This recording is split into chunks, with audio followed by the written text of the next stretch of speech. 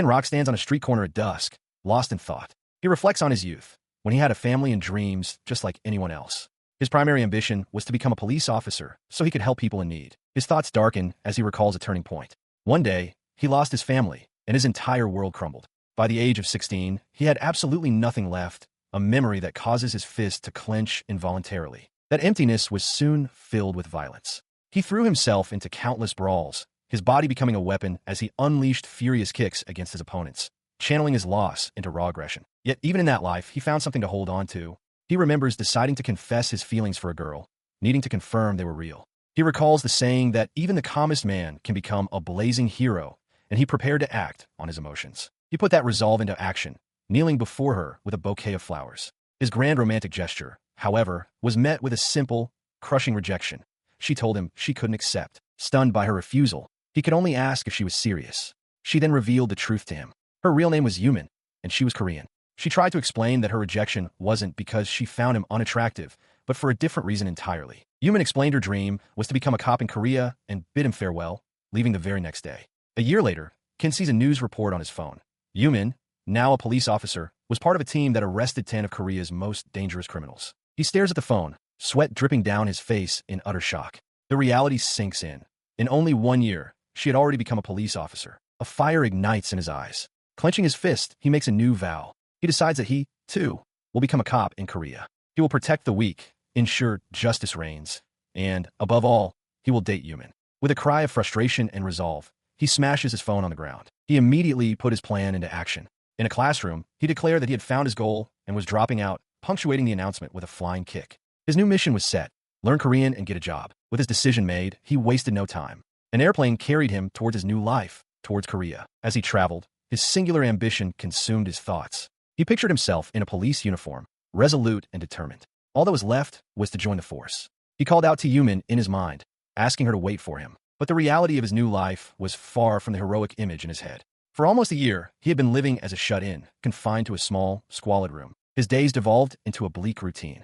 He found a tiny, damp basement room in a Gashawon for a low price, where the only perk was free rice. His meager existence was punctuated by simple frustrations, like someone stealing his kimchi. He reflected on the harsh truth of his situation. As a Japanese minor who had dropped out of school, the Korean police force had obviously rejected his application. He hadn't been able to find any job since arriving. In contrast, Yumin had succeeded. The weight of his failures pressed down on him.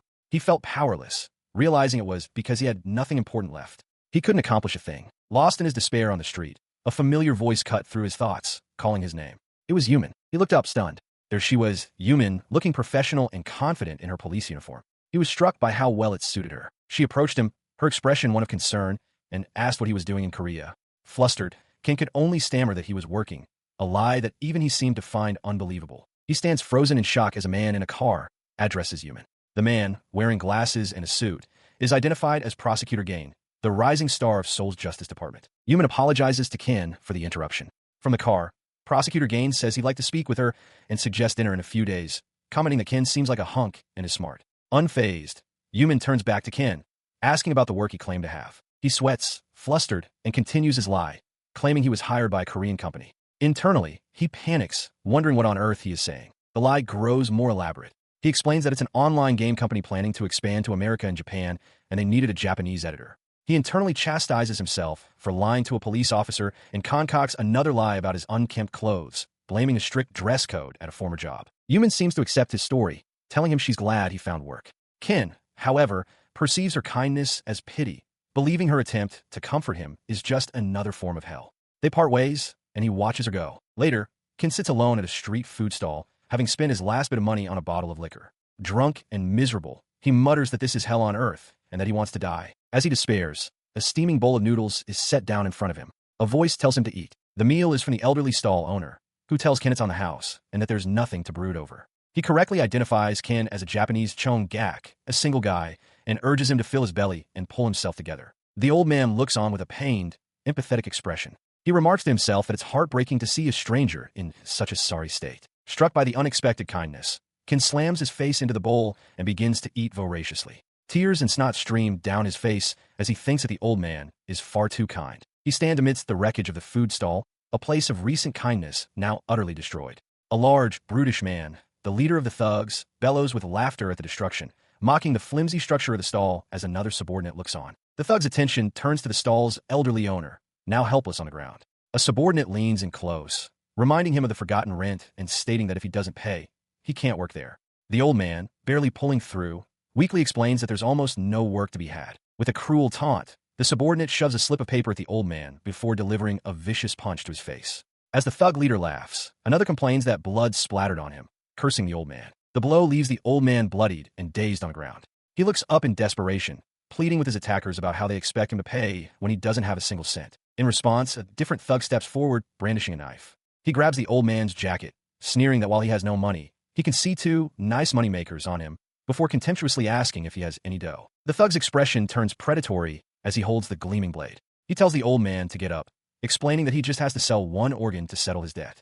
He chillingly frames it as a generous act that will give hope to some sick person. As the thugs loom over their victim, their taunts are cut short as they notice Ken, who has been standing silently amidst the chaos, his face now a mask of cold fury. Without a word, he explodes into motion. A sickening crack echoes as his fist connects squarely with the jaw of the thug who first struck the old man. He immediately pivots, delivering a powerful kick to the back of the knife-wielding thug. The thug leader, shocked by the sudden assault, screams in outrage, calling Ken a bastard and vowing he'll get him for this. Ignoring the threat, Ken leaps into the air, twisting his body and driving his foot into the leader's face with brutal, silencing force. He stands firm amidst the aftermath of the brawl, his tracksuit jacket torn open to reveal a lean, muscular torso. Blood trickles from his mouth, but his posture is unwavering. His expression hardens, his eyes filled with a cold, resolute fury as he glares at the remaining thugs. He speaks, first attempting a bluff by claiming to be with the police, but quickly retracts it, admitting it's not true. He then declares that if there's one thing he cannot stand, it is those who oppress the weak. The thug leader scoffs at this notion of justice. He warns Ken that while they might forget about him after he leaves, the old man has just signed his own death warrant. For him, the trouble is just beginning. In response to the threat, Ken turns to the bloodied and terrified old man, reassuring him that it's no problem. He tells the man to let the thugs do as they please, even if they stick to him like leeches. His face contorts with rage as he turns back towards the thugs, roaring that from this moment on, the old man is under his protection. Elsewhere, under the cover of night, a man with long hair stands silhouetted against the sprawling, illuminated cityscape, looking down from a high rooftop. He is not alone. Turning to his subordinate, a man with a buzz cut, he asks for his opinion on the matter at hand. The subordinate addresses him as boss. The leader, Park Tae-soo, calmly brings a lighter to a cigarette, his expression thoughtful and unreadable as he prepares to listen. The man with the buzz cut, Yang Sandae, gives his assessment. He believes the individual they've been observing is the man they need. However, he defers to his superior, stating the decision is ultimately the boss's. Park Tae-soo simply acknowledges this with a quiet, "All right." He stands silhouetted against the city lights, the wind whipping his coat as he makes his decision. With a finality that cuts through the night, he issues a command to his subordinates, "Bring him to me." Elsewhere, the object of this new interest, Ken, has collapsed to his hands and knees on the pavement, heaving from the exertion of the fight. The elderly shop owner kneels beside him, a look of concern on his face as he asks if the boy is all right. Ken rock groans, his consciousness slowly returning. He questions where he is, his head throbbing with a dull ache. His eyes focus on the ceiling, recognizing the unfamiliar surroundings of a hotel room. As he sits up, his gaze falls upon a man in a dark suit standing near the minibar, holding a pickaxe. Ken, sweating and shirtless, can only stare, wondering about the bizarre and menacing room service. Outside, a tall, modern building pierces the cloudy sky, the anonymous location of Ken's confinement. The reason for this intimidation becomes clear through a brutal vision of the group's methods.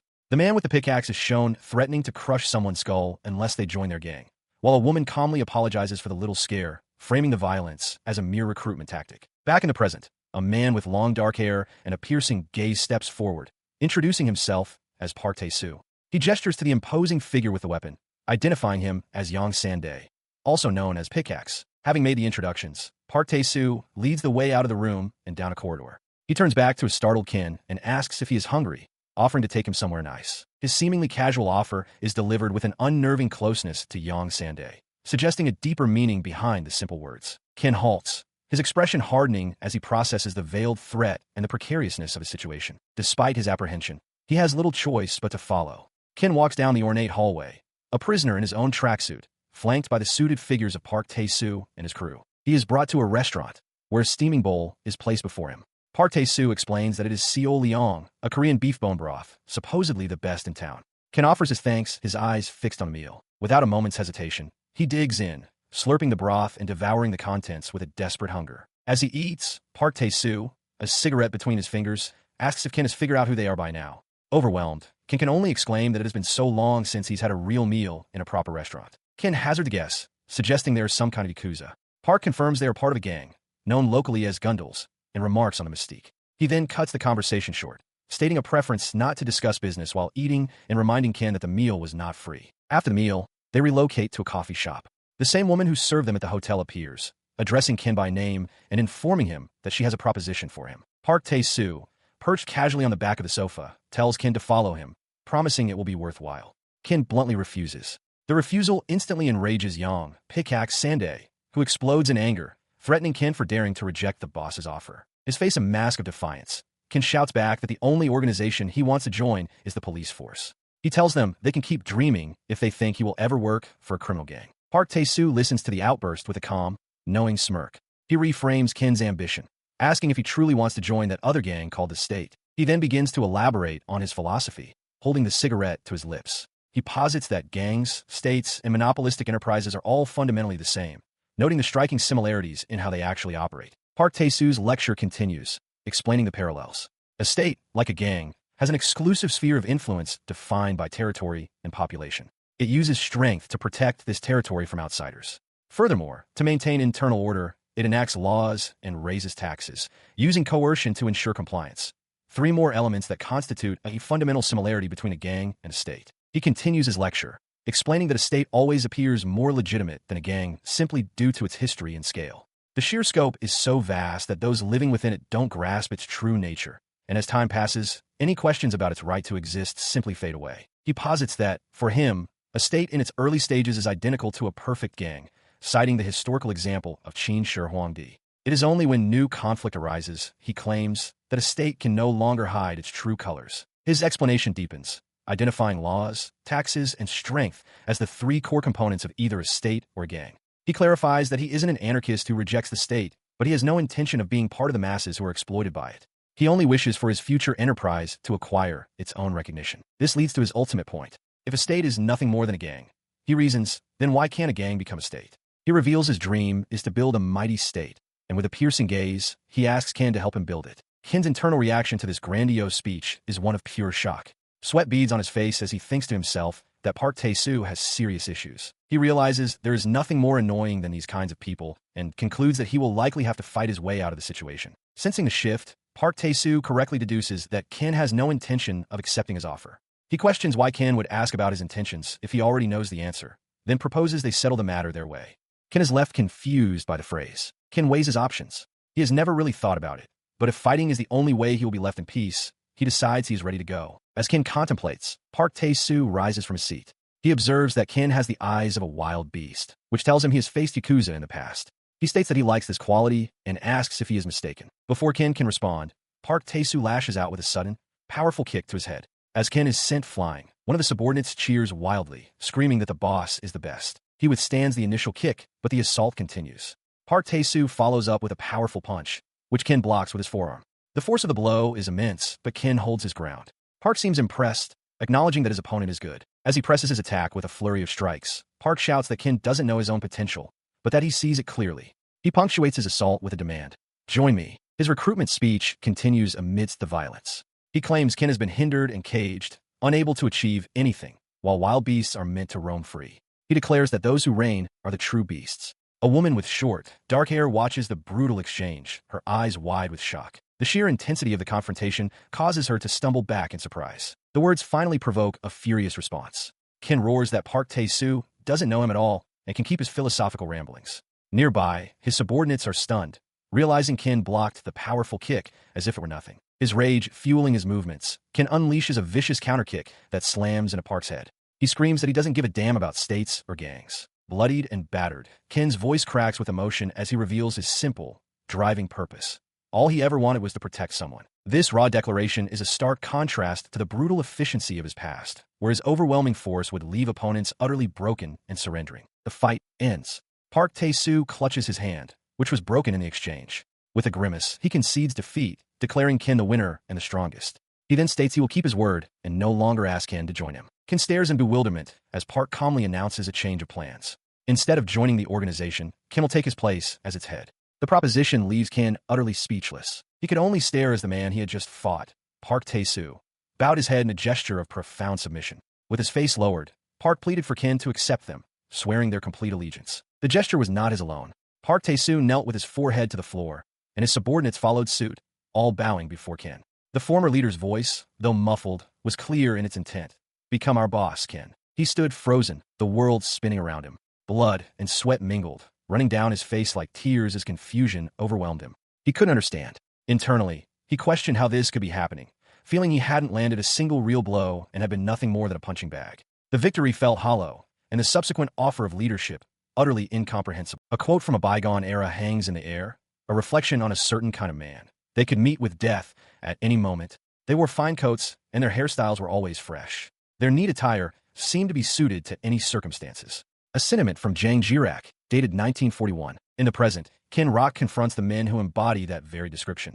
As Park Tae-soo quietly addresses him as boss, Ken erupts, shouting that he is not their boss. His fury continues to build. He tells Park that the idea of the state being nothing more than a gang is the dumbest thing he's ever heard, something only a cult follower would believe. Above all, he declares he is not a gangster. He turns his back on them, his expression hardening as he tells them to understand that he will never be their boss. In the distance, a police car drives by. The sight triggers a painful thought. His mind flashes to Yumin, standing tall and righteous in her police uniform. He curses his fate, lamenting the chasm between her, a proper prosecutor, and him, a low-life G-ball. He recalls how she saved his life and his promise to her. As Ken reels from his internal conflict, Park Tae-soo speaks, his voice steady. He tells the stunned young man that building their own state to apply order and justice is a worthy job. He notices a slight reaction from Ken. Seizing the moment, Park leans in close and shouts directly into his ear that being a gundao, a gangster, is a genuine job. Park's pitch becomes manic, his expression wild. He explains that Ken should join the gundao world, where he can use any front organization to hide his actions. He compares it to being hired by a great company and going straight to the top of the social hierarchy, calling it a super great job, though the claim feels hollow. The onslaught of words ceases. Ken stands in silence, his expression shifting from anger to intense concentration. After a moment, he poses a single, focused question. Would an online video game company work? Despite Park Tae-soo's offer of the organization's entire earnings, he shouts a firm no. With tears of frustration, he makes his counteroffer. He wants a yearly wage of 20 million won. While Park is taken aback, his subordinates are immediately impressed, praising the demand as a brilliant idea that only a true boss could conceive. A look of understanding dawns on Park Tae-soo's face. He realizes Ken simply wants to live an everyday life. With a calm expression, he agrees to the condition, stating that Ken will have his wage. His terms accepted, Ken stands before the group, his fist clenched at his side. Looking down at them, he formally accepts the position, declaring that if that's the case, he doesn't mind becoming their boss. As if to mark the new beginning, a pedestrian crossing light turns green, signaling them to move forward together. While walking, Park Tae-soo eyes Ken's tracksuit and remarks that they cannot let their new boss walk around looking like that. He urges them to hurry, prompting a confused Ken to ask where they're going. They arrive at a salon named Hair and Makeup. A flamboyant stylist with a large, rounded hairstyle steps forward to greet the gentlemen as they enter. The stylist inspects Ken's hair, noting with some surprise that he seems to have never experienced proper hair care. Standing nearby, Yang Sandae instructs the stylist to give their new boss a nice look. Inspiration strikes the stylist. Ken reacts instantly and violently. He grabs the stylist by his shirt, yanking him close and roaring for him to forget his instincts. The startled stylist quickly relents, agreeing to keep Ken's specific hairstyle. The final result is a clean, sharp, and professionally styled version of his signature spiky hair, marking the first step of his physical transformation into a boss. His makeover continued as Park Tae-soo led the group towards a towering, glass and steel skyscraper, the next destination in his transformation. As they approached the entrance to a Giorgio Armani boutique, Ken stopped short, protesting that the establishment was far too expensive for them. Park dismissed his concern, explaining that suits are like a uniform. When Ken asked if Park also wore Armani, he smirked, admitting he personally preferred Valentino. He continued, comparing suits to the uniform of Gundao, and noted that Valentino's lightweight suits fit his fighting style well. He then declared that a full Armani suit would be the perfect combat outfit for Ken. Inside the store, an impeccably dressed tailor greeted them, welcoming Mr. Park. Ignoring Ken's hesitation, Park requested a black, two-button suit and shoes. The staff immediately set to work, fitting Ken with his new attire and presenting him with accessories, a Tiffany & Company box, a new watch, and a pair of polished dress shoes. Moments later, the change was complete. Ken stood transformed, his presence commanding in the sharp, dark suit. His expression was hard and confident. Park looked on, impressed, exclaiming how classy he looked. He declared that Ken looked like a rock star, christening him Ken Rock. Ken absorbed his new identity. Park then spoke to the group, stating that unlike a family that can be torn apart, they are all now in the same boat, united for eternity and bound to stick together until the end. With his new name and look, Kin Rock stood as the leader of his crew. Park, Yang, and the others stood by him, a newly forged team ready for whatever comes next. He and his newly formed group, now dubbed the Kin Rock team, bid a joyous farewell to the tailor. The men, including Park Tae-soo and Yang San-dae, danced their way out of the Giorgio Armani store, filled with boisterous energy after a wonderful afternoon. Their celebratory parade spills out onto the street, a chaotic procession of singing and dancing that disrupts the storefronts they pass. As they continue their march past department stores and hotels, Park Tae-soo loudly declares that from this day forward, they will all walk the same path together. The group's energy coalesces into a fierce declaration, a mission statement shouted to the world. They proclaim themselves the Kin Rock team, the ultimate gang risen from the abyss and badass bodyguards for those who have a heart. They are the next legend, they assert, demanding support as they promise to take care of everything. This declaration fuels their wild, unrestrained dance through the city streets. The jubilant music fades as a pair of impeccably polished dress shoes comes to a halt on the pavement. The shoes belong to Kin, who now stands alone, his back to the city's glamour. He gazes up at a humble, worn-down Gazawan, a low-cost dormitory, with rent advertised for 25,000 yen a month. He ascends the narrow, grim staircase, his expression turning somber and weary as the reality of his old life confronts him. Just as he quietly announces his return, a man in a tracksuit emerges from a nearby room, holding a mug. The man angrily addresses him, calling him the broke Jap and demanding his attention. The man continues his tirade, accusing Kin of stealing kimchi from the communal fridge and declaring it a crime. Without turning back, Kin meekly apologizes and continues down the hall toward his room, number 205. The focus shifts from the man himself to a corner of his cramped room. A pristine, white luxury shopping bag sits on the floor, a stark symbol of his new life. It is jarringly out of place, positioned directly beside overflowing trash. A small mountain of crumpled papers, discarded instant noodle bowls, and empty drink bottles, all testaments to the poverty he has yet to escape. Inside a brightly lit room, Park Tae-soo takes a drag from his cigarette, remarking that Kin is late, but that it's better than not showing up at all. Kin arrives, apologizing to his new team and explaining that he overslept.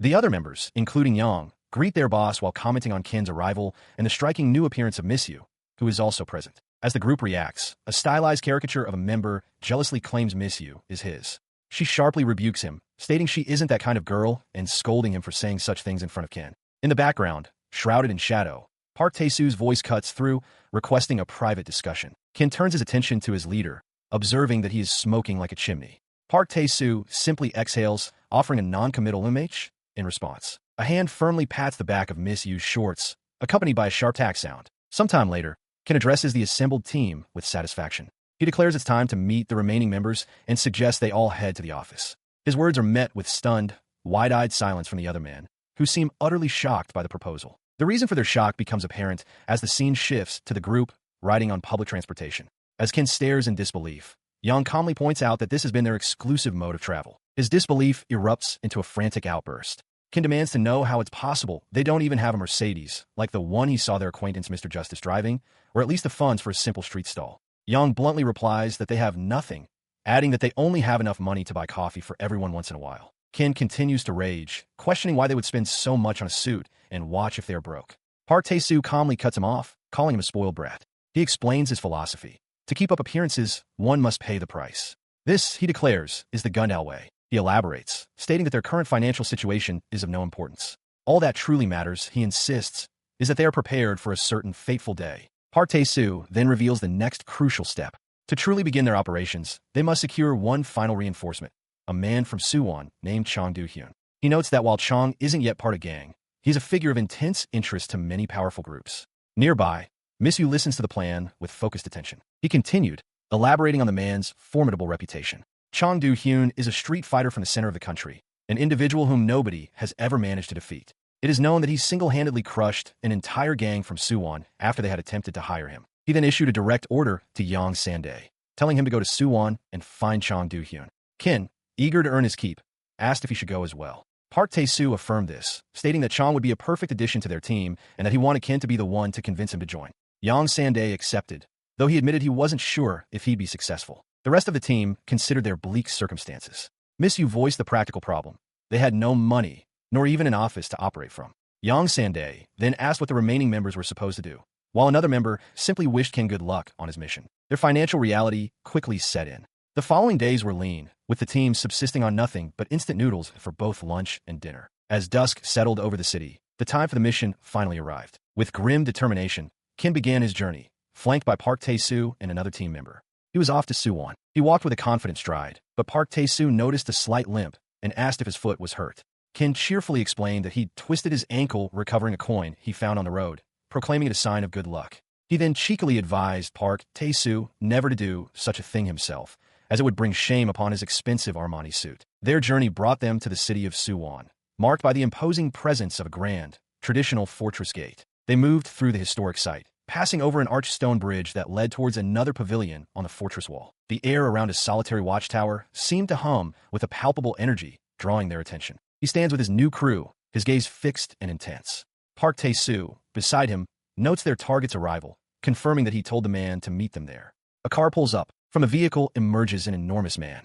His sheer size is staggering as he unfolds himself in the driver's seat, his head bonking against the car's frame with a dull thud. The sight of his immense frame leaves Ken speechless, a silent scream of huge, echoing in his mind. Even Park Tae-soo sweats, marveling that the man's muscles alone must be keeping him warm enough to wear a tank top in this weather. From a distance, the giant pouts. The man, Chang Do-hyun, ascends the steps toward them. He addresses Park Tae-soo directly, acknowledging he's heard of him, but expressing surprise at his celebrity. With a grim expression, he suggests they find a place to talk. Continuing, he admits that Park Tae-soo's gang appeals to him and that he was already planning to join one soon, as he is already 21. He remarks on Park Tae-soo's surprisingly youthful face. His expression hardens as he reveals his personal creed. He would rather die than bow to anyone weaker than himself. Park Tae-soo calmly acknowledges that this principle is understandable. However, he then delivers a crucial piece of information. He is not the boss. He bluntly tells Chang Do-hyun to think before acting, warning that such blind enthusiasm could lead to being quickly disposed of by the actual leader. He then gestures toward Ken, explaining that their gang is called Ken Rock and that Ken himself is the boss who will be doing the convincing. Placing a hand on Ken's shoulder, Park Tae-soo insists that Chang Do-hyun will understand once he faces Ken. He asks for a decision, clarifying that convince means to fight. Ken confirms this is correct. In response, Chang Do-hyun's face breaks into a grin. He cracks his knuckles, settles into a ready stance, and eagerly accepts the challenge. "Ok, let's rumble." The hulking fighter stands ready, but Ken hesitates, complaining about his injured ankle and questioning why he must be the one to face this King Kong. Park Tae-soo calmly urges him not to keep their opponent waiting. Ken, however, refuses to fight for what he considers an insufficient reason. Tae-soo's expression remains placid as he reminds Ken that he has never fought without a reason before. Tae-soo then clarifies that this is Ken's new resolution as of yesterday. From now on, he will not fight without a good reason. Ken breathes a sigh of relief as Tae-soo affirms his respect for the decision, and a look of sharp determination crosses Ken's face. The moment of understanding is shattered as Chang Do-hyun suddenly lunges, swinging his heavy pipe not at Ken, but directly at Park Tae-soo, who cries out a warning. With a guttural roar, Chang brings the weapon down with immense, crushing force. But the blow doesn't land on its intended target. Ken has thrown himself in front of Tae-soo, taking the full impact across his back. He gasps out Tae-soo's name as blood flies from his mouth. The sheer force of the impact sends him hurtling through the air, tumbling across the dusty ground as Chang Do-hyun lets out a victorious bellow. Smirking sadistically, the giant taunts them, declaring that if they don't want to fight, they should leave. He promises they will see what he is truly capable of. This provocation provides all the reason Ken needs. Fueled by a surge of rage, he screams, "Bastard!"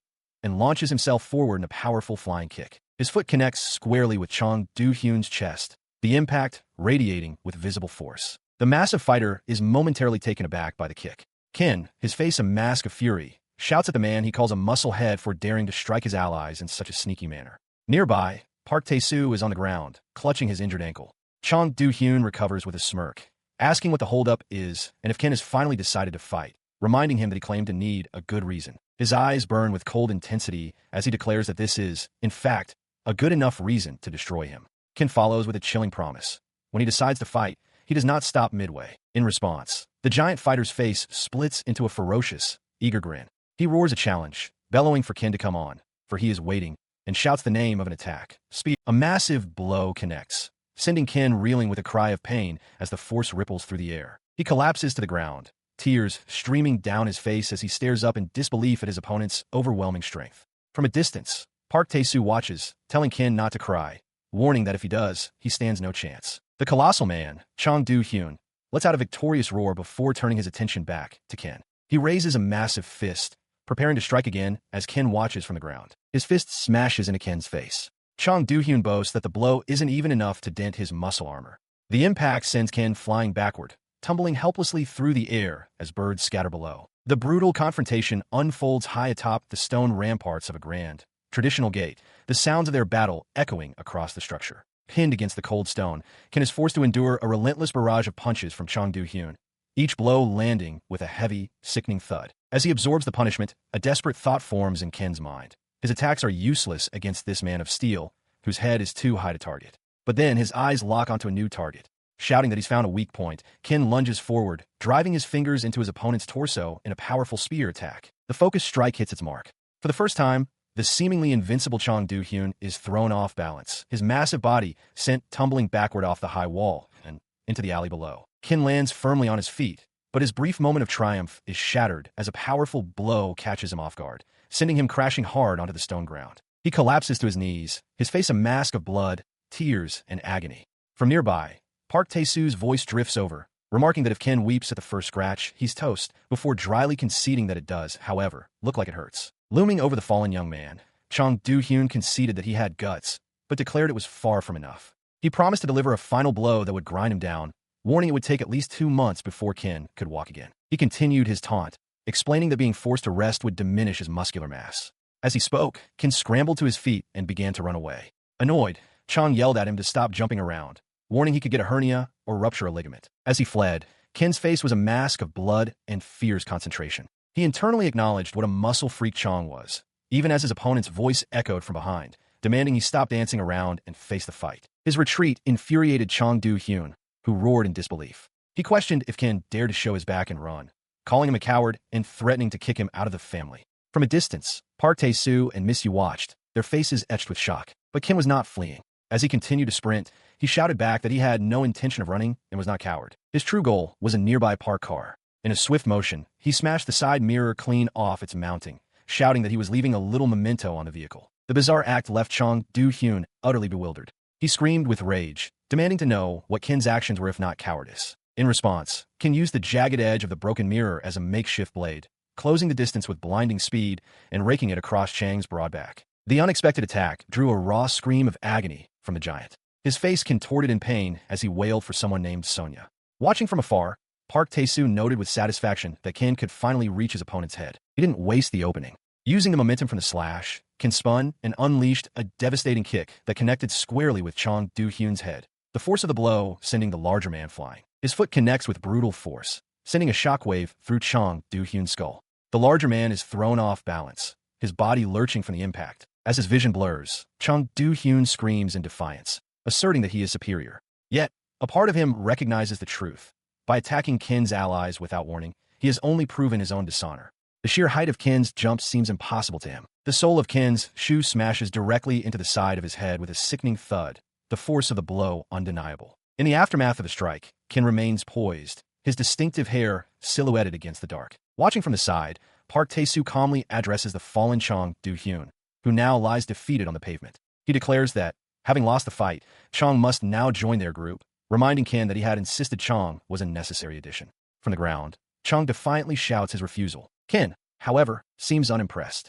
He dismisses Park's plan, stating that their group needs righteous individuals willing to protect their friends, not someone like Chong. He continues, stating he has no use for a man who resorts to sneak attacks. But Park Tae-soo simply smiles, looking past Ken to the defeated man.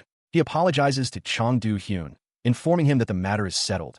It is the boss's decision. With the decision made, Park Tae-soo, Ken, and Yang Sandae turn their backs and begin to walk away, leaving Chong Do-hyun on the ground. A quiet utterance escapes Chang's lips as he watches them depart. Suddenly, Chang's voice cuts through the air, shouting Ken's name with desperation. Ken and Park Tae-soo pause and look back. Chong Do-hyun is now on his knees, head bowed to the ground in submission.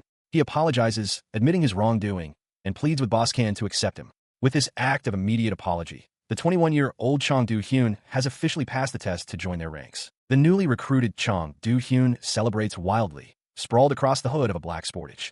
He and the other men, one perched on the roof and another crammed inside, roar with excitement, believing they finally have their own car. Their jubilation is cut short by an irritated Ken from the driver's seat, who shouts that it's his personal car, not the gang's, and complains about how crowded it is. Undeterred, the men continue their clamor, one asking if it has a karaoke machine installed while another simply yells for Ken to drive. As they drive along the road, Park Tae-soo attempts to impart some wisdom from the passenger seat, telling Chong Do-hyun that the important thing is to be ready when the time is right. His lecture is derailed when Chong, still on the hood, has a sudden, shocking realization. He asks if it's true they don't even have their own car, let alone an office.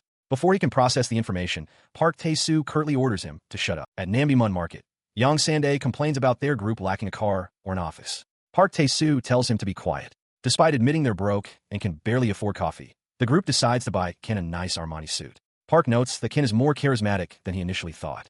Overjoyed, Ken demands they buy him something immediately, pointing at a suit priced around 30,000 won. With his new look established, Ken's journey reaches a new stage, level 5. His gaze is sharp and determined, the bandages on his face a reminder of his recent battles. Moments later, while walking past the police station, he spots a familiar figure.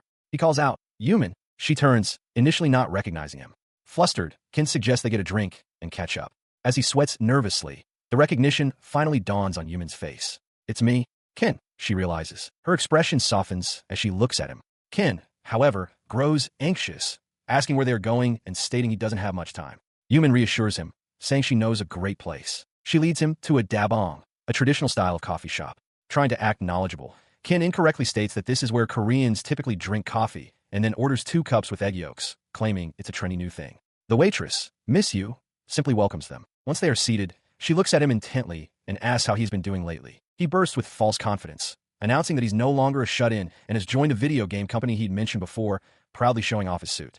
Yumin's expression remains serious. She asks him to do her a favor, find a proper job, stay strong, and live a quiet life. Ken is stunned, wondering to himself if she is psychic. Ignoring her plea, he continues to boast about his supposed new job. He claims they are developing a new game, which he describes as a massively multiplayer role-playing game with an IBS security system, fumbling both acronyms in his attempt to sound impressive. His fabrication is suddenly interrupted. A man at a nearby table, overhearing the conversation, slams his hand down and shouts, calling Ken a phony who doesn't know anything. He sneers that Ken is just trying to boast in front of his girl. Ken freezes, his eyes wide with pure shock and horror as his lie is exposed. The man who had exposed Ken's lie continued his loud, self-important rant to the entire coffee shop.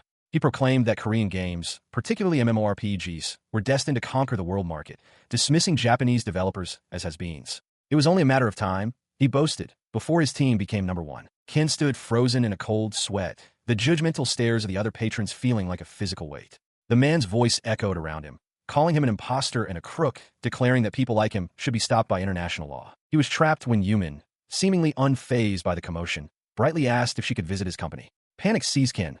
He realized he didn't have an office. Desperate, he tried to delay, suggesting the next day would be better. To his relief and mounting dread, she cheerfully agreed. After they parted ways with a promise to meet tomorrow, Ken watched Yumin leave, his forced smile quickly fading. Meanwhile, in a different part of the city, Park Tae-soo sat in a lounge, looking pleased after what appeared to be a successful business dealing, exclaiming, "Bingo!" The lounge was filled with his associates, including Yang Sande. The mood was celebratory, a stark contrast to the crisis Ken was now facing. Ken, however, walked the streets alone, his head hung low. The weight of his lie and the impossible promise he now had to keep pressed down on him. His solitary walk led him to a building where a line of men in matching tracksuits stood waiting, their heads bowed. He strode past them with newfound purpose. As he passed, the men shuffled and murmured deferentially, their behavior indicating he held some authority over them. He stopped and looked up at a dilapidated building. A sign hanging from it read, "Office for Rent." An idea was clearly forming. Continuing down the street, his eyes landed on a familiar figure. It was the man from the coffee shop. Without hesitation, Ken lunged forward and forcefully grabbed him by the back of his shirt. He held the man firmly by his collar, a menacing smile spreading across his face. With a low voice, he informed the terrified individual that he had a couple of questions to ask. As the man stammered, a phone call connected elsewhere. Yang answered, recognizing the caller. "Oh, it's you, Ken," he said. Yang immediately deferred to his authority, asking, "Anything you want, boss?" From his end of the line, Ken stated plainly, "I need help with something." Following the call, Ken's objective became clear, a building marked with a sign for instant entertainment. The sound of splintering wood echoed from its entrance. With a powerful roar, he kicked the door completely off its frame, bursting into the office. He stood in the ruined doorway, casting a shadow over a room filled with startled workers at their computer stations. They stared in shock, one of them recognizing him as the man they had encountered before. Ken strode forward, his voice booming with accusation. He declared them imposters, confronting them for dealing in the black market of the video game world. One of the men challenged him, demanding he repeat his words. The man shot back, mocking the country's video game world as nothing but a nation of addicts. He argued that the online item trade amounts to 1 trillion won annually, and that their black market activities were actually hindering the growth of a genuine gaming culture. Ken's rage erupted. He pointed a finger directly at the man, shouting that he knew everything. He accused them not only of item dealing and piracy, but of being criminals who sold players' personal information to China. His accusation was punctuated by a swift, brutal punch that sent the man flying backward. He holds the dazed leader of the operation by his shirt, presenting him to the other office workers. As they stare in shock, Ken calmly announces that he has a witness. In response, the men leap to their feet, undeterred. They boast about their martial arts practice and threaten to dispose of his body in the river, declaring their readiness for a fight. Without a word, he pivots and unleashes a devastating kick, obliterating a nearby desk in a shower of splinters. At that exact moment, the office door explodes inward as Yang Sandae crashes through the frame with a guttural roar, shattering it completely. The would-be fighters recoil in pure terror, their bravado vanishing as they scream at the sight of the violent intrusion and flying debris. With the imposing figure of Yang looming behind him, Ken turns back to the petrified men. A confident smirk plays on his lips as he invites them to fight if they still wish, before offering a piece of advice. If he were in their position, he would get out of there in silence. As he finishes his sentence, Yang slams a heavy hand against the wrecked doorframe, emphasizing the unspoken threat. The threat is brutally effective. Moments later, the entire group of men is kneeling on the floor, reduced to whimpering and sniffing in submission as Ken and Yang stand over them. Looking down at them, Ken begins to lecture the defeated group. He tells them to stop whining and man up, admonishing that without dignity, their ambition is meaningless. He challenges them to create a real game instead of complaining. A spark of inspiration ignites among the men as they look up in awe. One of them excitedly proposes a gang-based MMORPG, an idea that brings a wave of laughter and renewed energy to the room. Sometime later, the scene shifts to a bustling city street lined with buildings and signs. He stands across from Officer Yuman, his face flushed and beaming with unrestrained joy. As he throws his arms up and lets out a triumphant Yahoo, Yuman looks on with a gentle smile. She bids him farewell, expressing her hope that they will meet again soon. The moment passes, and his elation evaporates into sheer panic. He stands frozen, his mind racing as he wonders if someone saw them.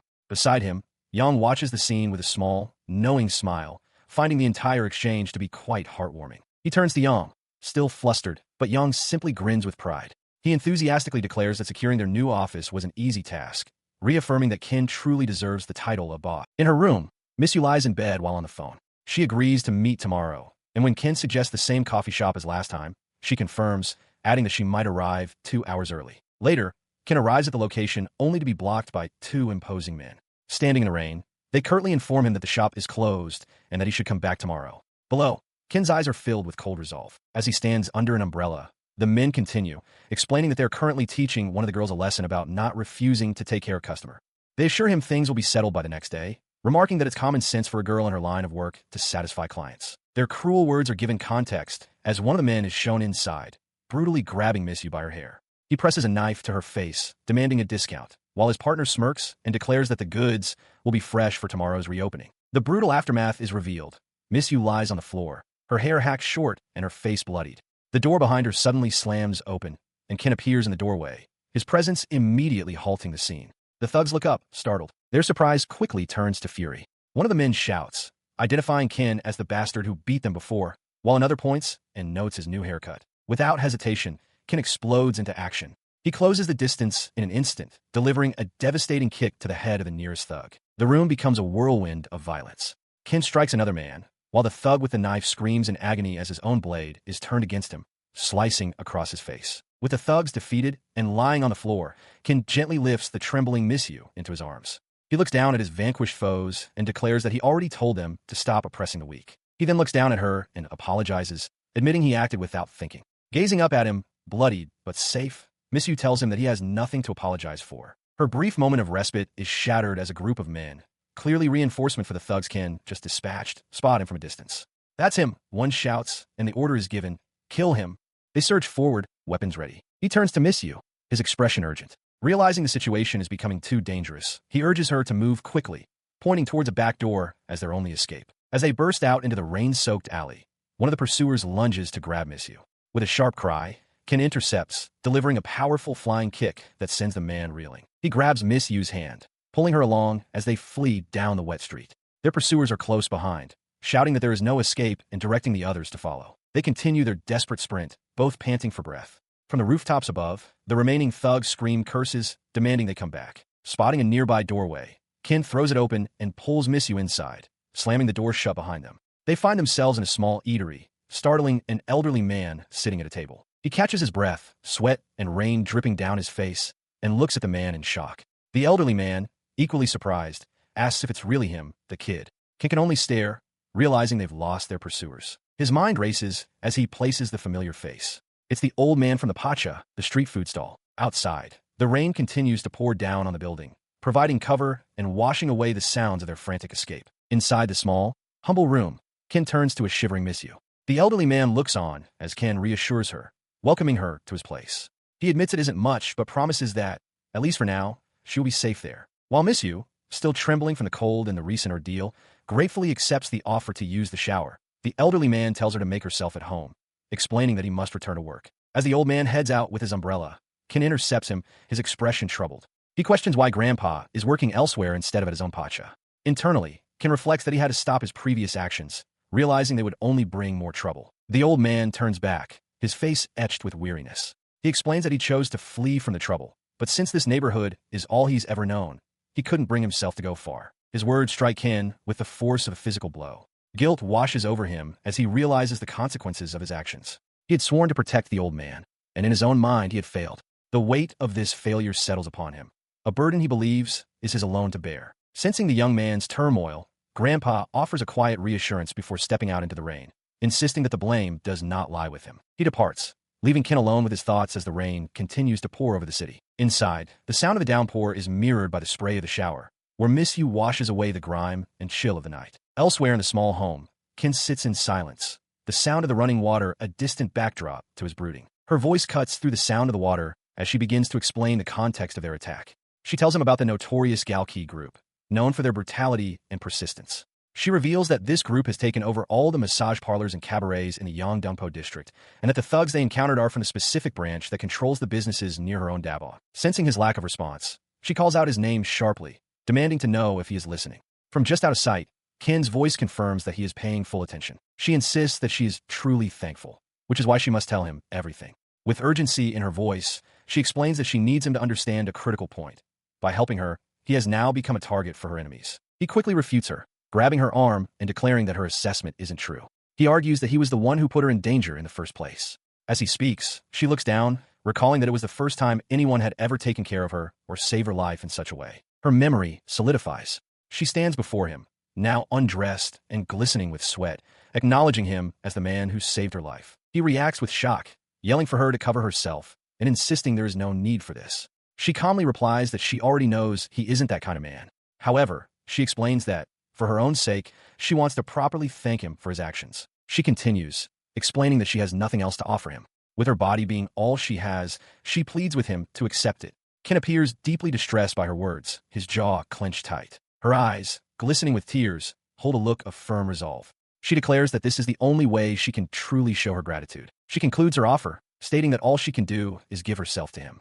Ken cries out her name in disbelief as she tells him to try and enjoy it. He recoils, his face contorted in anguish. Despite his protests, the act begins. Ken's eyes are wide with shock, sweat beading on his face as she proceeds. She continues with a determined, almost desperate, focus. As she continued her advances, Ken's mind recoiled, flashing to an image of Yumin. His eyes, wide with sweat-beaded panic, revealed his inner turmoil. His panic erupted into action. He shoved her away, shouting for her to stop. He tried to explain that he couldn't go through with it, confessing that his heart already belonged to someone else. She dismissed his words as a mere excuse. Looking up at him from the floor, she questioned if he was truly rejecting her because he loved the cop girl, or if there was another reason, that sleeping with someone like her was simply disgusting.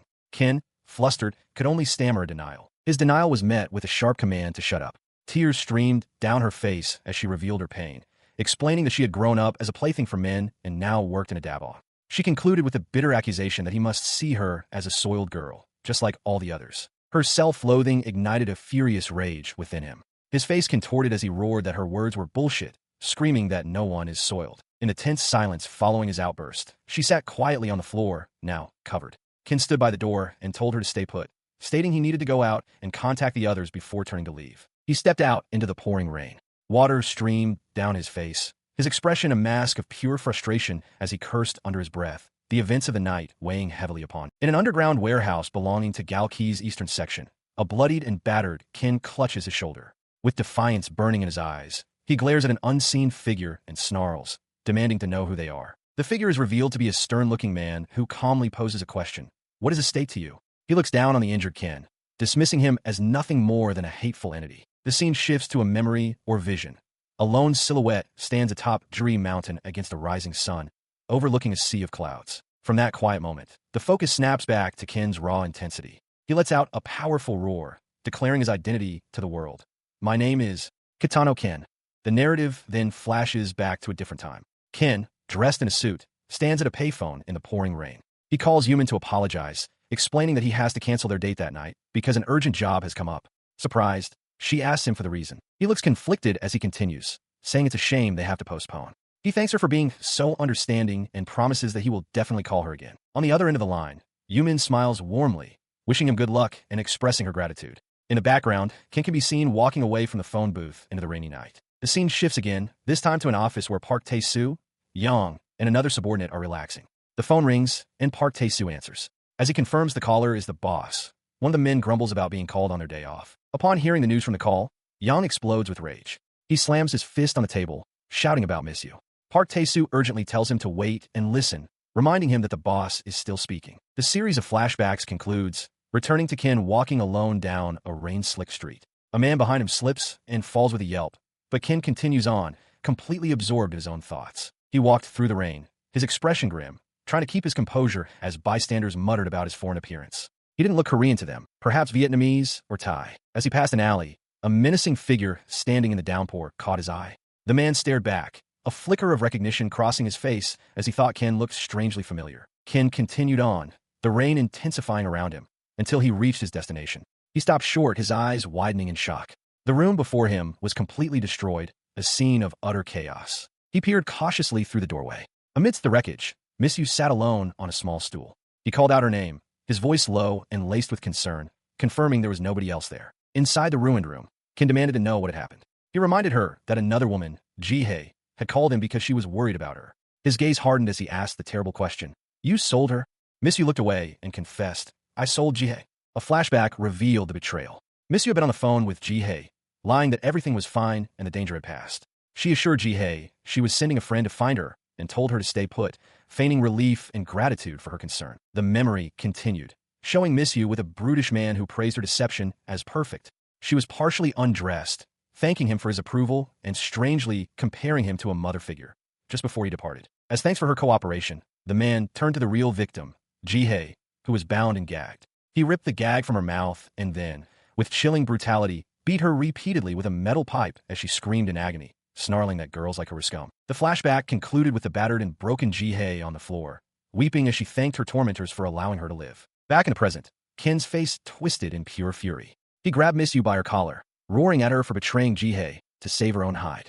Through her tears, she shrieked that she just didn't want to die. His hand clenched into a fist, trembling with rage. His rage is met not with fear, but with furious justification. Miss Yu screams that he ruined Ji-hye's life, yet he is no better. She accuses him of playing the hero while refusing to take responsibility for the consequences of his reckless actions. She admits her betrayal was wrong, but shouts that if he hadn't interfered, none of this would have happened. To her, a heinous act is still better than dying. Her desperate shouts echo with a challenge, tears streaming down her face. She demands to know which is worse: a reckless man who risks his life for his own sense of justice, or someone who does what they must simply to survive. Her defiance suddenly shifts to desperation. She gets behind him and pushes him away, urging him to forget about them and save himself. Ken stands stunned by her abrupt change in demeanor. He stands alone in the pouring rain as she runs off into the city. He calls out, asking where she is, but the warning is clear. Galki's men are everywhere in the district, and his only chance is to flee as far as possible. Overwhelmed by a storm of fury and confusion, he violently grabs a man on the street, demanding an answer to a question the man cannot possibly know. His search proves fruitless. Defeated, he appears at the old man's food stall, drenched and silent. The proprietor sees his desolate state and urges him to get out of his wet clothes. Leaning heavily on the counter, Ken finally speaks, apologizing to the old man. He confesses that in reality, he doesn't have the strength, the conviction, or the sense of responsibility he should have. He admits he acted recklessly, and because of it, the old man lost his livelihood. His confession becomes a torrent of self-loathing. He laments that nothing ever changes, that he's incapable of achieving his dreams or fighting injustice. He recounts the pain he's caused to the madam, to miss you, to pickaxe, concluding that it's always the same story. As he stares out at the city, a single, devastating thought solidifies in his mind. He is just a piece of shit. This realization breaks him. Tears stream down his face, his expression a mask of pure despair as he concludes he is nothing more than a poor piece of shit. He remains hunched over, his body racked with hiccuping sobs. As he weeps, a gentle hand rests on his shoulder. The old man leans in close, his voice soft but firm, stating that it seems Ken didn't hear him earlier and urging him to listen. The grandpa insists that Ken trust him, reassuring him that he did what was necessary to help those in trouble. He declares with force that there's absolutely nothing wrong with fighting for the weak. His expression is filled with conviction as he continues. The only thing wrong with the world, he declares, is that not everyone acts with the same protective instinct as Ken. The old man's words cut through Ken's despair. His eyes, wide and glistening with tears, fixate on something unseen as the message sinks in. The hand on his shoulder gives a reassuring squeeze. The grandpa's voice is gentle again, encouraging Ken to stay strong. He turns his head, his own face now a mask of sorrow. He confesses that it breaks his heart to see someone from their district suffer after making the right decision. The words finally galvanize him. The trembling of his lips ceases, his jaw setting with renewed determination. Meanwhile, in another part of the city, a young man in a worn jacket flinches as a burly foreman screams at him for being late. The young man can only offer a timid apology. The foreman shoves the young man towards a set of stairs leading down into a warehouse, ordering him to move. His partner smirks, remarking that they can finally relax and muttering a slur about the lazy Viet. Unseen by the group, can stand at the top of the stairs, his expression grim as he observes the scene unfolding below. He watched as the thugs condescendingly patted the young worker, Ban Phuong, on the back. They ordered him to go shopping for them, demanding he bring back cigarettes. His eyes narrowed as he overheard their cruel taunts. They sneered that the boy's dream would finally come true before one of them made a vile boast about a woman. Following their comments, a heavy door slammed shut, the sound of the lock clicking into place echoing into the alley. Inside, the subject of their cruelty was revealed, a young woman, bound and suspended. She convulsed violently, spitting a spray of fluid as she was struck. One of her captors, the foreman, grabbed her by the hair. He mocked her terror, telling her she was asking the wrong question. It wasn't what they were going to do, but when they were going to finish her off. He continued, explaining her purpose with chilling clarity. To them, she was nothing more than bait. A crude maggot on a hook, there only to catch a fish. Once the target was caught, the bait would be discarded. Outside in the pouring rain, Ken stood motionless, his suit soaked through. The foreman's words echoed in his mind. He knew the fate of the maggot would not be a pretty sight. The old man from the food stall called out, questioning where Ken was going dressed like that and urging him to get inside. But Ken's gaze remained fixed, muttering that scoundrels like them are everywhere. He stood firm against the rain, a thought forming in his mind. He considered the district he lived in now, and a cold resolve settled over him. Looking toward the worried old man, he declared that this was his district too. A nearby streetlight flickered, punctuating his decision. He stood resolute as the last drops of rain fell, a quiet smile on his face. He made a silent vow. He would protect this place and its people. Nearby, the old man watched him, a glimmer of hope in his weary eyes, reflecting on the old saying that after the rain, the sun always shines. A low rumble echoed as the clouds began to part. As if answering his resolve, the sun broke through the clouds, its brilliant rays illuminating the rain-slicked market street. Ken stood alone amidst the puddles and closed stalls, a solitary figure against the dawn. His solitary vigil was short-lived. From a distance, one of the thugs spotted him, shouting out to his comrades that he'd found him. Before they could react, Ken was already in motion. With a ferocious roar, he brought a heavy pipe crashing down on one of the men, the impact echoing through the alley. In that split second of violence, a strange, childlike thought surfaced in his mind. On a city street at night, Ken approaches a small shop, his mind set on a single purpose. He steps up to the counter and states his need, a baseball bat. The shopkeeper presents him with a wooden bat. Ken asks for the price, but upon inspecting it, he finds it less than ideal. He dismisses the wooden bat, thinking it isn't solid enough, and asks if the shopkeeper has an aluminum one. His request triggers a violent outburst from the shopkeeper, who smashes a display with a bat of his own, roaring about what Ken plans to do with such an item. The man then eyes Ken suspiciously, asking if he's a Yakuza. Ken, taken aback, can only offer a flustered denial. Elsewhere, under the neon glow of the city, a thought hangs in the air, echoing the words of Machiavelli, that war is just when it is necessary, and arms are sacred when they are the only hope. This sentiment seems to guide Park Tae-soo, who stands with his crew. He addresses them, identifying their group as the four white deities of Galki's eastern section. He reminds them they are there on request, and that if their mission amounts to nothing, someone will have to take responsibility. Yang Sandae, his face obscured by dark sunglasses, finishes the thought with a grim finality. Either their opponents are too weak, he states, or they're all dead men. In yet another part of the city, a tired-looking man sits slumped in exhaustion. His subordinates bow respectfully, telling their Hyung Nim to rest well while they wait for him outside. His moment of rest is shattered by a furious foreman, who storms in and berates the group, calling them lazy Veets. As the foreman rages about having such a person in his group, one of the man's companions is struck down. The tired man looks up, his expression shifting from weariness to shock. He rises to his feet and silences the foreman with a sharp command. He looks the foreman directly in the eye and corrects him. He is Korean. And, he adds, Vietnamese people are not lazy. He stands firm as the foreman snarls, declaring that outsiders will always be outsiders and that he will never be one of them. Another man joins the harassment, demanding he walk 30 minutes to Udo to fetch the milk. The foreman yells for them both to shut up. In the midst of the verbal assault, the worker's hand clenches into a tight fist, his patience worn thin. The incident is reported to a superior, Lee Jong-do, chief of the Galki Group's eastern section. The chief takes a drag from his cigarette, confirming his understanding of the situation, that some worthless people from a coffee shop had made fun of his subordinate, who now requires assistance. Leaning back in his chair, Chief Lee asserts that fear is the key to their dominance. With his men bowing before him, he declares that they must be merciless toward those who oppose them. He then orders 4 squad captains to be sent to handle the mess, leaving the offender's fate in their hands. The consequences are swift. The foreman, now with a bandage wrapped around his head, seethes with rage and vows to kill the fucking Jap responsible. Nearby, Chief Lee smirks, coolly remarking that if things go well, they might show some mercy. Later that night, the city settles into darkness, with towering buildings casting long shadows. Rain falls on a busy street, the slick asphalt reflecting the glow of neon signs and the headlights of passing cars. Through the downpour, a pair of polished shoes splashes across the wet pavement. A metal bat is dragged alongside, scraping against the ground. The man holding the bat is Ken. He walks with purpose through the rain-soaked city, his gaze fixed forward with cold, unwavering determination. He arrives at his destination, confronting a group of men that includes the foreman. They mock his appearance, remarking that he's just a midget and not the tall, classy man they were expecting. Unfazed, Ken adjusts his tie, his grip tightening on the bat. He doesn't wait for their mockery to end.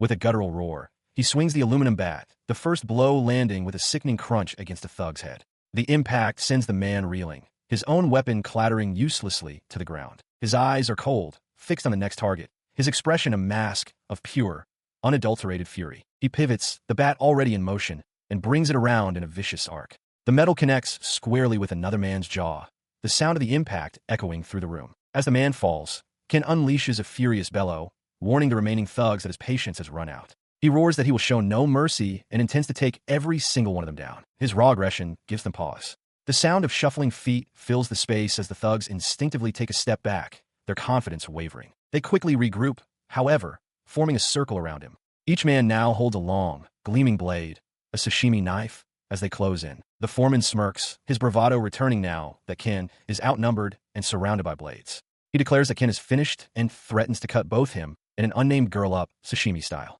His gaze sweeps across the circle of enemies, his mind quickly calculating the odds. He realizes there are 7 of them left. As the tension mounts, one of the thugs unexpectedly begins a lecture, much to the annoyance of his comrades. He explains that the prevalence of sashimi knives as weapons is historical. Strict laws from a past military dictatorship make other weapons like katanas difficult to acquire, leaving the long kitchen knife as the most accessible arm in the country since the 1970s. The impromptu history lesson is cut short as one of the men lunges forward, thrusting the razor-sharp tip of his sashimi knife directly towards Ken's eye. He reacts instantly, his eyes wide with focus.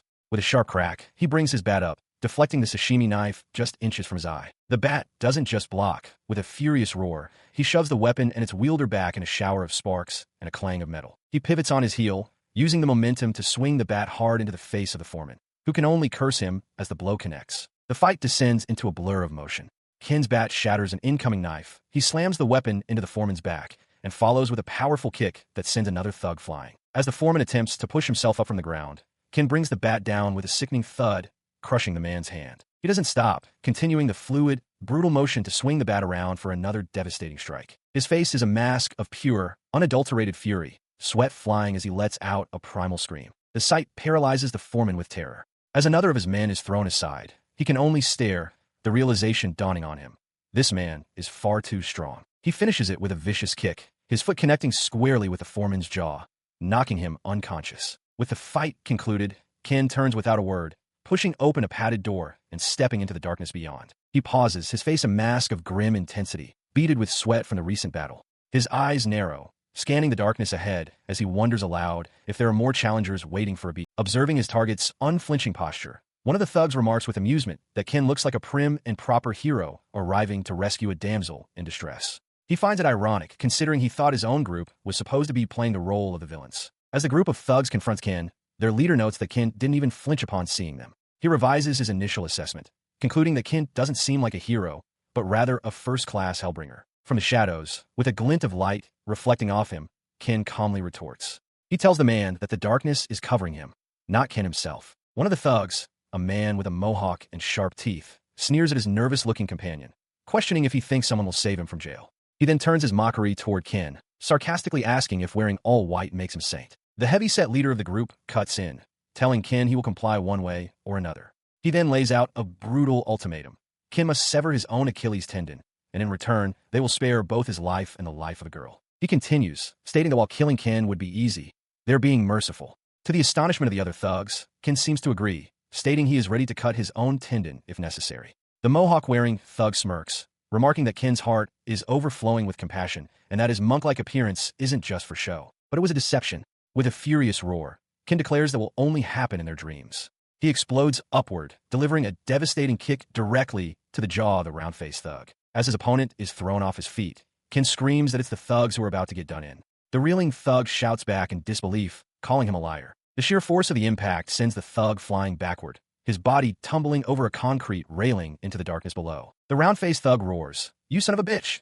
as he lands a heavy punch on Ken's jaw. Ken grunts, absorbing the force of the blow. The impact connects with a solid thud, sending a visible shockwave across Ken's face. Despite the hit, Ken looks up, a trickle of blood dripping from his lip. The gang's leader, a large man with a flat top, taunts him, asking if he felt the punch. Ken, however, simply replies, "Nope," his expression unreadable, though a small grimace of pain betrays the truth. Around them, the results of Ken's initial, swift assault are clear as the other thugs tumble to the ground in disarray. Ignoring the pain, Ken grits his teeth and pivots, swinging his arm with blinding speed. He bypasses the first attacker and lands a devastating punch directly on the flat-top leader's face. Before the leader can even react, Ken grabs the back of his head and drives a powerful knee into his midsection. The rooftop becomes a whirlwind of violence as Ken fluidly moves between his opponents, leaving the leader doubled over. As the thug with the mohawk lunges forward, shouting, "Take this, asshole!" Ken responds with a sharp cry and launches into a high, spinning kick. His heel connects with brutal precision, smashing directly into the mohawk thug's face with a sickening crack. He slammed face first onto the tiled floor, a pained groan escaping his lips as his body finally gave out. Looking up, he saw that he was completely surrounded. The men he had fought, though some were nursing their own injuries, were all still on their feet, looming over him. One of the men acknowledged Ken's resilience, then addressed his own battered crew, offering them a chance to withdraw. As he spoke, their leader bellowed for the lights to be turned on. On the floor, Ken's head swam with the dizzying math of the brawl. For every one punch he landed, he had absorbed 4. The sudden glare of the lights revealed the true scale of the opposition. Dozens upon dozens of men in suits filled the hall, a veritable army standing against him. Blood trickled from his mouth, and his eye was swelling shut, but his gaze remained unbroken. He spat a quiet curse, his spirit far from defeated. Their leader leaned down, his face a mask of deranged victory. He thrust a middle finger towards Ken, his tongue lolling out as he shrieked a death threat. Just then, a calm voice sliced through the hostility. Park Tae-soo strolled into the room, his presence immediately shifting the atmosphere. He addressed the flat-top leader as Chong Do-hyun, coolly asking what the point of this gathering was without them. Chong Do-hyun's aggressive demeanor vanished, replaced by deference as he greeted Tae-soo. From the floor, Ken's eyes widened in recognition. Right behind him, Yang Sandae, Pickaxe, appeared, flanked by Marin and other familiar faces. A shocked but relieved Ken called out their names. Yang apologized for his tardiness, revealing he had summoned the rest of their crew before formally addressing Ken as their leader, Boss Ken. Park Tae-soo's gaze swept to another of his men, giving the simple command to move out. The subordinate confirmed the order with a grim nod, declaring their purpose, to protect the boss. United, the crew formed a line with Ken. Bloodied but unbowed, he stood with Park Tae-soo, Yang, and the others. Together, they unleashed a collective, thunderous battle cry. He stood resolute, gripping his weapon, and declared his intent to hurry and rescue the captive woman. Park Tae-soo informed him that Missy was being held in an underground warehouse just ahead and asked for a plan. Ken dismissed the notion, stating he didn't care about his crew's approval. He was going in. Seeing his determination, Park Tae-soo simply told him to go right now. As the permission was granted, Ken's body tensed, the muscles in his blood-streaked neck straining with anticipation. He turned away from his crew, a silent coil of violent energy ready to be unleashed. With a ferocious yell, he charged forward, ordering his men to take care of the enemies behind him. In the ensuing chaos, Park Tae-soo commanded his own men to hold the line while he followed to protect Kin, much to the shock of the rival gang members. As the battle began, Park Tae-soo calmly lit a cigarette. The rival squad captains, a man with a flat top and another with a mohawk, confronted him, questioning the sanity of fighting 30 men with only 3. Park Tae-soo coolly replied that they had no idea who they were dealing with and should prepare to be beaten. Provoked by the insult, a wave of thugs surged forward, brandishing broken bottles as weapons. Meanwhile, Ken had already cleared his path, standing over the bodies of defeated guards.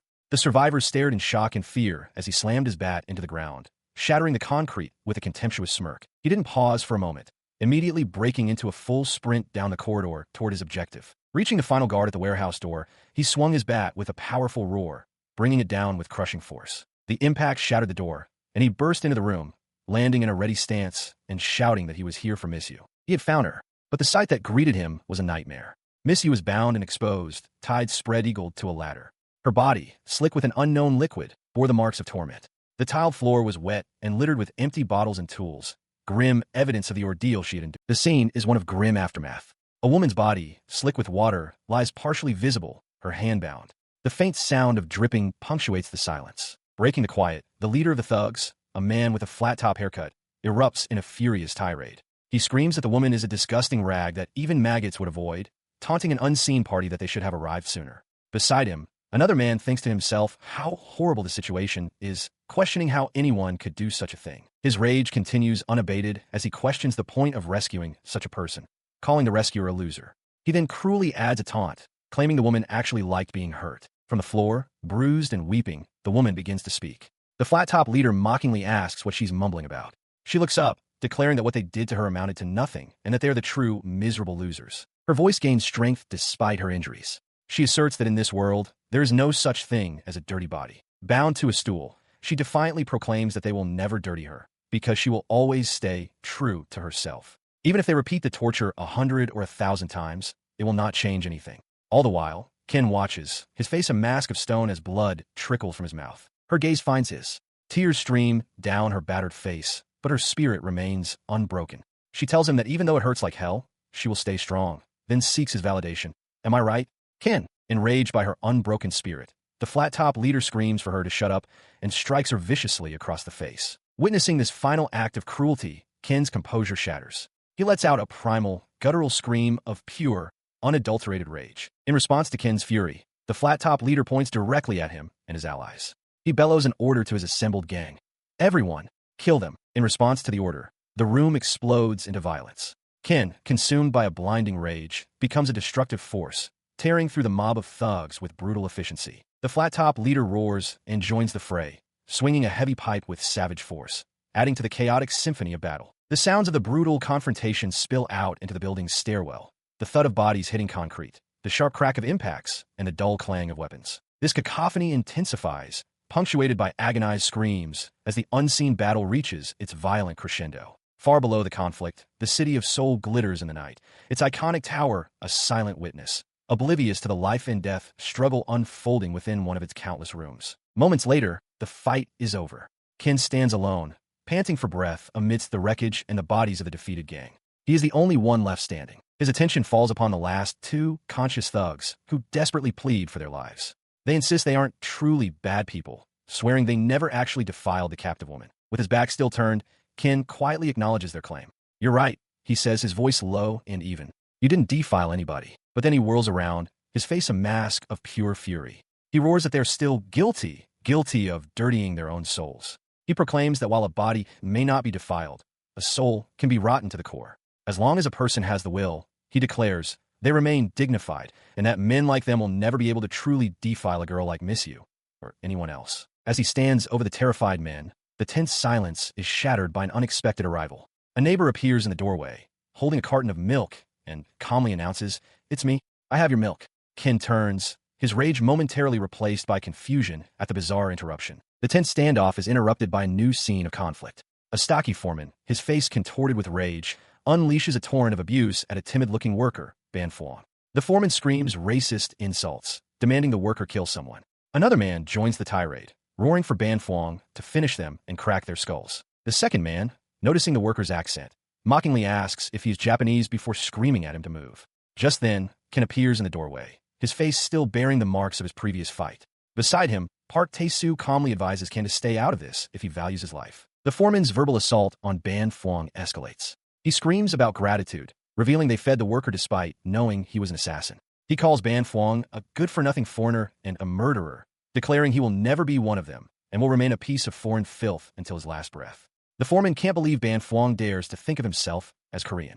As the tirade continues, Ken's expression hardens, his eyes narrowing. The air grows heavy with unspoken violence, like a powerful wind bending palm trees before the breaking of storm. Suddenly, the quiet worker explodes into motion. Ban Phuong leaps through the air, launching a flying kick directly at the foreman who had been tormenting him. The foreman stares, stunned, as the attack closes in. A carton of milk tumbles through the air. From a nearby doorway, one of Ken's men, Marin, shouts a name in alarm. Do-hyun. The kick connects with brutal precision, snapping the foreman's head back. Ken watches the unexpected violence unfold, his own face a mask of shock as he mutters, "Bastard." With his opponent reeling, Ban Phuong follows through, bringing his foot down in a devastating stomp that echoes through the narrow hall. The foreman lies defeated on the floor. As Ken observes the aftermath, his reinforcements, Marin and another associate, finally arrive. "It's us," they announce. "We're here to give you a hand." But their help is unneeded. Ban Phuong stands over his fallen tormentor, his body slumping as the fight leaves him. Above, the fragile fluorescent lights of the hallway shatter, showering the scene in sparks and darkness. He stands over the fallen Ken, his expression unreadable. From the floor, bloodied and confused, Ken demands to know why he is being attacked, shouting that the defeated foreman didn't deserve his help. The worker simply questions Ken's use of the word us, while Ken's crew looks on in terror, wondering if Ban Phuong always possessed such strength. In response to the confusion, Park Tae-soo erupts, calling Ken a dumbass for questioning the term us just because he's Japanese. He bellows that they are together because they want to be, and that nationality is irrelevant. His words bring a wave of relief to the other crew members. He continues, a confident smirk playing on his lips. He reveals that it's not just about choice. They made Ken their boss because he's a natural leader, a fact he bets Ken hadn't realized himself. The words seem to galvanize Ken. From his position on the floor, he raises a hand, preparing to lash out. But his intended strike is stopped with startling speed.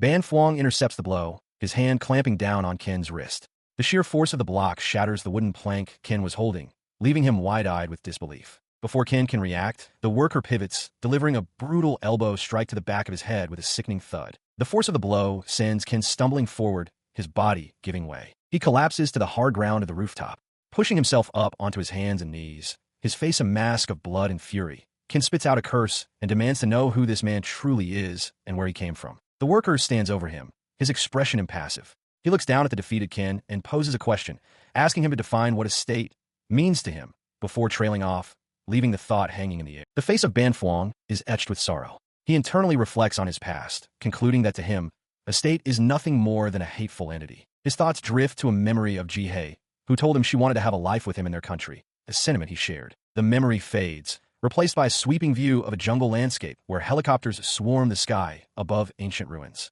A quote from Machiavelli sets the stage.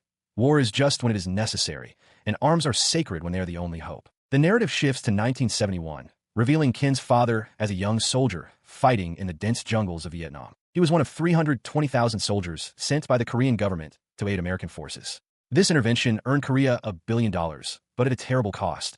An estimated 5,000 Vietnamese civilians were killed by the Korean army during that time. During a patrol, he confronts a superior, questioning if it's right to fight a war just for money. He posits that they're simply invaders, earning a furious challenge from Sergeant Lee, who dares him to say it again. The sergeant lunges, his boot flying forward as he screams at Ken's father. He demands to know what's wrong with a poor country wanting to make money, citing that the Japanese also profited from the Korean War. An officer yells for everyone to take their positions, breaking up the fight. A young private named Kim then speaks, asking if his desire to earn money for a cow for his poor parents makes him a low-life invader. In response, Sergeant Lee grabs him by the collar, calling him a student. The officer addresses Private Kim Jin-han, stating firmly that their war is legitimate. He declares they are not invaders, but are there to protect South Vietnam and prevent the world from falling to communism. With a bleeding lip from the earlier scuffle, Ken's father stares forward, his eyes wide with a terrible new understanding. The official justification clashes with the mercenary reality, and in that moment, he understands. That is how they became invaders. He looked upon the faces of the Vietnamese villagers, old men, women, and children, their expressions a mixture of fear and resignation. It was in that moment, staring at a small girl, that the truth of his role here solidified. The sudden, deafening roar of gunfire shattered the air. His eyes widened in terror, reflecting the chaos erupting around him. As the village huts were consumed by flames, he found himself firing his rifle, not at enemy soldiers, but at stampeding livestock, adding to the senseless destruction. Amidst the flames and the fallen, the young girl stood alone, her eyes wide and vacant, a silent witness to the carnage that had claimed those around her. A wave of revulsion washed over him. "This is all wrong," he screamed, his voice raw with desperation. He lunged towards the girl, shielding her with his own body as he bellowed at his comrades. "Stop! Cease fire!" He held the trembling child, whose tear-streaked face looked up at him. She asked in a small voice if, after all this killing, they would ever be able to look at the sky again.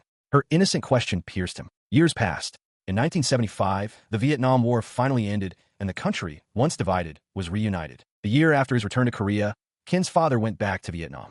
He was accompanied by an old friend from the Thai army, walking down a path through the now peaceful rice paddies. It was during this return trip that he met the woman who would become Kin's mother. The wind rustled through the palm trees, revealing her. The little girl he had saved from the massacre had grown into a beautiful young woman. She bowed low, explaining that after the war, a Vietnamese war veteran succeeded the president who had sent the soldiers there. With the money earned from participating in the war, her country, Korea, had built roads and modernized. Kin's father stood over her, his thoughts consumed by the bitter irony of his nation's growth. Overwhelmed, tears streamed down his face as he shouted an apology to Vietnam. He lamented that his country had developed so much that it was now hosting the Olympic Games, a prosperity built on the foundation of this conflict. He fell to his knees before the assembled villagers, bowing his head to the ground as he extended his apology to all of them. The memory shifts. In the present, Kin recalls his past. His father, silhouetted against the evening sky, taught him the art of Taekwondo, and under the crescent moon, his father's Thai friend taught him the techniques of Muay Thai. The memory fades to a later time. An older Kim Jin-han remarks to a friend that Kin's father was a strong man. The friend agrees, noting that his son, Kin, shows talent and must give him high hopes. But the strength of the past was gone. The defoliant sprayed in great quantities during the war proved stronger. In a field, Kin's father suddenly collapses, falling face first onto the dirt path.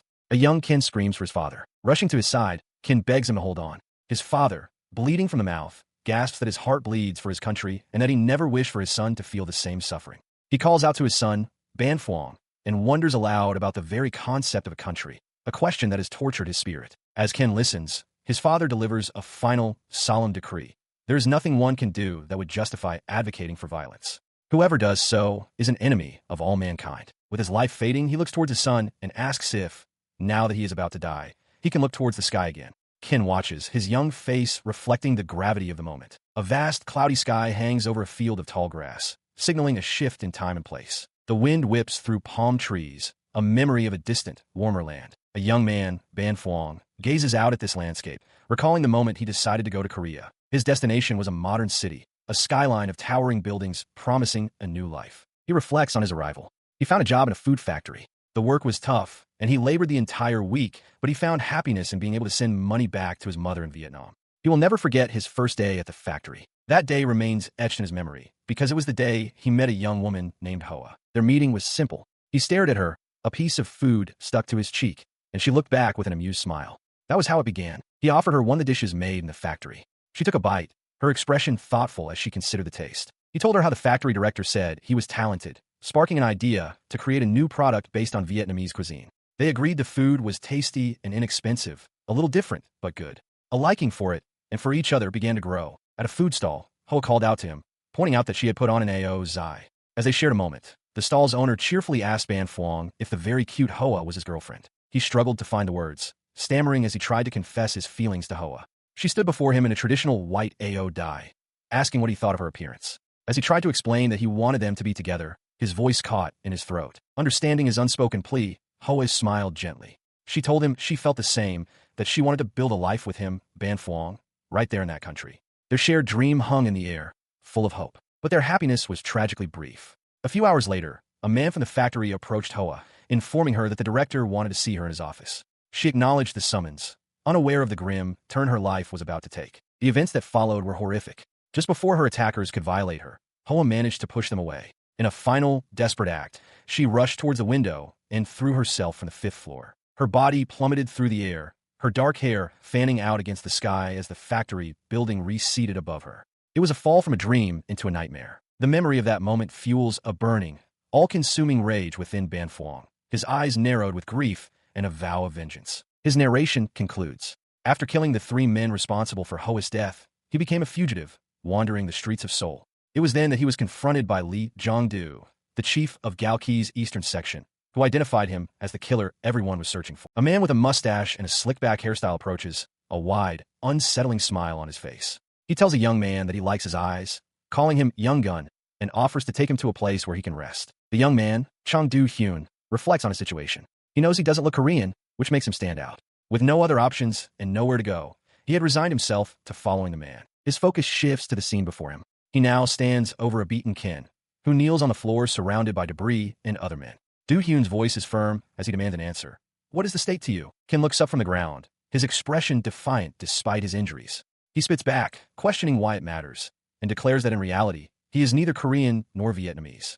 The statement has nothing to do with their current situation. Do-hyun then addresses the entire room, his gaze sweeping over Park Tae-soo and the others. He proclaims that to him, the state is nothing more than a gang, and that he has decided to start fighting against the gang today. He continues, his voice filled with conviction.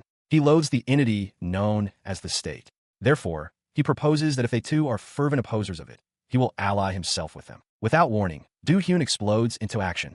He lunges at one of the men standing nearby, his hand a blur as it connects with the man's face. The thug cries out, and Park Tae-soo watches in stunned silence, wondering what kind of man Do-hyun truly is. With a fierce cry, he follows through, driving his fist into the side of the thug's head with brutal force. The impact is sickening, sending a spray of blood into the air as the man's head snaps to the side. He gives his opponent no time to recover. Grabbing the man's jacket for leverage, Do-hyun smashes his elbow into the man's face, drawing a choked scream of agony. Do-hyun stands over his handiwork and calmly asks, "So what do you say?" The onlookers, Kin, Park Tae-soo, and the others, are frozen in disbelief. A single thought flashes through their minds. He just defeated 3 men barehanded in an instant. Despite the offer, Kin, bloodied and defiant, shouts at Park Tae-soo, declaring he will never partner with a bastard like him. Enraged, Park grabs Kin's shirt, yelling at him to stop the nonsense. His face a mask of fury, Kin snarls that what Chong Do-hyun did was unforgivable. With a roar of "stupid bastard," he throws a powerful right hook, lunging forward with all his might. The punch flies toward Chong Do-hyun, whose eyes narrow slightly as he watches the fist approach. Instead of dodging, Chong Do-hyun takes the punch directly to his face, simultaneously delivering a vicious high kick that snaps Kin's head back. Kin lets out a strangled cry of pain. From the sidelines, Chief Lee winces, remarking that it hurt just to watch. Before Kin can recover, Chong Do-hyun grabs him by the collar, roars "asshole," and slams him backward into a wall of stacked beer cases. He follows up immediately, driving a brutal punch straight into Kin's face with sickening impact. Chong Do-hyun seizes Kin by the hair, continuing the savage beating. As Kin's face becomes a bloody mess, Park Tae-soo screams his name, while Miss Yu tearfully begs for mercy, pleading for the assault to stop. The brutalization continues inside the warehouse, with Chong Do-hyun holding the dazed and broken Kin up by his hair, ready to deliver another blow. He continues his brutal assault, twisting Kin's arms with sickening force. The sound of bones cracking echoes as Kin lets out a raw, agonized scream. Releasing his grip, he looks down at the injured man, surprised that he hasn't lost consciousness. He calls Kin a true idiot for refusing to let him join his group, coldly stating that now both of his forearms are broken as a result. He then hoists Kin up by his shirt, still marveling at his resilience. The sheer violence of the act leaves Park Tae-soo and the other members of Kin's crew watching in stunned silence. Their face is a mixture of horror and disbelief. But Kin is not defeated. Fueled by sheer willpower, he lunges forward, his shattered arms somehow finding the strength to wrap around Chong Do-hyun's head. The larger man is caught completely by surprise.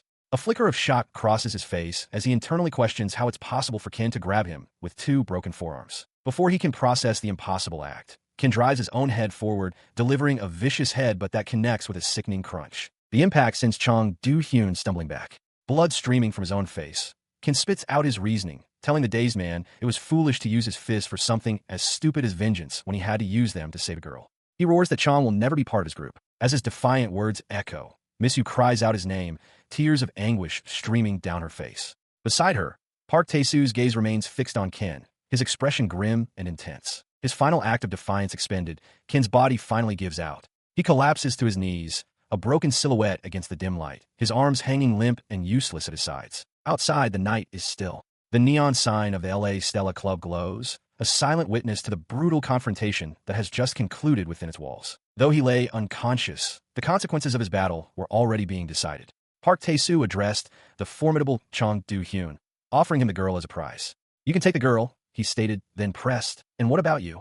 As Chong silently reached for a pack of cigarettes, Park reflected that Ken had yet to realize their philosophies were not so different. But Chang Do-hyun disagreed. "You're wrong," he declared, his profile sharp against the city lights. He stated that his group's philosophy had nothing in common with Park's, and for that reason, their paths had to separate. With that, he turned to leave. He walked away, standing alone under the night sky. A grim thought surfaced. The next time they met, one of them would likely die. An imagined chime, like a game show buzzer, seemed to confirm the thought. He accepted this, resolving that he would know when his time had come. His worldview solidified into a single, hard truth. The only thing he knew for certain was that fists hold nothing sacred. Time passed. After that night, the man known as Ban Fuang vanished, with rumors spreading that he had been assassinated. Meanwhile, whispers began to circulate about Lee Jong-do, the chief of Galki's eastern faction. On a dark, rainy night, a hooded figure stepped out in front of a car, demanding of its occupant, "Who are you?" The rain poured down, but could not hide the grim determination on the face beneath the hood. It was Ken. The memory of that confrontation fades, returning to a hospital room where Ken lay recovering with a bandaged head. Yang Sandae watched over him, speaking with conviction. He acknowledged that while meeting Ban Fuang had put Ken in the hospital, he knew Ken would never give up. Instead, Yang was sure this event would invoke a great change for them all. Yang's belief in his leader was absolute, seeing him not as a victim, but as the unshakable core of their group. "Because you're solid like a rock," his voice affirmed, "you can look at the sky without fear." Park Tae-soo reflects on his recent experiences. He realizes that the more rage he felt, the more he began to regain the use of his arm. He clenches his fist, a new resolve hardening his expression. He addresses his group, stating that their loss to the weakest mafia gang in the region was a harsh dose of reality. It proved they would get nowhere if they continued on their current path. Because of this, he thought of something new and asks Ken, as the boss, if they should give his idea a try. His proposal leads them far from the city, deep into a lush, mountainous region. A weathered red temple gate stands atop a long flight of stone steps, marking the entrance to a secluded sanctuary. As Ken and his crew ascend the mountain path, Park Tae-soo reveals his idea. They will undergo military training. The suggestion is met with shock and disbelief from Ken and the others. Park clarifies that this is no simple training routine, but something far more intense. He continues to explain that they are on Mount Juri, the highest point of the Korean peninsula and the second highest mountain in the country. He notes its history as a remote refuge, but also as a place that has witnessed tens of thousands of deaths over time. Within this historic mountain, Park reveals, lies a hidden temple known to very few. The structure is shown clinging dramatically to the side of a sheer cliff, isolated and imposing. Upon reaching a clearing, the group is met by a head monk. He welcomes them, stating he's been waiting, and gestures towards the Goheng Sa, the asceticism temple. The head monk formally introduces himself to Ken as Beidao, the great master Zen. He reveals a surprising past, calling himself a Gundao, a gangster whose combat exploits became legendary. Ken and his men are stunned, having never heard of him. Master Beidao laughs, dismissing his past as unimportant. As the imposing temple looms in the background, the master's voice explains that all the Gundao trainees who came there to improve ended up calling the place Hell's Training Camp. Master Beidao then turns to his subordinates, two other monks. He tells Ken's group he will leave them in the care of these two bonzes, who will show them to their rooms, while he takes care of their luggage. As the crew settles into the austere Goheng Sa temple, Ken takes a moment to survey his new surroundings. He grips the doorframe, his expression grim, as a bare light bulb flickers overhead, casting a harsh light on the simple, worn-out structure. He steps inside, slinging a bag over his shoulder. He takes in the bare, institutional room, realizing this is where he will be spending the next few months. Elsewhere, other members of the crew also settle in. The large man, Do-hyun, unpacks several large cans of food. A crewmate questions why he brought his own provisions, but Yang Sandae simply smiles, remarking that Do-hyun is merely attending to his body's needs and that the others will soon understand. Away from the others, Park Tae-soo finds a moment of solitude. He brings a cigarette to his lips, the flame from his lighter illuminating his focused, intense expression as he takes a drag. His quiet moment is interrupted by Master Beidao. The monk's voice cuts through the night, questioning Park Tae-soo's plan. So, just like that, he begins, "You're going to start with 5? The monk continues his inquiry, asking if the blonde one is Japanese. Park, exhaling smoke, doesn't answer directly. He states with confidence that if the master helps them, 5 men will be more than enough for their purpose. Master Beidao reacts with visible shock at the assertion. Unfazed, Park Tae-soo calmly clarifies the situation, stating, "Yeah, he's our boss." His words hang in the air. Park Tae-soo meets the master's gaze, his voice low and sincere. He asks for Master Zen's trust, affirming his own faith in his choice. "I chose him myself," he declares, as the night gives way to the first light of dawn. The remote mountain temple is shrouded in mist, its silhouette stark against the rising sun. Inside, the first day of training is about to commence. Yang Sandae finds Ken curled up in a corner and prods him awake, asking why he's sleeping like that. Ken stirs, groggily questioning what's happening, his mind still foggy and perhaps recalling his tiny room at the Gashuan. He shivers in the cold, misty woods, asking where they are going. Beside a large, mossy boulder, Yang Sande stands silently, ignoring the question. Yang tells him not to be patronizing. In a sudden shift of topic that seems to be a memory or a hypothetical chat, Kin cheerfully wishes for Yang's success.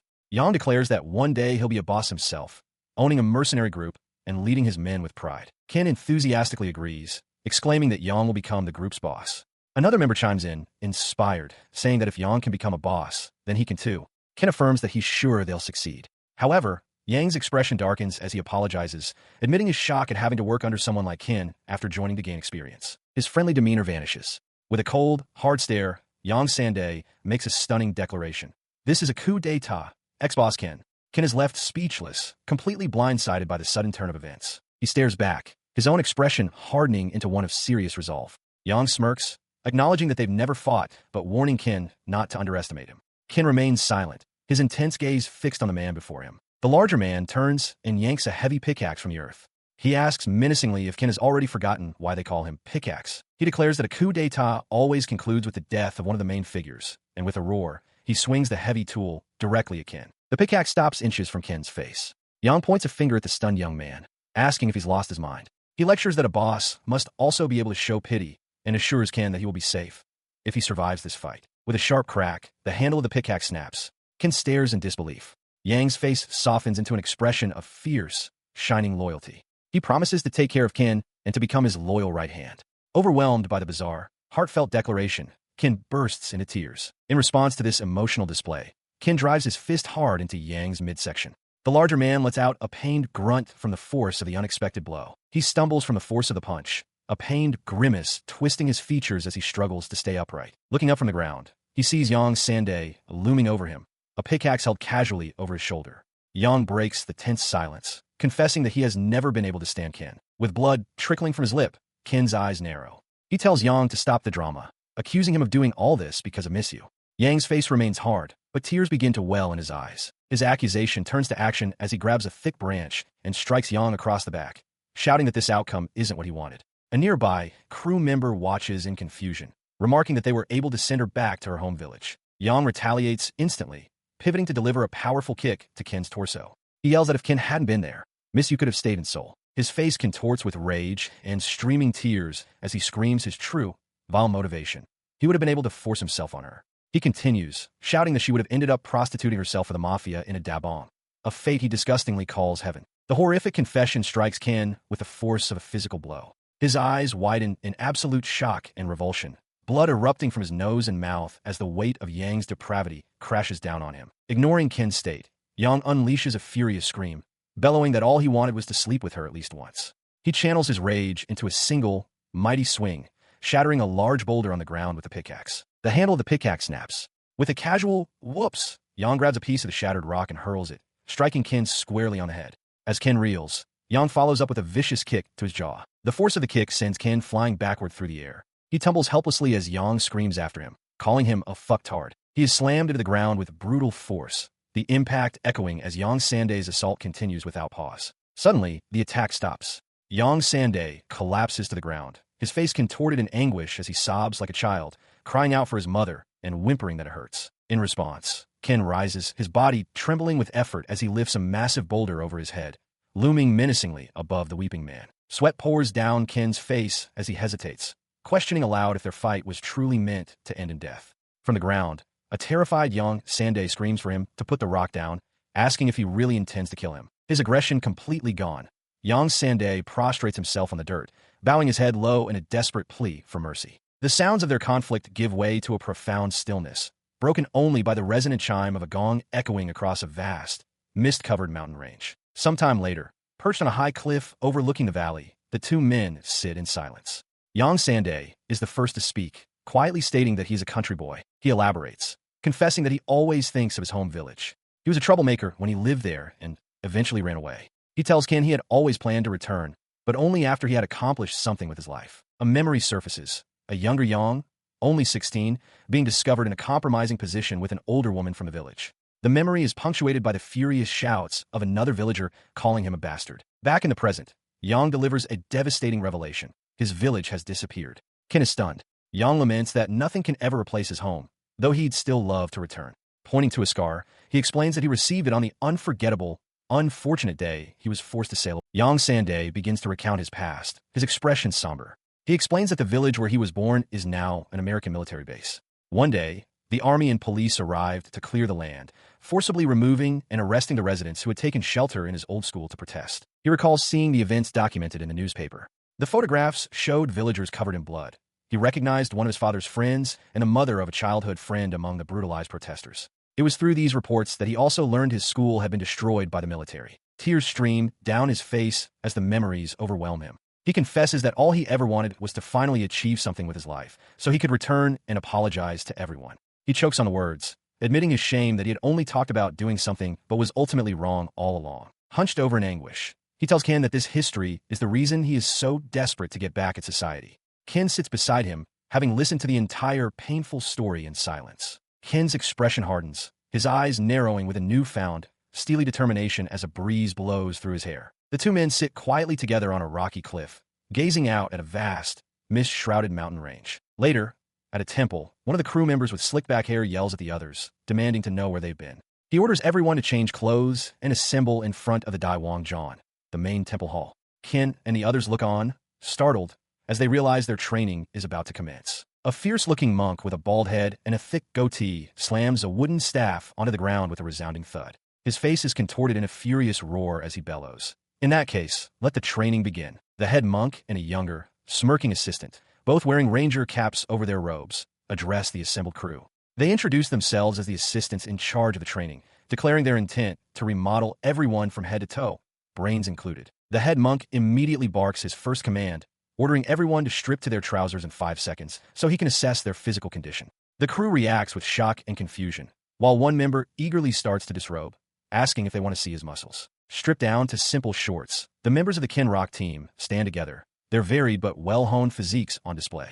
Ken, Park Tae-soo, Yang Sande, and the others wait with a mixture of defiance and apprehension for the training to begin. The focus shifts to Park Tae-soo as he turns, revealing an immense, intricate dragon tattoo that covers the entirety of his back. From his side, Ken watches him, his gaze fixed on the impressive ink. Meanwhile, one of the muscular monks flexes boastfully, complaining to Master Beidao about his physique being called unacceptable. The head monk, Beidao, merely smiles, stating that he thought as much and that their bodies are hardly what he would call passable. Without warning, Beidao lashes out, delivering a powerful open palm strike to the boasting monk's chest. The impact is immense, sending the larger man flying backward as Ken and the others look on in shock. As the crew stares, stunned, Master Beidao flexes his own formidable physique. He declares that the other monk's body, for all its muscle, is not built for actual combat. He continues his lesson with fierce intensity, his voice resonating with power. To accomplish their goals, he explains, they must revere strength. Ken steps forward, directly challenging the master's words. He states plainly that he has no will to revere strength. Beidao insists that he must, hinting that there is more to the concept than Ken understands. The master's gaze becomes sharp and penetrating. He clarifies his point. Before seeking strength, one must first respect the reason for which they require it. His words land with purpose. Ken listens, his expression serious as he processes the lesson. Beidao explains that this is precisely why he wants every one of them to think of a reason, a personal motivation that will push them to become more powerful. Just then, Beidao remembers something. He announces that there is one last person they must meet. At that moment, Miss Yu arrives, apologizing for being late. She appeared before them, a startling transformation.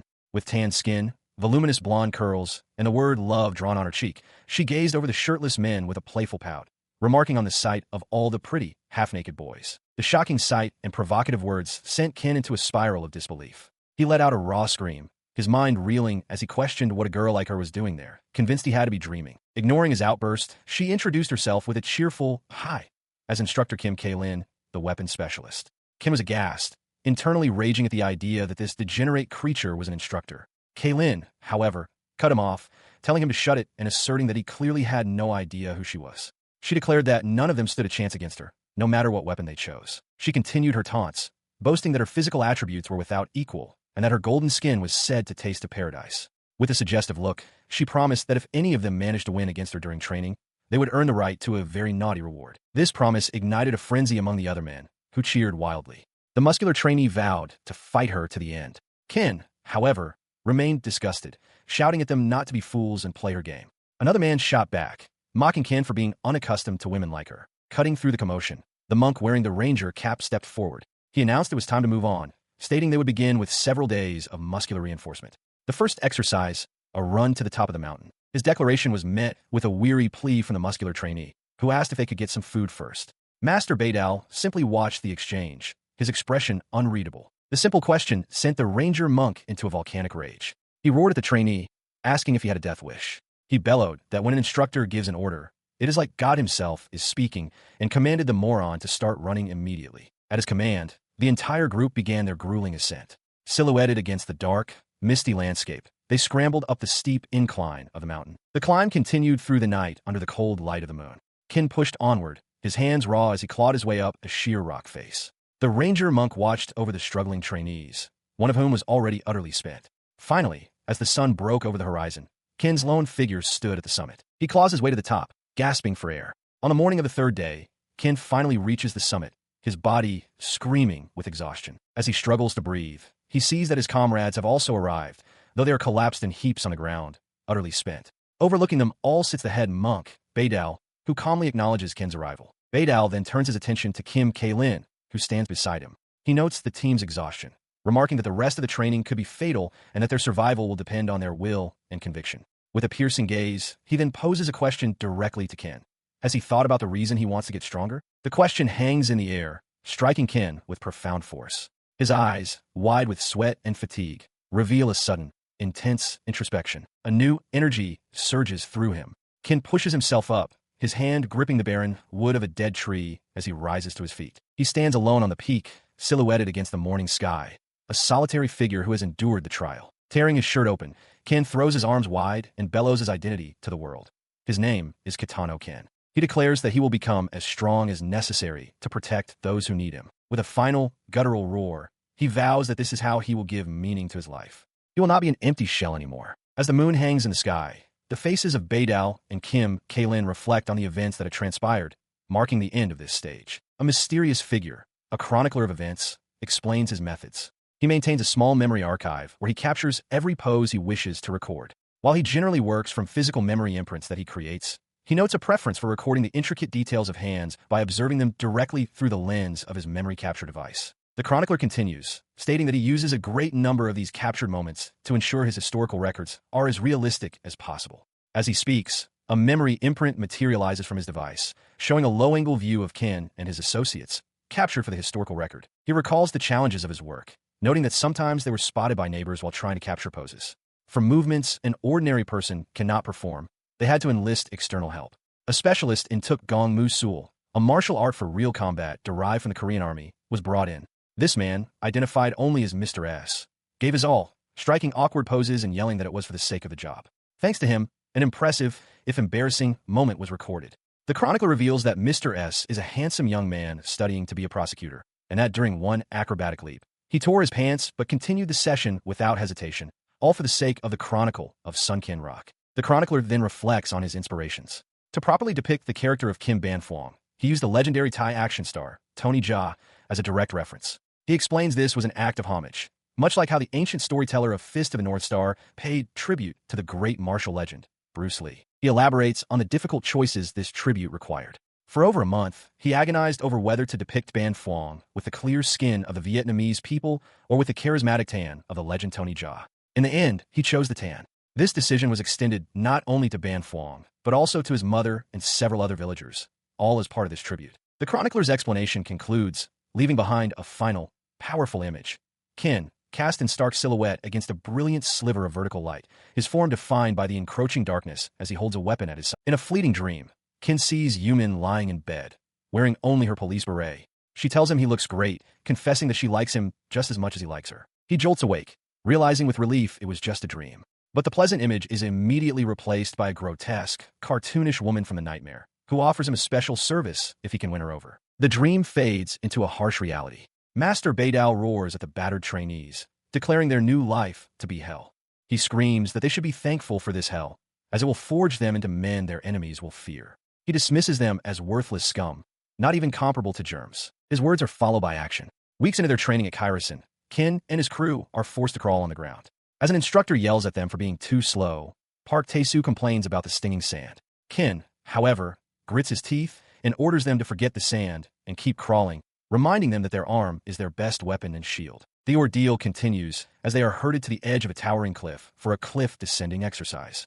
Park Tae-soo protests in disbelief, claiming he can't do it. Unmoved, Master Bae-dal bellows that a trainer's word is command, screaming at him to go down or die. He voices his frustration, questioning the point of these stupid trainings. Park Tae-soo argues that such extreme conditions will only damage their muscles instead of building them, preventing them from gaining true power. In response, a training assistant Monk snaps back. He clarifies that their method is different from a simple muscle presentation. The goal is to force them to use their muscles under extreme conditions, punctuating his explanation by calling them dumb fucks. After the day's brutal exercises, dinner is served. 3 simple bowls are laid out, containing a meager-looking meal. The meal pushes Park Tae-soo over the edge. He slams his chopsticks down, screaming for meat. He questions how they're supposed to get energy after 10 days of eating nothing but rice, kimchi, and strange vegetables. Yang Sande quietly admits that while it was a fresh experience at first, the novelty has long since worn off. Hearing the outburst, Master Bae-dal calmly addresses Park Tae-soo's complaint. He explains that it is only natural they don't serve fish or meat. With serene finality, he states, "Sorry, but we Buddhists don't kill." The head monk, Master Bae-dal, continues to eat his vegetarian meal with gusto, seemingly oblivious to the rising tension. Park Tae-soo, however, confronts Yang Sande, lecturing him that from a historical perspective, Buddhists do not kill. Kin quickly interjects, asking Park to forgive Yang, explaining that he's just acting out due to extreme hunger. Yang, incensed, points a finger at Park and calls him a traitor. The argument fades into the background as a more urgent matter grips Kin. Sweat beads on his face as he realizes he is in desperate need of a toilet. With a small puff of effort, he sprints away from the group toward a lone outhouse on the temple grounds. He bursts through the door of the crude structure, only to be met with a sight so horrifying it stops him in his tracks. His eyes go wide, his face a mask of pure shock as if struck by lightning. The source of his horror is the toilet itself, a simple tank set in a hole, equipped with a sliding board meant to guide waist down and prevent splashing. Kin screams in disbelief, wondering what in the hell is wrong with his goddamn toilet. Overwhelmed by the crude device, he retreats to the wooden steps outside. Clutching a roll of toilet paper, he squats in utter misery, groaning, unable to bring himself to use the horrifying latrine. His pained groans attract the attention of his men. One of them, the round-faced subordinate, casually mentions that the toilet's boards are weak and that he uses it every night. As other crew members mockingly sing, the realization dawns on Ken. He erupts in tearful fury, striking the man and screaming, demanding to know why he wasn't warned earlier. Later that night, after the ordeal, Ken is shaken awake by his subordinates. They tell him to wake up for supper, announcing that they have ramen. Still groggy, Ken questions what is happening. He is led outside, where the training assistant monk, wearing a ranger cap over his shaved head, is waiting. The monk holds up a packet of instant noodles and declares that he will demonstrate the Korean military's method of cooking them, paguri ramen. Ken and his crew look on, puzzled, seeing only a pot of boiling water. The monk begins his lesson. He instructs them to first crack the noodles while still inside the bag, then open it and add the seasoning powder. Next, boiling water is poured directly into the bag. Finally, the opening is held shut while stirring. He cheerfully adds that one can hum a song while waiting for it to cook. Ken follows the instructions and takes his first spoonful. His eyes widen in astonishment as he exclaims how good it is, a way of making noodles he'd never considered. The monk explains that this method, called chambabu outside the army, is a small joy found within the endless suffering of military life, a brief moment of enjoyment. He slurps the noodles with pure joy. The head monk, a man with 40 years of ramen-making experience, proudly presents the bowl. When asked how it compares to instant noodles from Japan, Ken, through a full mouth, declares the temple's version the winner. His crewmates laugh, acknowledging that after such torturous training, anything would taste like a feast. Later that night, under the dark sky, the crew's brief contentment fades. One of the larger men laments that it has only been 10 days, yet it feels like a whole year. He voices a desire to kill the head monk and his assistants. Another crew member declares he has found his new purpose here. He will win a fight against a woman named Miss Ryu and make her his. The conversation turns to Ken, who is asked about his own plans after leaving the temple. His crewmate smirks, guessing he wants to find a girl. But Ken's thoughts are elsewhere. He looks away, quietly stating that while it's a bit late, there's something he needs to do. His mind drifts to an image of Yumin in her police uniform. He pictures her resolute face, remembering her words of belief, that even with just a glimpse of hope, she would never give up because there is always a chance. This memory solidifies his own resolve. He vows to himself that he will confess his feelings to Yumin as soon as he leaves Kairasan. The next day, their training takes a new direction. A woman with dark skin and striking light hair introduces herself as their instructor for tools. She explains that while Korean law heavily restricts weapons, making bats and logs common choices, there exists another category of weapon, those that are easy to acquire and carry. She produces a long, gleaming sashimi knife. She makes it clear this is not for cooking. It is a tool for killing. She warns them to remember this, as this is the kind of weapon they will use, and the kind that will be embedded in their own bodies if they are not careful. To emphasize her point, she reveals a case filled with sashimi knives of various lengths, from 210 to 330 millimeters. She explains they are made from different steels, some even forged using the complex methods of a Japanese katana. She then gestures toward her own abdomen before making her move. In a blur of motion, she closes the distance between herself and Ken, her arm a streak as she brings the weapon to bear. The cold steel of the knife presses against Ken's stomach. With a calm smile, the instructor begins her final instruction for the demonstration. When you're trying to kill, aim only at the stomach, and Ken stands frozen, the lesson becoming terrifyingly real. He remains still as Miss Ryu continues her lesson. She explains that in a normal battle, stabbing the arm or leg is sufficient. However, in a situation where one truly hates an opponent and wants them to be useless but not dead, one should not stab the stomach or neck. Instead, she advises one should simply cut off their Achilles tendons. With the lesson concluded, she commands them to practice this 1,000 times, and the men roar their assent. Following her command, the men, including Ken, begin their grueling practice. They repeatedly strike wooden posts with their knives, their shouts echoing through the rocky training ground. As the training continues, Ken strikes a post with furious intensity. From a distance, the head monk, Beidao, watches him, a look of disbelief on his face. He mutters Ken's name, unable to comprehend what he is witnessing. He steps forward, his expression hardening as he addresses Ken directly. He questions the young man's ambitious statement about wanting to fight for someone, asking if Ken can truly finish his training with just this, and if he can keep up with his beliefs and bet his own life on this fight. The monk's voice rises with conviction, his finger pointing accusingly. He declares that all the people he has known who talk big ended up as either traitors or failures who gave up halfway. His words strike a nerve. Ken, his face a mask of grim determination, channels his frustration into his training, striking the wooden post with renewed and violent force. Turning from the splintered post, Ken gets face to face with the monk, their noses nearly touching. With defiance in his eyes, he challenges Beidao, asking why the monk is helping him if he believes him to be a failure in the making. He doesn't wait for an answer,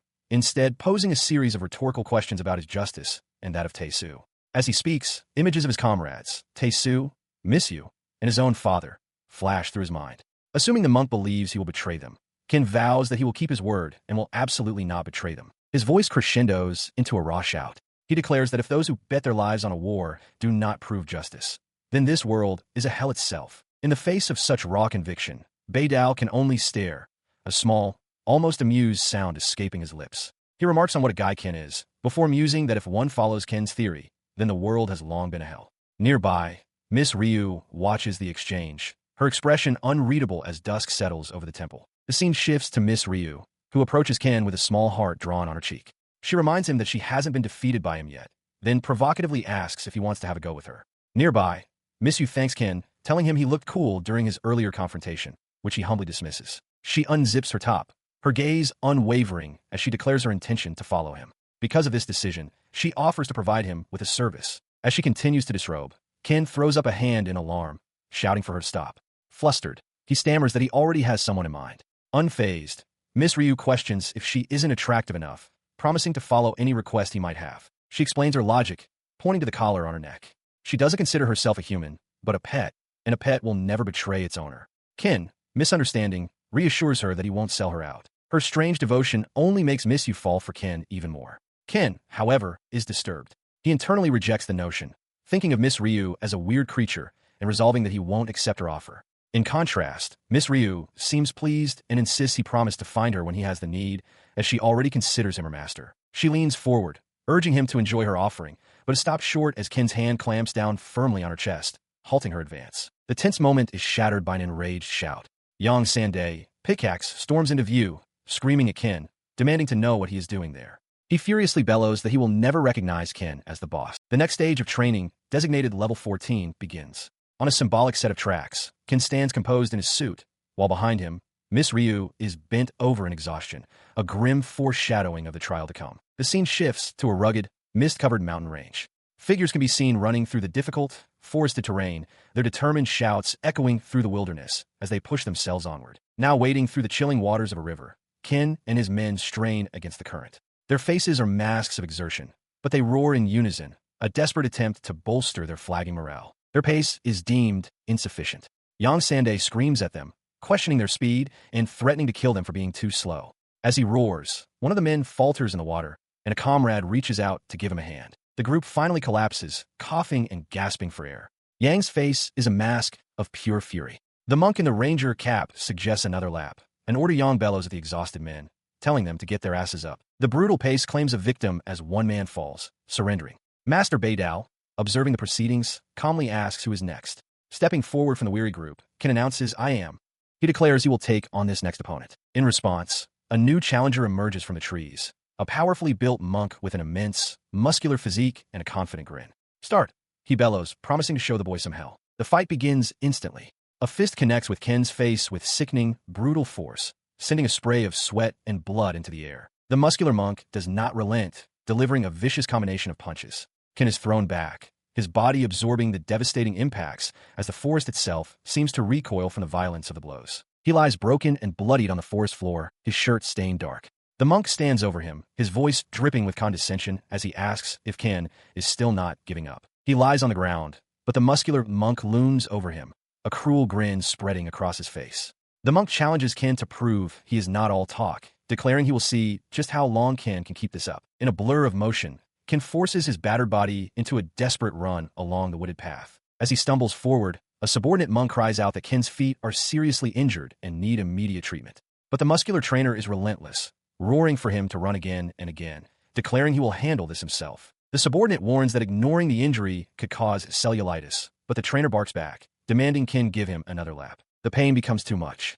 Qin's body finally gives out, and he collapses onto the rocky ground, groaning in agony. Lying in the dirt, a memory of the trainer's silhouette standing over him flashes through his mind. His eyes, filled with defiance, fix upon a large rock nearby. With a surge of pure will, he struggles upward, hoisting the heavy stone with trembling, bloodied hands. He grits his teeth, realizing that if he were to be defeated in such a cheap way, he would be the real loser in this battle. A memory surfaces, a vision of his younger self, before the scars and the hardship. That memory fuels his resolve. Tears and sweat mixing with blood on his face, Qin roars his new vow. He will never, ever lose again. He stands over the fallen trainer, his body battered, but his spirit unbroken, and lets out a defiant roar. He declares that he is not in the same league as them. He will win, gracefully, and live on proudly. Following his declaration with a guttural scream of exertion and pain, he turns and sprints away from the training grounds, his silhouette vanishing into the night. Sometime later, after a whole month of hardship, the group finally has a reprieve. Marin has managed to catch a rabbit, and it roasts over a fire. The men, including a sobbing Qin, are overcome with relief at the prospect of eating meat at last. The training assistant monk tears into a piece of the roasted meat, shouting about how delicious it is and how his energy is returning. He boasts that he should teach the others how to set more traps to catch more rabbits and wild chicken. His boasting draws a sharp question from Park Tae-soo, who mockingly asks what happened to his earlier claim of nearly killing the master.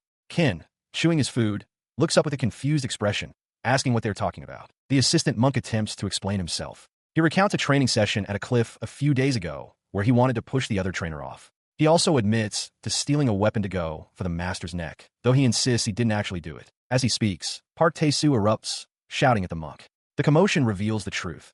Qin had woken up for a midnight trip to relieve himself and overheard the entire treacherous confession. The assistant monk freezes in horror, realizing he's been caught. Seeing the tension, Park Tae-soo quickly changes the subject, cheerfully encouraging everyone to just eat their meat. The mood instantly shifts to celebration. Qin, forgetting the confession, joyfully raises a piece of meat in the air with a triumphant shout. Behind him, unnoticed, a small black bear emerges from the darkness. Their joy evaporates. The entire group stares in wide-eyed terror at the creature, identified as a protected Chirisin black bear by the half-moon fur on its chest. In unison, they scream, "Bear!" As the group's screams echo, their reactions diverge. The assistant monk drops to the ground, feigning death, while another man warns him not to trust such unproven tactics. The muscular monk attempts a different approach, puffing out his chest to appear larger and letting out a roar to challenge the beast. Unimpressed, the massive black bear responds with a deafening roar of its own, its maw gaping. The muscular monk's bravado instantly evaporates as he realizes his physical prowess is nothing against the raw power of nature.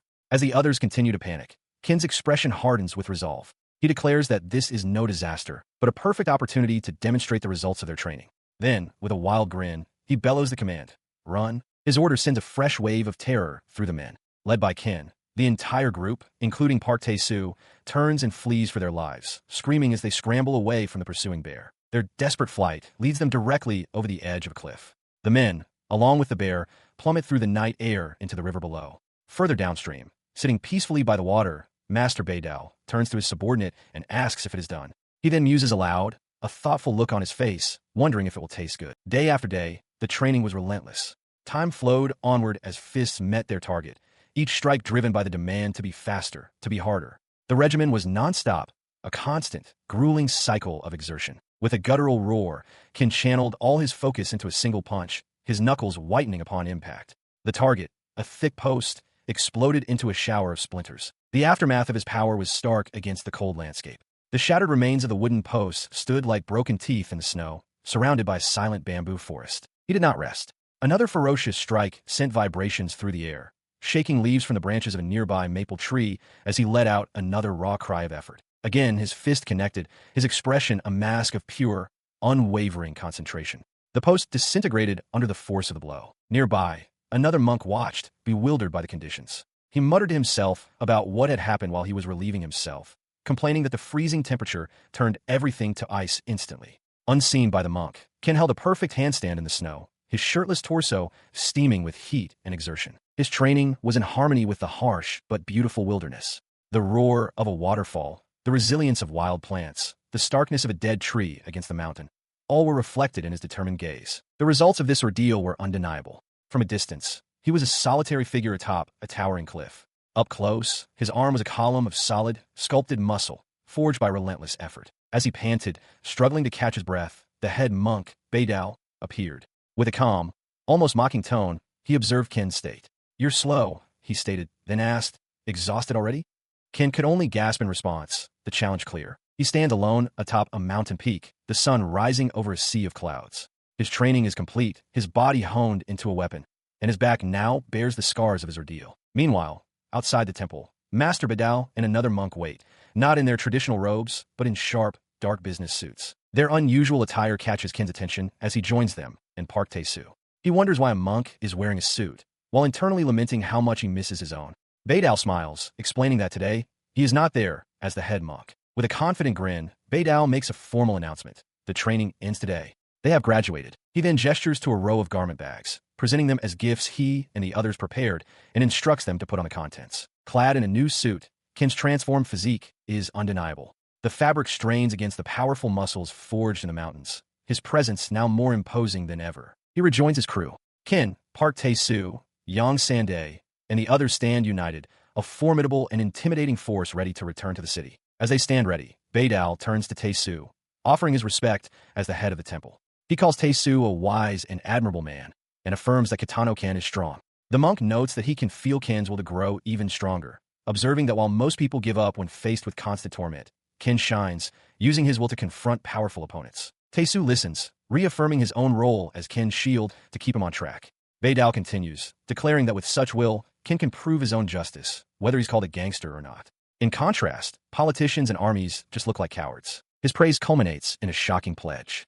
Beidao declares that although he was Ken's trainer, from now on, Kitano-ken is his boss. Inspired, the other monks who helped with the training eagerly agree, shouting their desire to join and help as well. He stands resolute as his former trainers, now clad in sharp black suits, bowed deeply before him. Master Beidao and the other monks discard their old titles, roaring in unison their new allegiance to him as their boss. Their declaration is interrupted by a young woman with short, light-toned hair, also dressed in a suit. Announcing she is late, she pledges to follow Ken as well, presenting her new fashion style for his approval. The other monks react with shock. Ken, however, coldly tells her to stop, stating that being a pet is sufficient and that if she wishes to be a tool of lust, she can help herself. As the group prepares to leave the temple, Ken's thoughts drift elsewhere. He reflects on the 10 months he spent at Kairasan, a gnawing worry surfacing. By the time they reach Seoul, it might already be too late to confess his feelings to Yumin.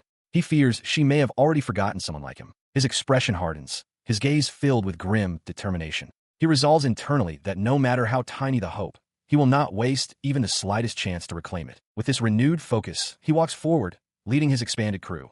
Park Tae-soo and Yang Sandae flank his left, while the determined young woman walks on his right.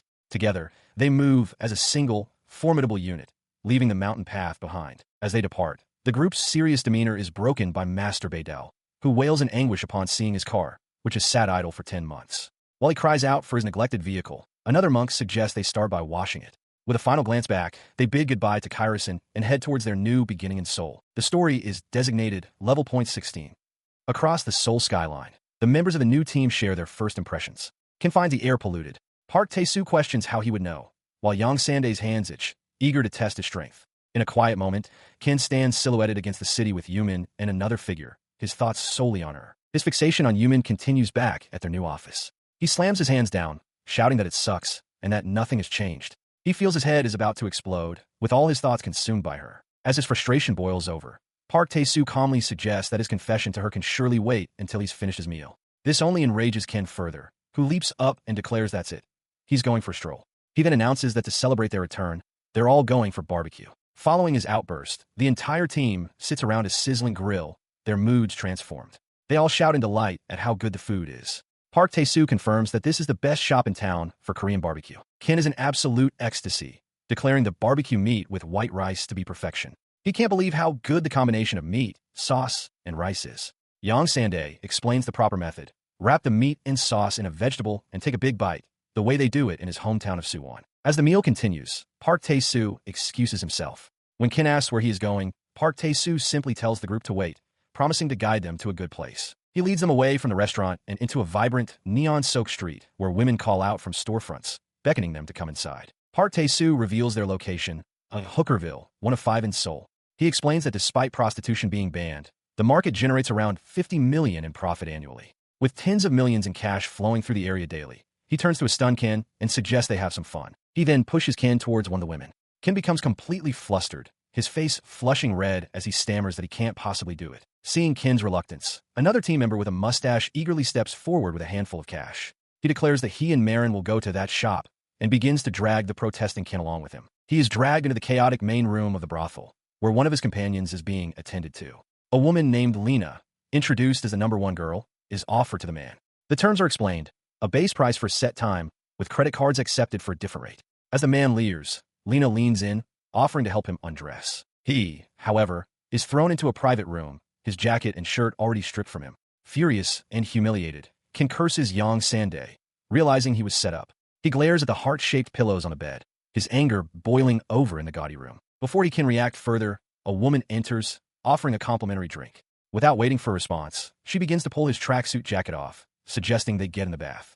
Ken stammers, completely flustered by her forwardness. The woman, now clad only in her lingerie, apologizes for the wait. Ken, looking pale and distressed, insists that he was dragged there against his will. Hearing his speech, she observes that he sounds Japanese. His eyes finally focus on her face, and a jolt of recognition strikes him.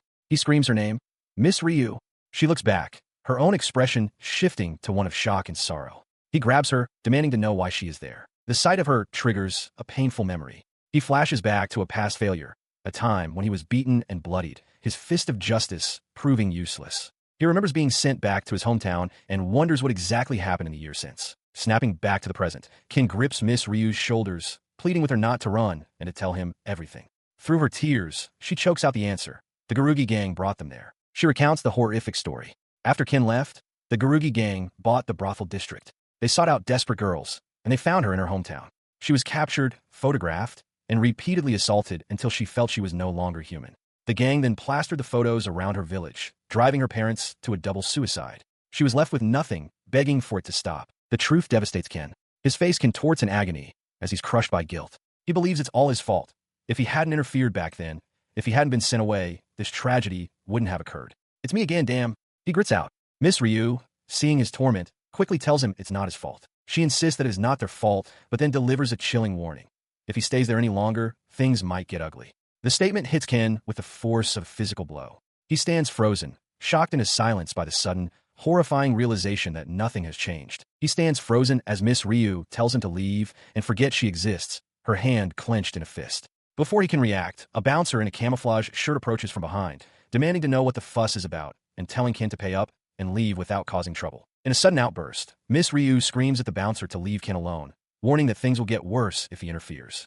Enraged, the bouncer yells for her to shut up.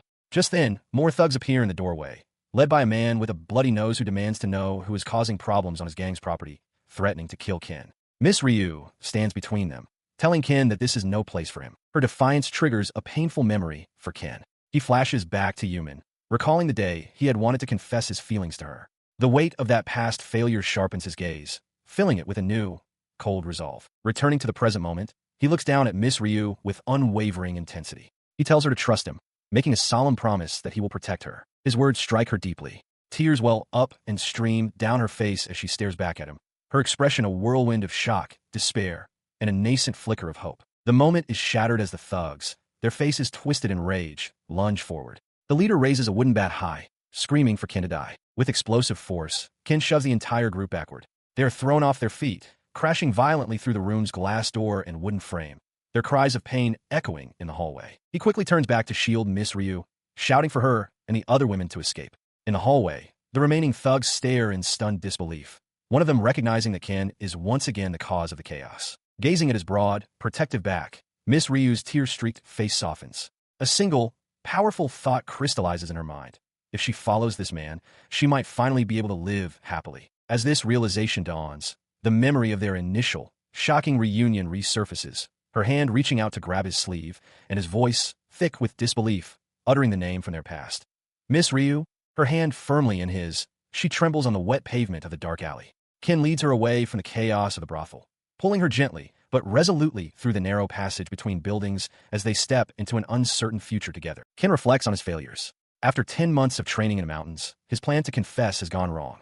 His thoughts drift to Miss Ryu Chihi, who is now in a hospital, a consequence he seems to blame on himself. His dark silhouette stands in stark contrast to the clinical setting, where 4 bags hang, steadily dripping fluid into the patient's line. Overcome with emotion, he stands by the bedside, covering his face in anguish. He feels he has always failed to help her, and, never knowing what to do, silently begs for her forgiveness. From her hospital bed, Miss Ryu looks up at him. She recalls his promise to protect her for the rest of her life, expressing a gratitude so profound it leaves her speechless. She then confesses that she likes him, far more than he can possibly imagine. She continues, admitting that while it takes great courage to say this, she lacks the courage to follow him everywhere. Her hand clasps his as she makes a desperate plea for him to protect her for the rest of her life. With tears streaming down her face, she makes her true request for him to take over that street. The weight of her words settles upon Ken, his expression hardening with grim resolve. She elaborates on her plea from the hospital bed, asking him to seize the street from the Garugi gang,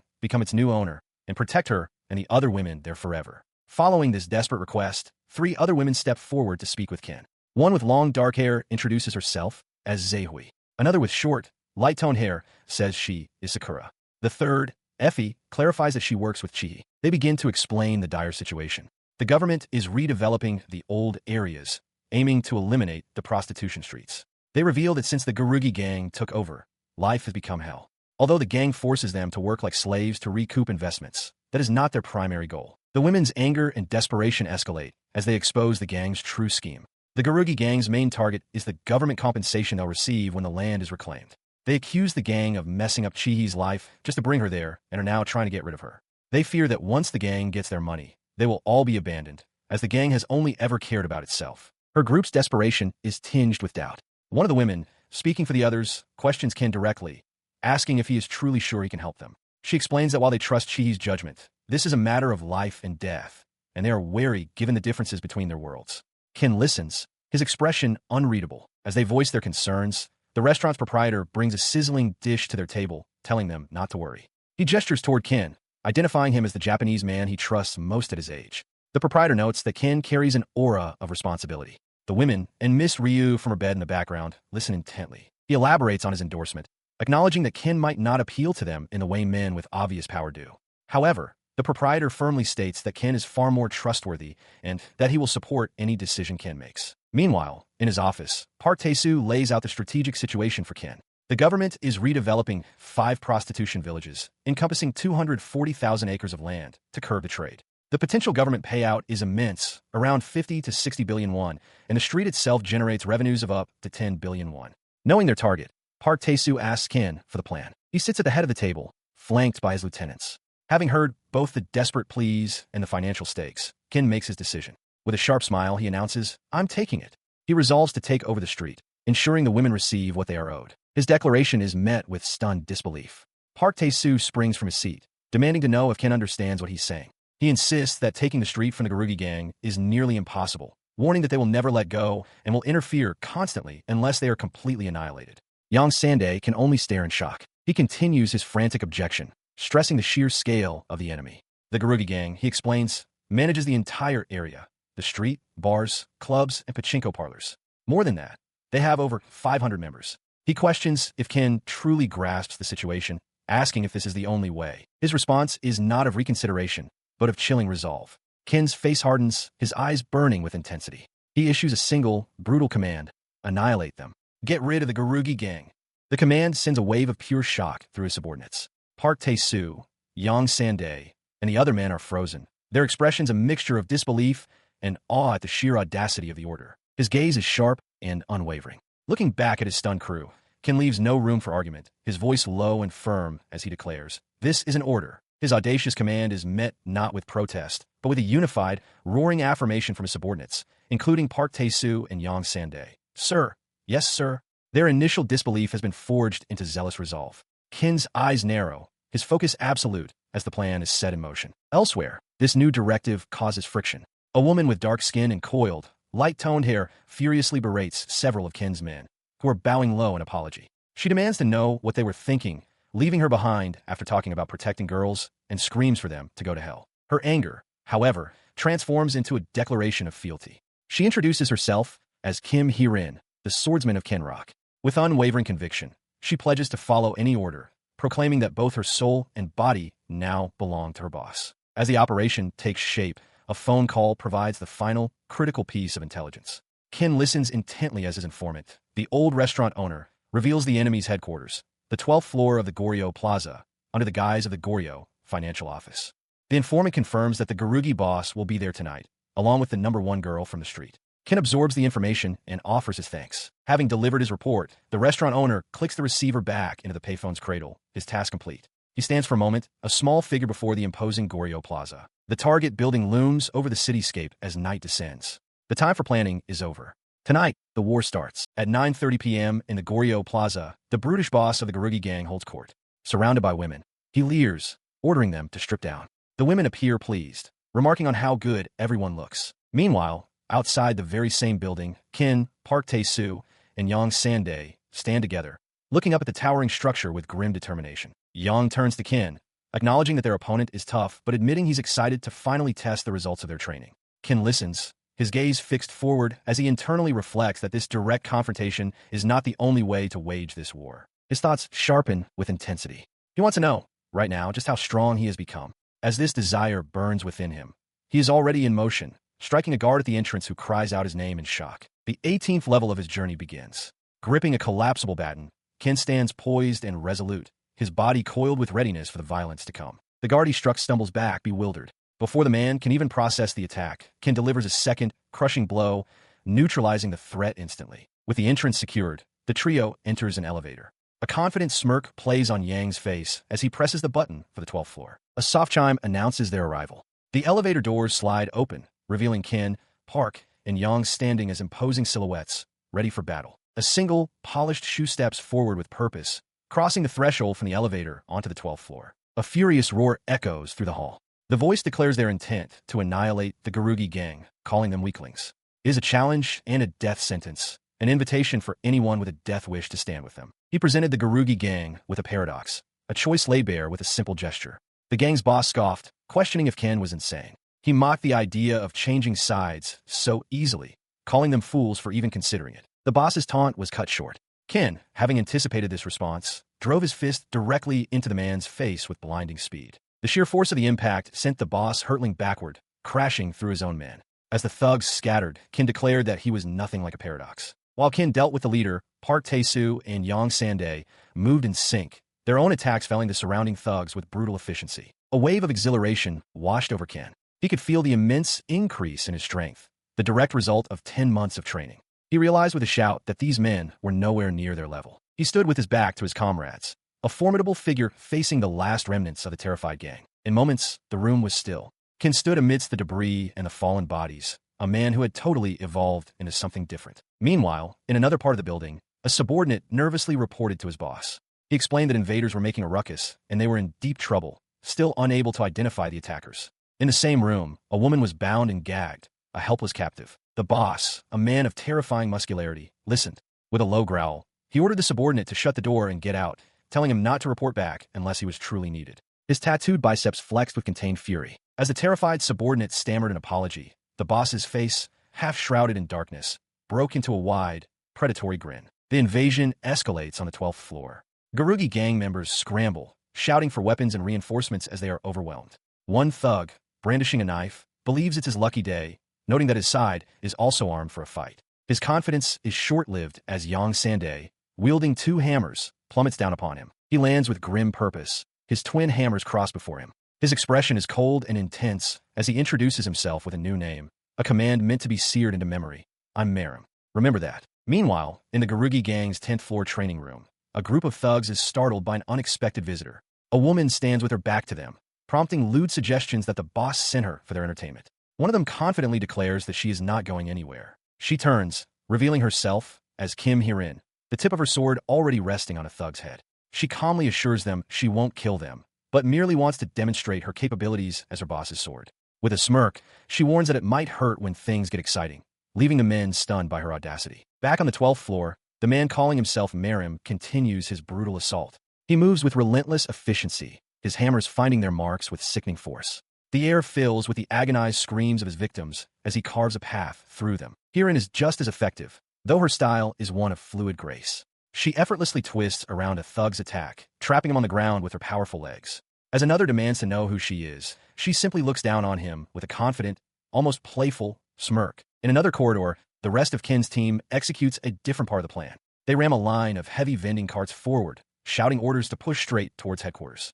The guards are left bewildered by the unconventional assault. With a tremendous crash, the carts smash through a large glass wall, showering a crowded room with debris. The occupants, identified as vendors and prostitutes, scatter in panic as shouts erupt to get rid of the intruders. The chaos, however, ignites a spark of rebellion. A group of vendors, led by an elderly restaurant owner, find their voice. They turn on their oppressors, screaming that they will no longer tolerate being controlled. The old man, his face a mask of righteous fury, declares that they will now make their own choices. Watching the pandemonium from a monitor, the Garugi gang boss's face twists into a contemptuous snarl. He grips a thick rope tightly in his gloved hands and, looking at someone off-screen, growls, "Go on, get out of here." An old man, his face etched with worry, recounts past events. He explains that about a year ago, a young man with an unusual purpose arrived, saving him and a young girl from danger. This man, Ken, then left to handle his own affairs and wasn't seen for a while. But with things having recently taken a turn for the worse, he has returned to help them once again. In the present, Ken's team is on the move. Yang Sande notes that their expected reinforcements seem to be out, while Miss Yu spots a potential bonus. Without hesitation, Ken leaps forward, determined to finish what he started. A new stage of the conflict has begun, level 19. He bursts into what appears to be the president's office, only to be met with a swift punch from a subordinate. The man remarks on Ken's strength. Undeterred, Ken, his face already showing signs of a fight, glares at the Garugi gang boss and declares he is there to take his head. This marks the appearance of this level's final boss. The Garugi boss, a large man with a brutish face and a smug grin, looks down on Ken. Flanked by his men, he condescendingly acknowledges that Ken's group is pretty good. Ken's eyes narrow in disgust, thinking to himself what an ugly face the bastard has. The two groups stand off in the trashed office. The Garugi boss repeats his compliment. On Ken's side, Park Tae-soo begins to apologize, perhaps for a long-winded speech, but Ken cuts him off, annoyed. He blames Park for getting them into trouble last time. His condescension turns to mockery as the Garugi boss throws his head back and laughs. He points an accusatory finger, shouting that he finally understands what they are, con artists. The boss's tirade continues. He bellows that Ken's group are tyrants who can't be reasoned with, using smooth talk to take people's money. He furiously demands to know the difference between their actions and the government imposing taxes. As Park Tae-soo tries to step in, Ken stops him, telling him to leave this to him. In response, one of the Garugi thugs screams that Ken has crossed their line. He reveals that since their last fight 10 months ago, they were demoted and forced through a hellish training regimen, eating dog food, nearly dying, to finally return to their former positions. With newfound conviction, he declares they are going to kill Ken this time. Ken's face twists with rage, his teeth clenched. The thug leans in, his voice a taunting roar. He asks if Ken can possibly understand how painful that kind of training was, bellowing that they have become stronger because of it. His words are cut short. In an explosive burst of movement, Ken closes the distance and smashes his fist directly into the thug's face. His fist meets the thug's in a brutal collision of bone and sinew, the impact echoing with sickening finality. The thug's knuckles shatter under the force of the blow. Ken stands firm as his opponent recoils, his followers crying out in shock and pain. He glances at his own bloodied fist, a grim thought crossing his mind. It just gets bloodier every day. The man he struck collapses, screaming in agony. Without pausing, he pivots and launches a powerful high kick. The remaining Garugi members watch in disbelief. one of them muttering that he didn't think such a thing was even possible as Ken soars towards his next target. The kick connects with another thug's face with devastating force. The Garugi boss watches, a horrified realization dawning that Ken intends to end this all, right here and now. As his men fall around him, the boss stares at the lone figure of Ken, now surrounded by defeated bodies. A chilling thought solidifies in his mind. Ken isn't just fighting, he plans to turn this slaughter into a legend. Enraged and desperate, the boss pulls out a handgun, aiming it directly at Ken. He screams that money and power are the ultimate strength, allowing one to obtain anything. From the sidelines, Park Tae-soo questions if guns are even legal in Korea, but Missy retorts that such rules don't apply to men like the boss. Suddenly, a blur of motion. The gun is violently knocked from the boss's hand before he can fire. Ken stares, wide-eyed at the sudden intervention. Nearby, Park Tae-soo lets out a disbelieving laugh, remarking to Ken that it seems someone else will be finishing the boss off. The Garugi leader crumples, his lit cigarette falling from his lips. A woman with long dark hair stands over the fallen boss, a chain wrapped around her hand. She yanks it, pulling him up slightly as she snarls that he can no longer control them. The boss is left defeated on the pavement. With the battle concluded, Ken raises his bloodied fist to the sky. His face is bruised, but triumphant. They have won. He sits at a desk late into the rainy night. The city lights blurred outside the window. Before him lie the signed documents. The transfer of all deeds now officially complete. With the paperwork settled, he turns his cold gaze to the defeated Garugi boss, who grovels on the floor, begging to be spared and promising to do anything. Ken poses a simple, chilling question. Can the man get his ass back to the countryside and never return? The boss frantically assures him he can and will never return. Ken simply says yes and instructs his men to send the man away. As he turns his back, he adds that he will believe him, sealing the man's exile. In the ensuing silence, Ken stands alone in the darkness, the confrontation finally over. Elsewhere, Park Tae-soo speaks with Yang Sande. Holding a pistol, Park notes that while they must obey their boss, Ken, people like the Garugi leader cannot be trusted. He suggests they give the man a departing gift to ensure he never comes back. Ken returns to the anxious group of merchants. When asked what happened, he flashes a confident smile and a thumbs up, assuring them that everything went smoothly. Amidst the relief, the old grandpa looks on with a more serious, thoughtful expression. The old man steps forward, his voice heavy with emotion. He tells Ken that they have already decided to trust him as their leader, because it is the one who protects them that they must work with. He compares Ken to the warmth of the sun and the solidity of a rock, expressing a deep sense of pride. Touched by the declaration, Ken replies that while he may not fully grasp their complex sentiments, he cannot simply shake off the hands that hold on to him. He promises to do his best to protect them from other gangs, bringing smiles to the faces of the crowd as rain begins to fall outside. His expression shifts to one of intense focus. He announces that he has prepared a place for Miss Ryu to live. Furthermore, he declares his intention to leave that street under her control. He stands in a quiet, sterile room, looking down at the still form of Miss Ryu lying in a bed. Her back is to him as he softly poses the question, "Will you accept it?" Standing on a rain-slicked rooftop, Ken confronts Park Tae-soo. He questions Tae-soo, stating that he was brought to the red light district specifically because Tae-soo knew Miss Ryu was there, and adds that the Yongdongpo district is already under his control. Tae-soo, taking a drag from a cigarette, casually dismisses the accusation. He tells Ken to forget it and that they will discuss it another time, turning away as Ken clenches his fist in frustration. As Tae-soo leaves him behind, Ken stands alone in the downpour, his thoughts drifting. He remembers his original dream, to become a policeman, just like Yumin. He realizes that his persistence in pursuing her was because she was the only one he truly cared for. His internal monologue continues as he walks the wet city streets. He had hated his meaningless life and saw becoming an officer as his very last chance.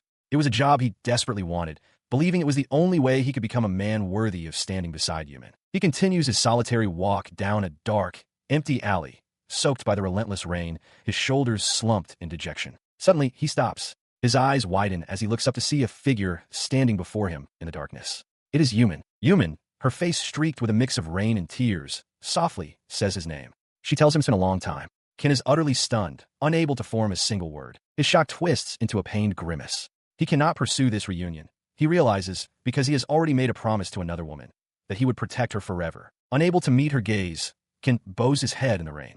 Yumin breaks the heavy silence, tentatively asking if they could have dinner sometime. Her unexpected question sends a jolt through him. Ken's eyes fly open, his mouth agape in pure, unadulterated shock. His shock gives way to a stark image, the reason for his new resolve. Ryuchihi stands alone in the pouring night rain. Water streams down her face, mingling with what might be tears, yet a fragile, heartbreaking smile plays on her lips. Her eyes, dark and hollow, reflect a deep, silent suffering. 2 weeks after the Garugi incident, Officer Yumin meets with Prosecutor Shin. He remarks with a smile that it's been a long time since she visited Yang Dongpo-gu, and she greets him professionally. The prosecutor immediately gets down to business, turning to an aide and ordering them to gather the criminal department and the organized crime specialist squad for an overview of the situation. Meanwhile, Ken Rock sleeps soundly in a cramped, messy apartment. An elderly man appears at his door, demanding to know who he is before informing him that people are outside looking for him. Outside, Ken stands beside another resident from his building, who complains loudly about having to act as a messenger so early. The man grumbles that whoever is looking for Ken is probably in a similar state and suggests he just start looking through the phone book. Ken can only offer a sheepish apology. A sleek, black luxury car is parked nearby. Leaning against it is Park Tae-soo, whom Ken greets simply as boss. Park Tae-soo announces that the car is a present for Ken. The other resident's eyes bulge in disbelief, while Ken, equally stunned, asks what is happening. The resident mutters that the situation is incredibly shady. He dangles a set of keys, explaining that this is Ken's long-awaited salary and prize. He confirms that Ken has his driver's license, ready to complete the handover. Moments later, Ken is behind the wheel. Now dressed in a sharp suit and sunglasses, he grips the steering wheel with a confident smirk, completely transformed. He marvels at his new life, a car, money, and an annual salary of 20 million won. After briefly balking at the price of a bouquet, he buys it anyway and drives off happily, ready to meet his friend. He arrives and apologizes to Yumin for being late. Seeing her in casual clothes, he is immediately struck by how beautiful she is. He offers her the flowers, but she's taken aback, asking if he just came from a wedding and pointing out that it's a bridal bouquet. His awkward gift is met not with anger, but with a playful bonk on the head from the bouquet. Yumin laughs, teasingly calling him a guy. The date continues at an upscale restaurant, where Ken's lack of experience with fine dining becomes apparent. Confronted with a dish of truffles, he loudly questions if the mysterious black substance is rotten, demanding the waiter's attention. Yumin calmly clarifies that it's a very good delicacy. As they move on to dessert, Yumin delicately savors a spoonful of an elaborately prepared sweet, seemingly unbothered by his outburst. Her pleasant mood shifts, however, when Ken mentions hearing some news. Yumin directly confronts him about the lie he told her, that he was working for the instant entertainment game company. Caught, Ken can only offer a strained, nervous laugh. Later, as they stand on an overpass with his new car parked below, the conversation takes another turn. Ken internally wonders how his new crew is faring, while Yumin mentions she heard about a gangster-themed game being developed, which made her think of him and feel happy. Her words carry a deeper, unspoken weight. With a determined expression, she glances back at Ken, her internal thoughts focused on what she must do for the sake of their future together. Her determination is rooted in a recent event she recalls. Park Tae-soo telling her to hold on to a little hope, as an inspector had visited her department to make an announcement. Bringing the conversation back to the present, she tells Ken that, according to the inspector, the Garugi gang has been completely eliminated. Ken reacts with explosive shock, pointing and yelling, questioning if the inspector she mentioned is the man who was in the car with her. Ken dismisses the details, exclaiming that all that matters is the gang is gone. Yumin, however, adopts the serious tone of a police officer. She explains that the problem is the mystery itself. No one knows who orchestrated the takeover, and she fears the new power could be even more vicious. Her gaze hardens with professional resolve. She declares that, as a police officer, it is her duty to find this new group and bring them to justice. She is certain that whoever took over cannot be kind, and that the next leader will only be more cruel and evil. Her resolve is tested almost immediately when two thugs on a motorcycle snatch a woman's purse. As they mock their victim, Yumin grabs onto the bike, refusing to let go. Seeing this, Ken breaks into a full sprint, determined to catch them. He roars for the imbeciles to stop as he gains on them with astonishing speed. The helmeted thieves glance back, their bravado turning to disbelief. One of the thugs, unable to comprehend Ken's speed, yells for his partner to accelerate. But it's no use. Ken has already closed the gap, positioning himself for an attack. With a powerful leap, Ken launches himself into the air, delivering a flawless high kick that connects with the driver, bringing the motorcycle to a screeching halt. In the immediate aftermath, one of the day's thugs, his helmet cracked, finds himself on the pavement looking up not at Ken, but at Yumin. He pants, asking who she is. She offers no answer, instead delivering a swift kick to the second thug, who is also on the ground. He too looks up in confusion, echoing his partner's question. With cold efficiency, Yumin silences him with a final, brutal kick to the head, ending the confrontation decisively. She stands over the incapacitated thieves, catching her breath. "You guys are under arrest," she states calmly, adding a warning not to underestimate female officers. Nearby, Ken stares, his mouth agape, utterly stunned by what he has just witnessed. His shock triggers a memory of a simpler time with her. He recalls a moment on a bridge, shouting for her to watch out. In his memory, she just turns with a playful smile and a peace sign, completely carefree. The memory continues. She had stumbled, and he had caught her. The contrast between that seemingly clumsy, carefree girl and the formidable officer who just dispatched two criminals leaves him reeling. He watches in horror as Yumin is knocked over the railing, his voice raw as he screams her name. She plummets through the darkness, falling towards the river below the bridge. Without a moment's hesitation, he lunges, but his foot slips on the wet surface. His knee slams against the hard ground, but his eyes remain fixed on her falling form. Her scream echoes as she tumbles through the air, her body flailing helplessly just above the water's surface. In a desperate, last-second grab, he manages to catch her, his hand finding a firm but awkward hold on her rear. Mortified, Yumin shouts at him, calling him a dummy and telling him to stop looking. He reassures her that the thieves have gotten away and tells her to calm down, warning that if she keeps moving, she'll slip further. As he promises to pull her up slowly, Yumin, still dangling, asks where the thieves went. A moment of quiet settles over the expansive bridge, the city skyline glittering against the night sky. Safely back on the walkway, the two walk in silence, their silhouettes stark against the illuminated cityscape. She breaks the silence, thanking Ken for saving her. He tells her not to worry, trying to downplay the embarrassing situation by claiming he only saw her tattoo. He adds that he knows the character means tree in Chinese. As he thinks to himself that she looked very cute, Yumin, with a deep blush spreading across her face, suddenly turns and flashes a peace sign at him, calling him an idiot. Ken is left stunned by her reaction. He staggers to a stop, slumping onto the pavement of a bridge overlooking the glittering city skyline. Holding a hand to his cheek, he reflects on the night's events. His date with Yumin was, without a doubt, a complete failure. The physical sting from his encounter with the police still hurts, but the emotional fallout feels far worse. Level 21. Ken Kitano's face is a mask of cold determination, half cast in shadow, his gaze fixed forward. A week has passed since his failed date. Now his life follows a new, rigid schedule. Every morning at 6, his alarm clock shatters the silence, and he smashes it in response, a routine he's kept ever since returning from the place known as Mr. Didi. His day begins with a grueling physical regimen. Muscles strain as he clenches his fist, his body already pushed to its early morning limits. He transitions from intense sit-ups, using straps to suspend his body, to deep, painful-looking stretches against the wall, forcing his muscles to comply. The floor becomes his next challenge, where for 20 minutes he performs 100 single-handed push-ups, sweat dripping from his chin onto the worn surface. After the workout, he refuels. His diet has changed completely. He consumes a massive portion of rice, followed by a full kilogram of low-fat milk. The manager provides home-cooked chicken breast, which he prepares himself.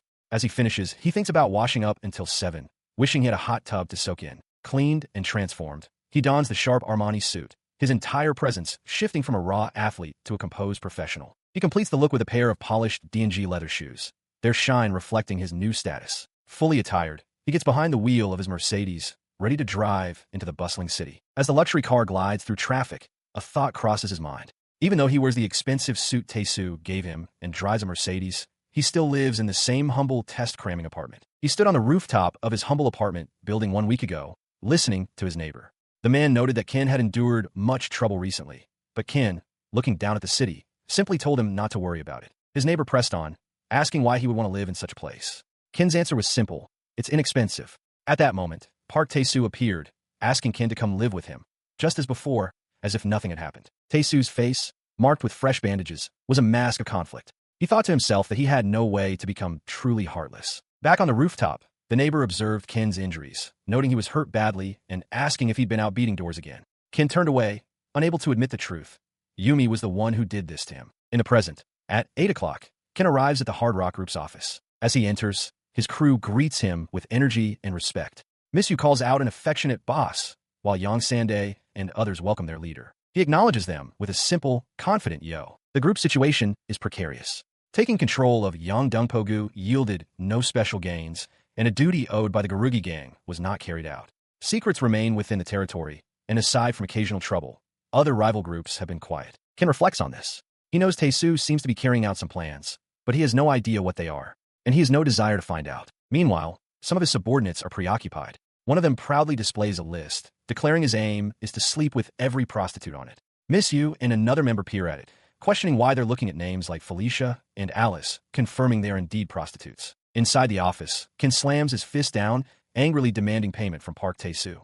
Tae-soo, however, laughs dismissively. He claims that since he's the boss of the area, this is like fulfilling a dream, and besides, it's free. Ken retorts that even in their own territory, they can't just do things for free. The scene abruptly shifts. Ken's eyes widen in shock as Miss Yu suddenly appears before him, holding a washbowl. With a blush, she eagerly offers to help him take his clothes off. She declares her intent to scrub his beautiful body. It becomes clear they are in a public bathhouse, as one of Ken's round-faced subordinates prances about naked with pure joy. Reacting to the unfolding absurdity, Ken, still outside with his crew, bellows, "You bunch of jerks," as they all charge towards the sauna. Inside the bathhouse, a massive splash erupts from one of the pools. The round-faced man is the source of the commotion, now screaming in a scalding hot bath. He thrashes wildly, convinced he's about to die from the intense heat. His screams attract attention. Two other muscular crew members apologize to an elderly man for the noise. One of them holds the struggling subordinate down, telling him to be careful, while the other laughs. Suddenly, a new figure casts a shadow over the room. An immensely muscular man, Chong Do-hyun, appears, causing two other bathers to cry out in alarm at his intimidating presence. Elsewhere in the bathhouse, Tae-soo presents Ken to a thin, older man, a professional back scrubber. The scrubber asks if this is Ken's first time, and before Ken can answer, his terrified, round-faced subordinate shouts, "Yes!" Without hesitation, the professional begins his work, scrubbing Ken's back with such violent force that Ken lets out a raw scream of agony. The scrubber pins Ken down, explaining he must secure him to properly remove the dirt. Nearby, the round-faced man is also being scrubbed, and he complains that his little brother is being grabbed. Another crew member watches Ken, amazed, declaring he's never seen such a thick layer of dirt and that scrubbing it off is truly worthwhile. His muscular crewmate, sitting nearby, asks Ken if he has finished his scrubbing. Ken, looking pale and utterly spent, can only manage a weak groan in response. The man then gestures toward his own groin, which is obscured from view, and asks what's wrong with it. Ken recoils in shock, pointing a trembling finger back at him. He proudly explains that this is the result of inserting 30 beads when he was 16. He boasts that while it hurt terribly for months back then, now it's the women who do the screaming. The graphic revelation is too much for Ken to handle. He turns and vomits violently into the bathwater as another man yells at him not to puke in the tub. By 12:30, the group is dressed and outside. One of Ken's crewmates collapses on the ground, pointing at the mess Ken left and shouting that there's chicken in his vomit. Amidst the commotion, Ken gets a phone call from Yumin. She apologizes for not calling, explaining she was tied up. Ken, flustered, says he was just about to call her and nervously asks if she has plans for dinner. When she agrees, his face erupts in pure, unadulterated joy. His successful invitation leaves him feeling euphoric. He stands alone on a rooftop, gazing out at the city lights, feeling absolutely great. Meanwhile, at 8 p.m. in another part of the city, a young woman walking alone is approached by two men. One of them smiles and politely asks for directions, and she agrees to help. The friendly pretense vanishes in an instant.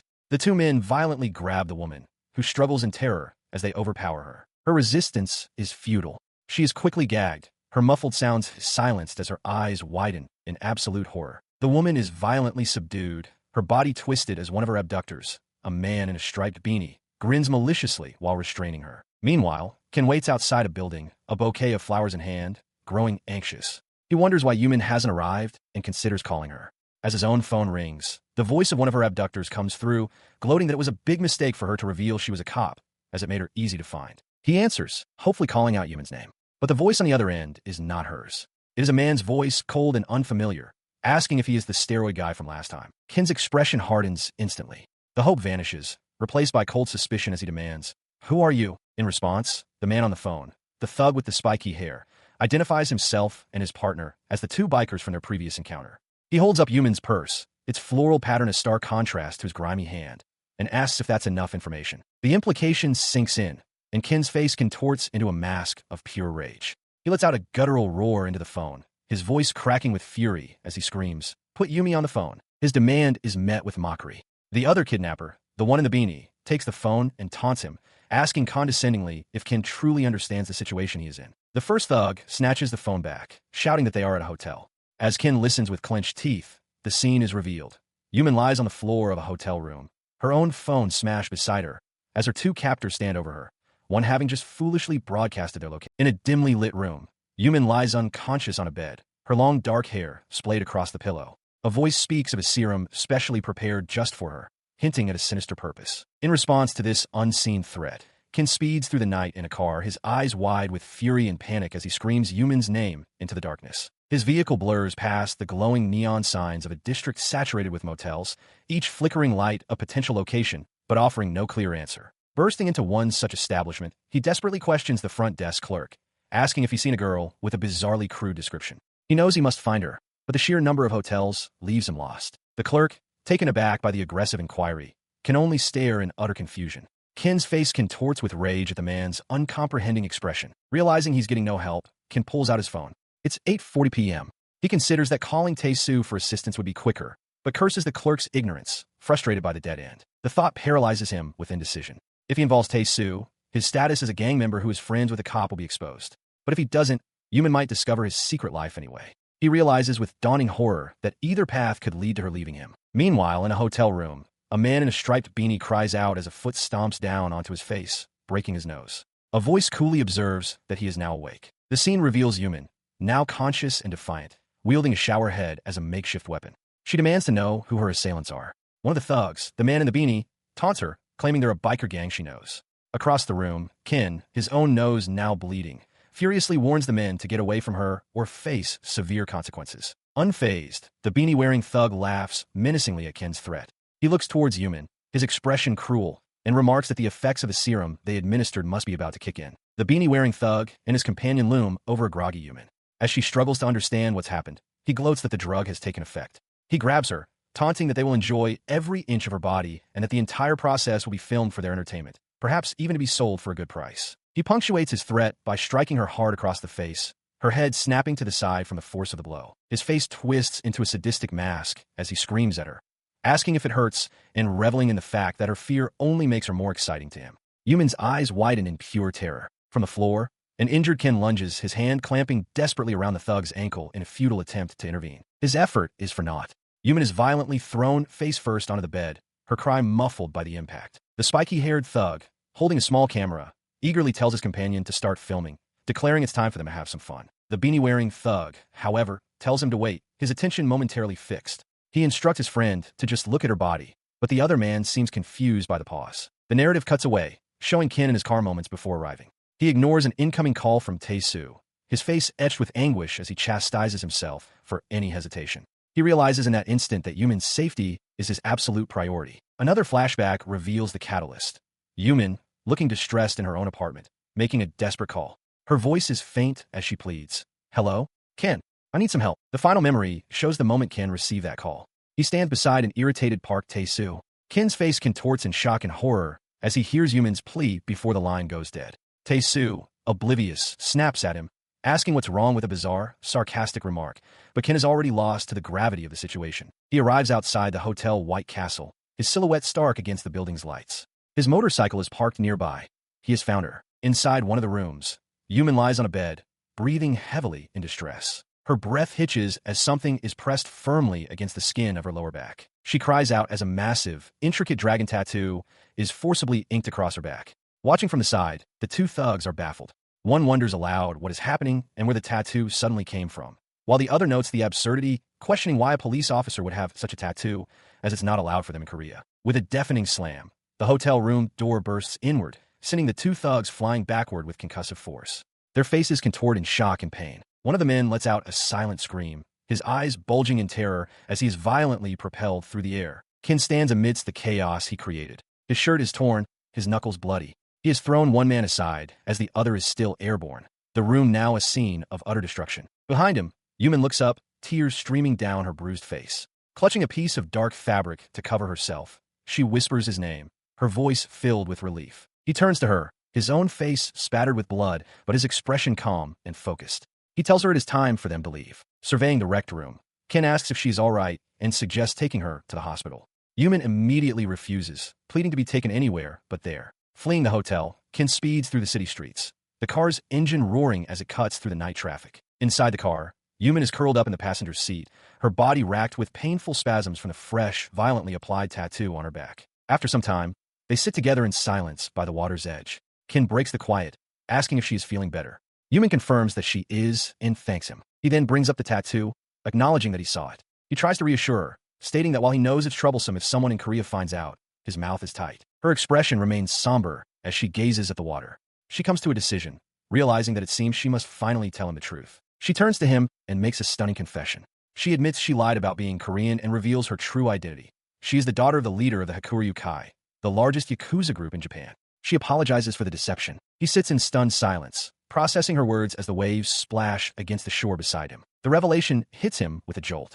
Yumin, however, adds a firm declaration, stating that even with her background, it doesn't change the fact that she hates gangsters. She says they suck, and so, Yumin began to tell her story. After she finishes, she notices Ken's state and asks what happened. He is comically weeping, sweat pouring down his face as he stammers that it's nothing. The narrative shifts to the past, back in Tokyo. A 13-year-old human sits alone in a large, traditional bath. From outside the room, an attendant's voice calls out, respectfully addressing her as my lady. The memory then cuts to a scene of brutal violence. An unprecedented gang war had erupted in Kyoto, and two enforcers in dark suits unleash a torrent of automatic gunfire, their faces hidden behind sunglasses as shell casings fly. This conflict, which would come to be known as the Battle of Kansai, was orchestrated by the White Dragon clan. Their offensive was devastatingly effective, wiping out the main rival groups in the region. A rival leader can only watch in stunned disbelief as his organization is annihilated. The architect of this conquest was none other than Yumen's father.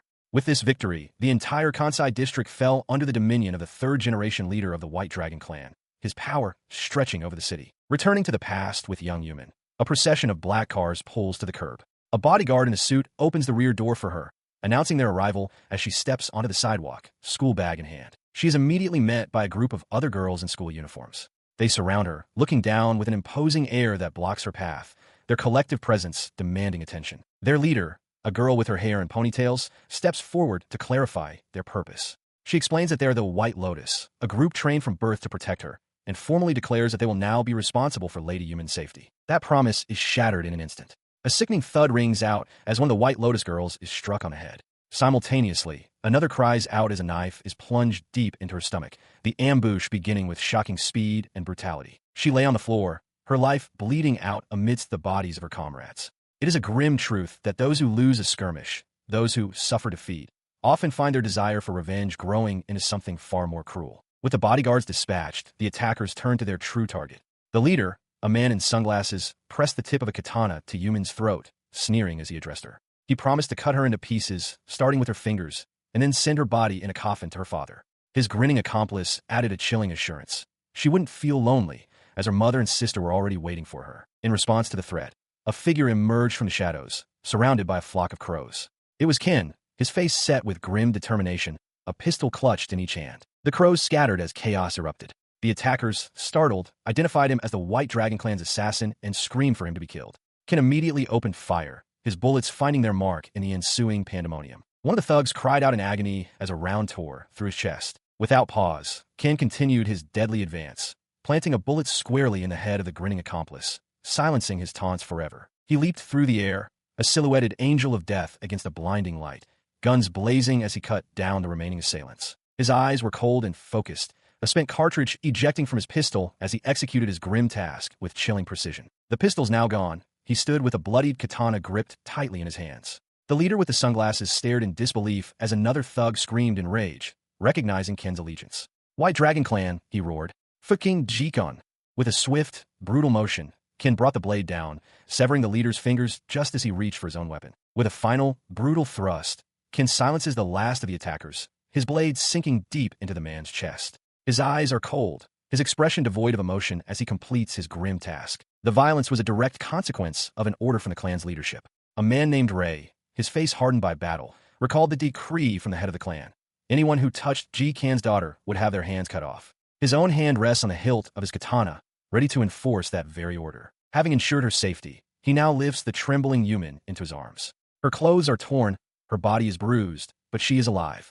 Let's go, my lady, he says, his voice steady. For Yumen, the memory is seared into her mind. That was her very first meeting with a man known as Ray. The narrative shifts to the time after the incident, outside the walls of a formidable, traditional estate. Inside, a man named Yoshizawa Ryu delivers devastating news with cold finality.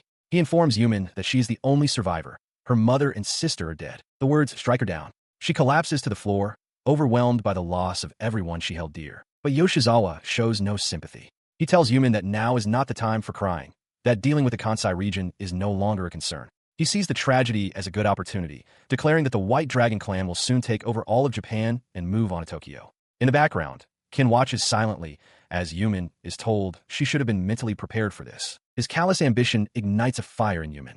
From the floor, she screams at him, asking why. She directly blames the skirmish he started for the death of her mother and sister, questioning why conquering Japan is more important and why the conflict isn't simply over. Yoshizawa looks down on her, his expression unyielding. He explains his grand design. If Japan's triad is unified, they can become partners with the government itself. This, he claims, is a good thing for the country. As long as they can be of service to the nation, they will be unmatched. His entire motivation, he declares, is for Japan. He continued his declaration, his voice resonating with cold ambition.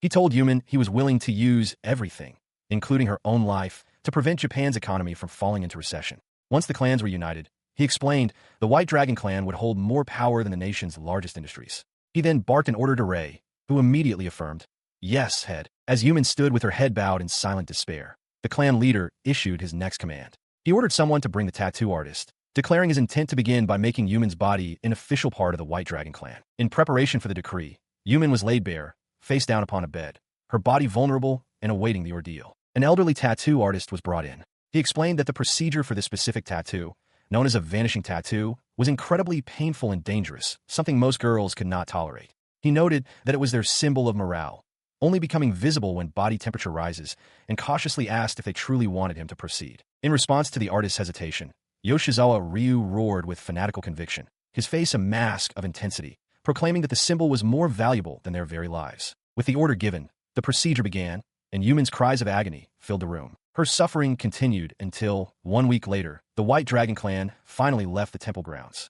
They brought Yumin with them, her exhausted, tear-streaked form wrapped in cloth. A convoy of black sedans departed, marking the end of their cruel revenge on the remaining clans. Having secured their hold on the Kansai region, they moved on. From within one of the cars, the landscape blurred past. Cherry blossom petals drifted by the window as the procession drove towards the distant, snow-capped peak of Mount Fuji. Their destination came into view, a vast modern city skyline, with the iconic Tokyo Tower standing as a testament to the power they sought to claim, all under the watchful gaze of the mountain. With a sharp key eye, Yumin throws a punch, her face a mask of intense concentration as sweat flies from her brow. Her training continues relentlessly as she pivots, bringing a padded staff down with a solid thud against a practice target held by a partner. That discipline is later forged into a different weapon. Now a police officer, her eyes are cold and steady as she fires her service weapon, the muzzle flash momentarily blinding. The reports of gunfire echo through the urban canyon, sharp cracks in the night air above the glittering skyscrapers of the city. The concussive blasts rattle the world, causing a nearby railway crossing signal to clatter violently on its post. From a high perch, a hawk observes the scene, its own cry piercing the air before it takes flight over the streets of Hirai 5 Chome, its call mixing with the distant city hum. The scene shifts to a memory, a voice from another room urgently calling for Megumi, reminding her that she'll be late for the school ceremony. Yumin, younger and in a school uniform, sits on a couch, acknowledging the call. But the memory dissolves as she jolts awake, gasping for breath.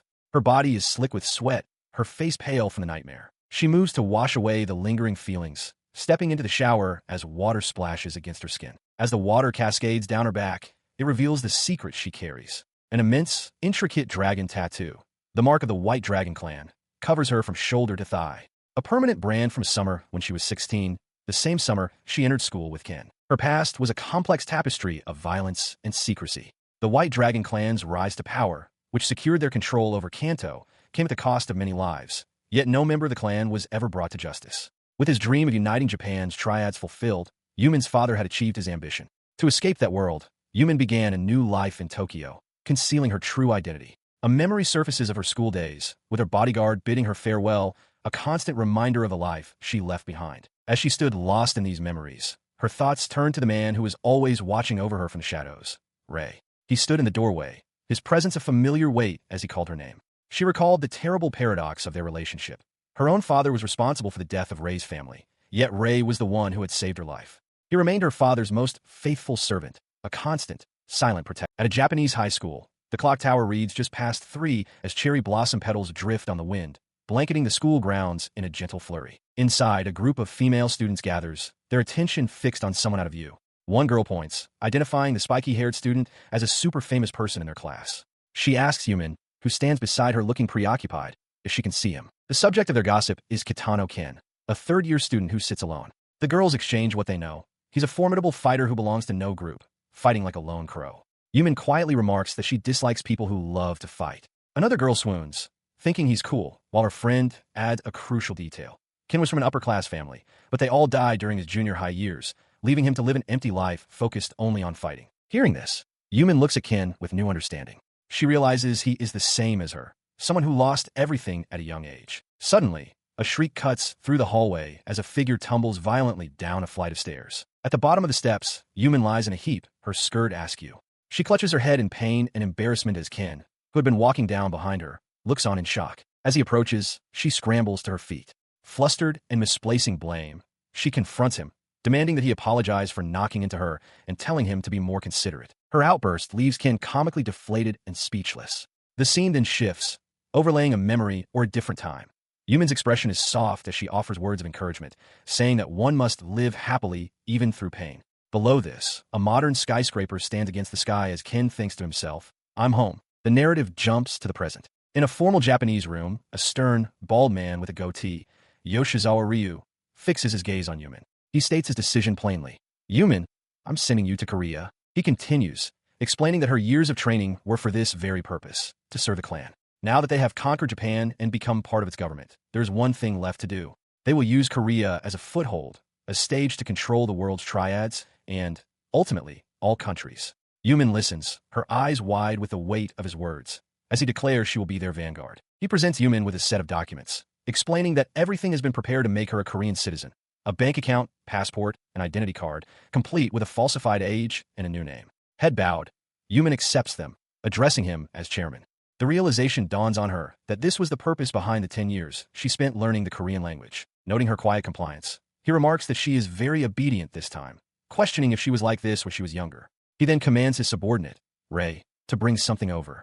Standing nearby, Ray immediately affirms the order. In response, Ray presents an ornate sword, its hilt intricately carved with the likeness of a dragon. The chairman takes the weapon, his hands gripping the hilt firmly. He presents it to Yumin, declaring it the dragon's sword, the treasure of their clan, and instructs her to keep hold of it. This moment triggers a memory for Yumin, taking her back to a conversation with Ken. He had told her that on her upcoming journey, they wouldn't see each other for some time. He assured her that everything was arranged for her safety, but warned her to be careful, a statement she found absurd. She now understands the hidden meaning behind his words. By arranging this, he had given her a chance to escape. Kneeling with the dragon sword, she thinks that if the clan leaders truly love Japan, they should disband their triad. She resolves that once she gets to Korea, she will work hard. Her thoughts drift further back, to a time she walked the city streets alone, pondering what she should do once she arrived in Korea. She hoped to find something meaningful to pursue. That line of thought was abruptly interrupted by Ken. After tripping and dropping a stack of bricks, he presented her with a bouquet of roses and shouted his love for her, desperately asking her to go out with him. Faced with his earnest confession, she apologized, explaining that it wasn't that she hated him, but revealed his secret. She is actually Korean. In that moment, she realized what she needed to do. She formally introduced herself, stating that from now on, her name is Yumin. And so, with her path now clear, Yumin left for Korea without saying goodbye to her father. As she departed, she waved to Ken, reaffirming her resolve to work hard and pursue her new, secret goal, to become a Korean policewoman. She became a policewoman and worked to arrest members of the Korean mafia, demonstrating formidable strength in the line of duty. It was during these duties that she and Ken finally reunited. As he looked up from the ground, she stood over him in her full inspector's uniform. He uttered her name, Yumin, in disbelief, while she, with a mix of shock and recognition, addressed him formally as Son Ken. Observing this tense reunion from the back of a departing car was Prosecutor Shin, his expression unreadable as he was driven away from the scene. The moment brought back memories for Yumin of a promise made. She had once told Ken that, like her, he had lost his family and must live on, hoping they would meet again in Korea. The memory of his innocent, boyish laughter contrasted sharply with the man he had become. Their paths had diverged so drastically. Yumin, the daughter of a mafia boss, had chosen the life of a policewoman. He, on the other hand, unable to find a place of his own, had become a Korean gang member. His face, bloodied and bruised, was a testament to the violent life he now led. This violent path culminated in a desperate fall from a great height, his body plummeting towards the river that cuts through the heart of the city. The sprawling, impersonal skyline of Seoul stood as a silent witness to the countless stories unfolding within it. But he was not entirely forgotten. Elsewhere in that same city, Yumin lay awake in her bed, whispering his name into the quiet of the night. Outside, a heavy rain lashed against the streets, the city lights blurring under the relentless downpour. On the phone, she wishes someone good luck. Though it seems they cannot meet, she accepts it and agrees to catch up next time. After hanging up, she murmurs that she's lonely again. She stands under the shelter of an awning as rain pours down on the city street. Elsewhere in the downpour, Ken stands beside a black car, his expression somber as the rain soaks his hair and coat. His phone rings. On the other end, Prosecutor Shin asks if Ken has something to discuss, announcing that he is already close by and can meet now. The suddenness of the inspector's proximity is startling. He takes a final drag from his cigarette, letting it fall to the wet pavement. As a car speeds past, he decisively hails a taxi. In a different location, Prosecutor Shin addresses someone directly. He explains that he has recently been tasked with forming an anti-triad team and expresses his hope that they will be interested in joining. The person he is speaking to is human. She asks why he chose her. While sipping from a carton of milk, Shin begins to list his 3 reasons.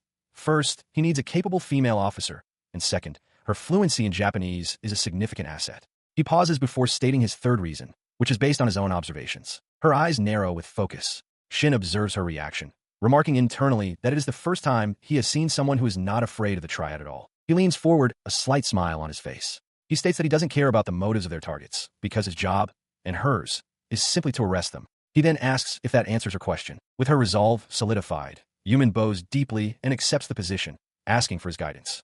This decision marked the moment she joined the anti-triad team, a new path that could be the escape she was looking for. Their agreement is sealed with a handshake. Despite Yumin's recent decision, her fate was not so easily settled.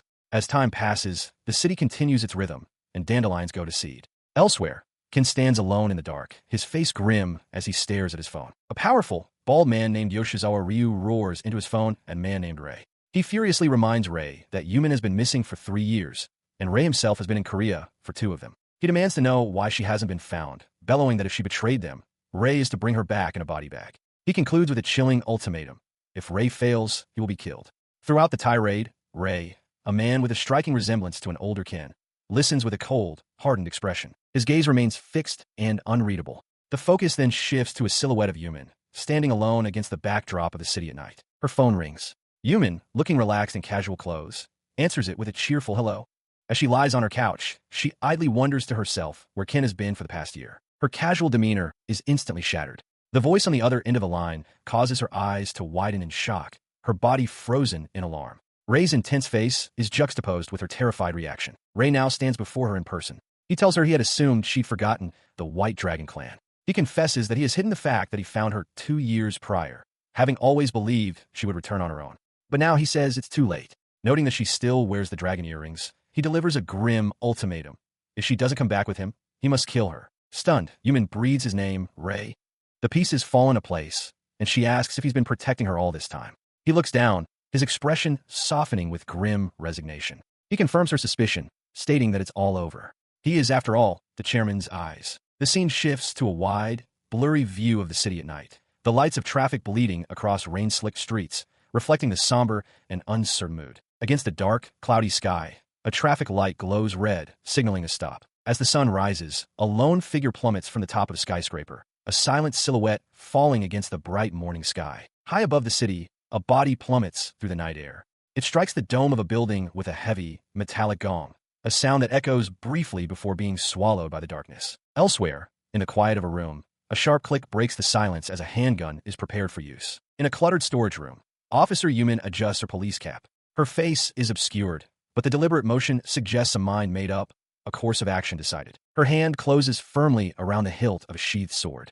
With this weapon secured, she turns and walks away, leaving the disarray behind her as she steps out with grim purpose. In a dark, concrete space, a woman in a police uniform stands with her back turned, her hand gripping the hilt of a weapon at her side. The view widens to reveal her location, a desolate, wet underground parking garage, where the only sounds are the distant dripping of water. Into this empty space, Yumin walks with purpose, a sheathed katana now visible in her hand as shadowy.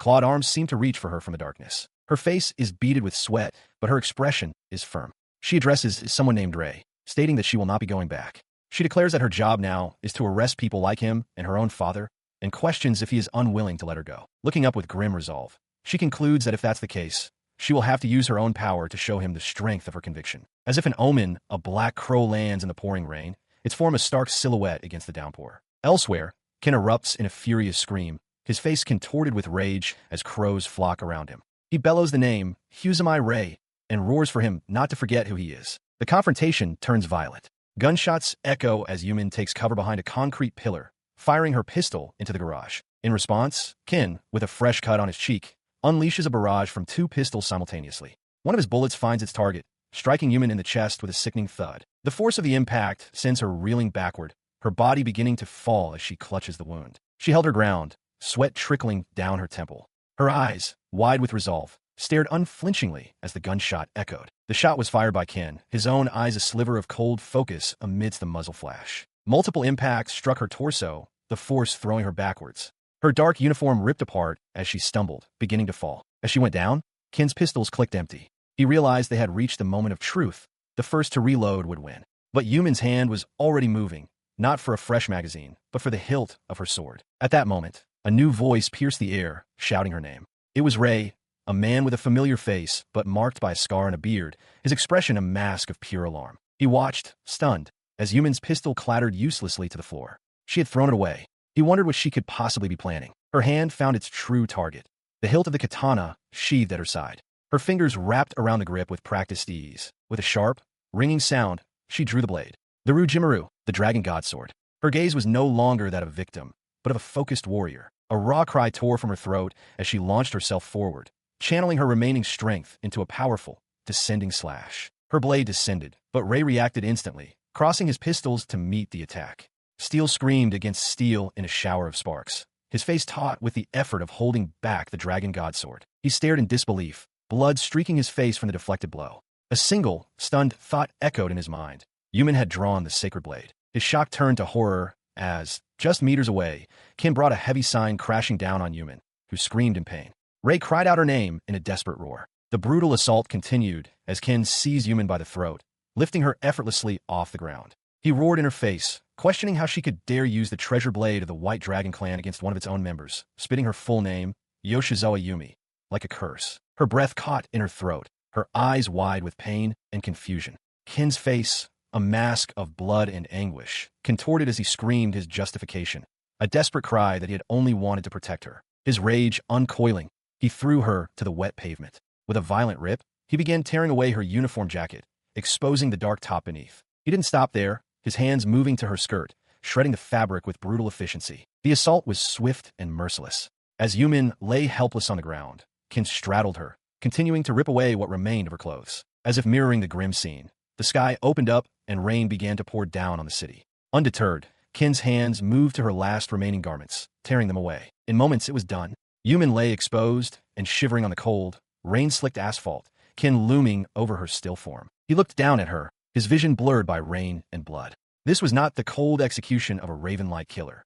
He was overcome by a raw, perfectly human emotion, an utterly inappropriate feeling for someone preparing to deliver a final blow. His moment of dominance was violently shattered. A sentiment stronger than his own erupted as Yumin, now on her feet, struck him with blinding speed. The blow sent him crashing to the wet pavement. Before he could recover, she swung the massive blade, the Rujimaru, in a wide, horizontal arc through the pouring rain. The sword found its mark. Blood sprayed through the air, splattering across Yumin's face as she completed the swing, her eyes wide with grim determination. Behind her, Ken reeled back, a fountain of blood erupting from his wrist. His severed hand tumbled through the rain and hit the ground with a sickening thud. A raw cry of agony tore from Ken's throat. Standing over him, rain and blood mingling on her face, Yumin spoke, her voice filled with a newfound resolve. She declared she would no longer obey her father's orders, stating that what Japan needs is not conquest, but a helping hand. This was the path she had chosen, to never lose another loved one. As an apology to Ray, she decreed that anyone who lays a hand on a woman of the Yoshizawa house will have their hands cut off. Her gaze remained fixed and resolute as she gave her final command as the daughter of the Yoshizawa house. She then held out the hilt of the sacred blade, Ken's severed hand impaled upon its guard. She ordered him to take his hand and the sword back to her father. Kneeling in the street, clutching the bleeding stump of his arm, Ken bowed his head in submission. Through the pain, he acknowledged her command, his voice raspy. "Yes, my lady." The rain continued to fall on a now empty street corner, washing away the blood and the echoes of the brutal confrontation. Moments later, in a nearby alley, Ray approached the solitary figure of Yumin. She stood hunched against the brick wall, the weight of her actions pressing down on her. "Let's go, my lady," he said gently. Yumin could only manage to whisper his name before her voice failed her. She stands in the pouring rain, tears streaming down her face, mixing with the downpour. Beside her, Ray speaks her name, Yumin. Her thoughts drift to Ken, recalling how he always had a way of showing up at just the right time to cheer her up. It had been a while. She never imagined that, after a year, their reunion would happen like this. In the rain, Ken stands in stunned silence as his severed hand falls to the ground. He remains frozen, his face a mask of disbelief and horror, splattered with blood. In stark contrast, Yumin turns to him with a placid expression and calmly suggests, "Let's have dinner sometime." This moment marked a turning point. Yumin had cut ties with her father and with Ray, and was finally reunited with Ken. The city skyline stretches out below, a silent witness to their fraught reunion. As time passes, the city continues its rhythm, indifferent to the drama that unfolded. Crows circle in the sky above a quiet street. Elsewhere, Yoshizawa Ryu glares down at a package presented to him. On a pristine white cloth rests Ken's severed hand. Ray's voice explains that this is the gift Yumin wanted to give him. He continues his report to the stern-faced chairman, confirming that the captain is still waiting for him. Ryu, his expression unreadable, asks if Yumin is still wearing the dragon earrings. Ray bows his head slightly and affirms that she is. A slow, menacing smile spreads across Yoshizawa Ryu's face. Good, he murmurs, his eyes glinting with satisfaction as his men watch from the doorway. Over the sprawling city, a lone crow watches from its perch as the sun hangs low in the sky, heralding the coming. Ken reflects on his past, remembering a time when he had a family and a dream, only to lose it all. He thinks of Yumin, the one who saw him through his hardships and became the pillar he relied on. He is struck by the realization that he never understood this until now.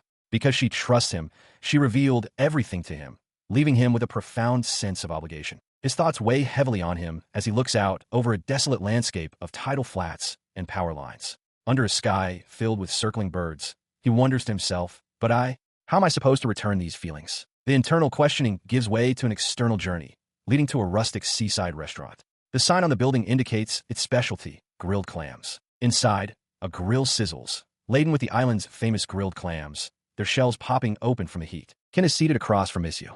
She offers to grill the food for him, saying she's had it before. With a slight smile, Ken observes her bold move of grilling everything at once. He tries one, drinking the soup from the shell before eating the meat. He exclaims that it tastes great, though it's a bit salty and chewy. Misyu watches him, explaining that the clam is naturally salty and he must be shown the proper way to eat it. As they eat, the shop owner approaches their table with a large, steaming pot. She announces she's brought them their King's Sword seafood noodles. Ken looks up in surprise, comparing it to polong noodles. The table is already filled with other dishes, including spicy miso and garlic clams. The cheerful shop owner comments that this Japanese bachelor must be pretty good, and that the little miss is cute. With a calm and steady gaze, Misyu corrects her, stating simply, "I'm Korean." The moment hangs in the air, punctuated only by the cries of seagulls flying over the nearby water. Under the light of a full moon, Ken and Misyu stand in silhouette on a seaside pier. A flock of seagulls wheels through the sky, their dark forms stark against the bright clouds, creating a moment of quiet contemplation. The quiet moment continues. Ken stares ahead, his expression serious and distant.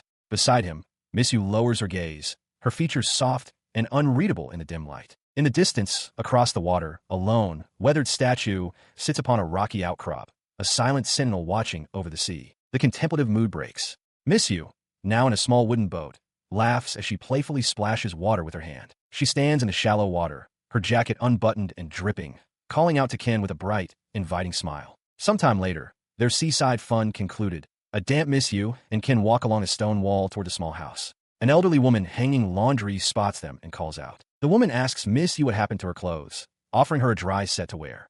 She then turns to Ken, calling him Porcupine Head, and tells him to go inside and change too. Misyu, blushing, covers her mouth in amusement as Ken looks on, surprised. Suddenly, the woman brandishes a broom, whacking Ken on the head and demanding to know if he was responsible for Misyu's state. With the handle of a saw now comically stuck in his gritted teeth from the impact, Ken frantically denies any wrongdoing. The commotion escalates as the woman, now on the shore, shouts that men who mess with girls should be neutered. Ken cries out in pain and protest, pleading with the granny as she continues her tirade. As the chaotic scene unfolds on the beach, a large, dark, and imposing ship sits silently in the water nearby, its presence unnoticed but ominous. Under a moonlit sky, waves crash against the shore where a car is parked, the sound echoing in the quiet of the night. Standing beside the vehicle, Yumin, now in a casual dress, playfully asks Ken if he is escorting her. He, dressed in a sharp suit, looks at her with a faint smile and suggests they should head back. They stand for a moment longer in silhouette against the fading light, the sound of the surf filling the silence between them. Soon after, the car's headlights pierce the darkness as it speeds along the highway, leaving the coast far behind. Inside the vehicle, Ken's expression grows serious. He reflects on how, after Yumin told him everything, the subject was dropped. He decides he cannot let things continue this way and resolves to tell her his own feelings. The drive concludes as they arrive at a towering apartment complex. Yumin thanks him for taking her home, and he asks if this is where she lives. Outside the car, a flustered Yumin begins to say a hasty goodbye, but as she turns to leave, Ken calls out her name, stopping her. She turns back to face him. He looks at her with an unwavering, serious gaze and says her name again, Yumin. His tone holds her attention. He thanks her for her honesty, explaining that her story made him reflect on his own past. He recalls having a family and dreams, only to lose everything at 13, just as she did. He concludes that there is something he must tell her. With a grim expression, Ken delivers the devastating truth. He reveals that his parents were killed during the war the White Dragon clan waged in Kansai, and that they were killed by her father's men. His devastating revelation struck Yumin with the force of a physical blow. Her eyes, wide with disbelief and horror, filled with tears as she clapped a hand over her mouth, struggling to process the truth. He looked away, his own expression pained, and continued speaking. He confessed that ever since meeting her, he felt he had regained some of the precious things he had lost, even in that very moment. His gaze returned to her as he declared that no matter how the world changes, she is still herself. He concluded that even if their connection wasn't meant for him, he simply didn't care. With a determined expression, punctuated by comical puffs of air from his nostrils, he urged her to forget her past and cling to her own happiness. His words, meant to comfort, instead broke through the last of her composure. Overwhelmed, Yumin's face crumpled as she began to sob uncontrollably. He closed the distance between them in an instant, sweeping her up into a powerful, all-encompassing embrace. As he held her, however, the intense emotional gravity of the moment was abruptly derailed by a very physical realization. Her chest was pressed against him, and the singular thought, boobs, so soft and bouncy, echoed in his mind. His undignified train of thought continued as his gaze drifted lower. Whoa, he thought, a fleeting, impulsive desire to grab her rear crossing his mind. Before the thought could take root, a figure wearing a concierge cap appeared from nowhere, bringing a club down hard on Ken's head. You there, don't get any bright ideas, the man roared, his face a demonic mask of fury. The bizarre encounter concluded, Ken and Yumin departed. Their car sped through the illuminated city streets, leaving the scene and the strange concierge behind. While Ken drives, flustered, he receives a call from Park Tae-soo. Park expresses his relief, stating they were all worried when he disappeared. He then playfully asks if Ken was on a date. Sweating, Ken deflects, saying he was on an island sorting out his feelings and asks for paid leave, though he internally admits the date accusation is only half true. He grips the steering wheel, his expression hardening as he reflects on his conversation with Yumin. She had told him everything, including the shocking truth that she was the daughter of a Yakuza boss. Yet, he couldn't bring himself to be completely honest in return, failing to reveal his own deep involvement in the Korean underworld. The car's headlights slice through the night as it accelerates down the highway. Ken's jaw is set, his gaze fixed on the road ahead with unwavering determination. As the city lights blur past, a clear realization cuts through his turmoil. The fact that he doesn't care whose daughter Yumin is a feeling that comes directly from his heart. This acceptance, however, has its limits. He clarifies in his own mind that while he loves her, this does not mean he forgives her father. He vows that he will never forgive Yoshizawa Ryu. His eyes burn with renewed purpose, a fierce intensity radiating from his face. He feels it now more than ever. He is finally one step closer to his ultimate goal, one step closer to Yoshizawa Ryu. The car continues its journey into the night, the sound of its engine marking the end of this tumultuous chapter. The chronicle of Kitano Ken continues. His life in Korea is defined by his complicated relationship with Yumin and his leadership of the burgeoning Kenrock team. Alongside him stand his core members, the imposing Marin, the calculating Park Tae-soo, and the steadfast Kaylin. Together, they navigate a treacherous path, aiming to seize control of the local territory through sheer force and unwavering will. A memory, or perhaps a premonition, flashes through the mind.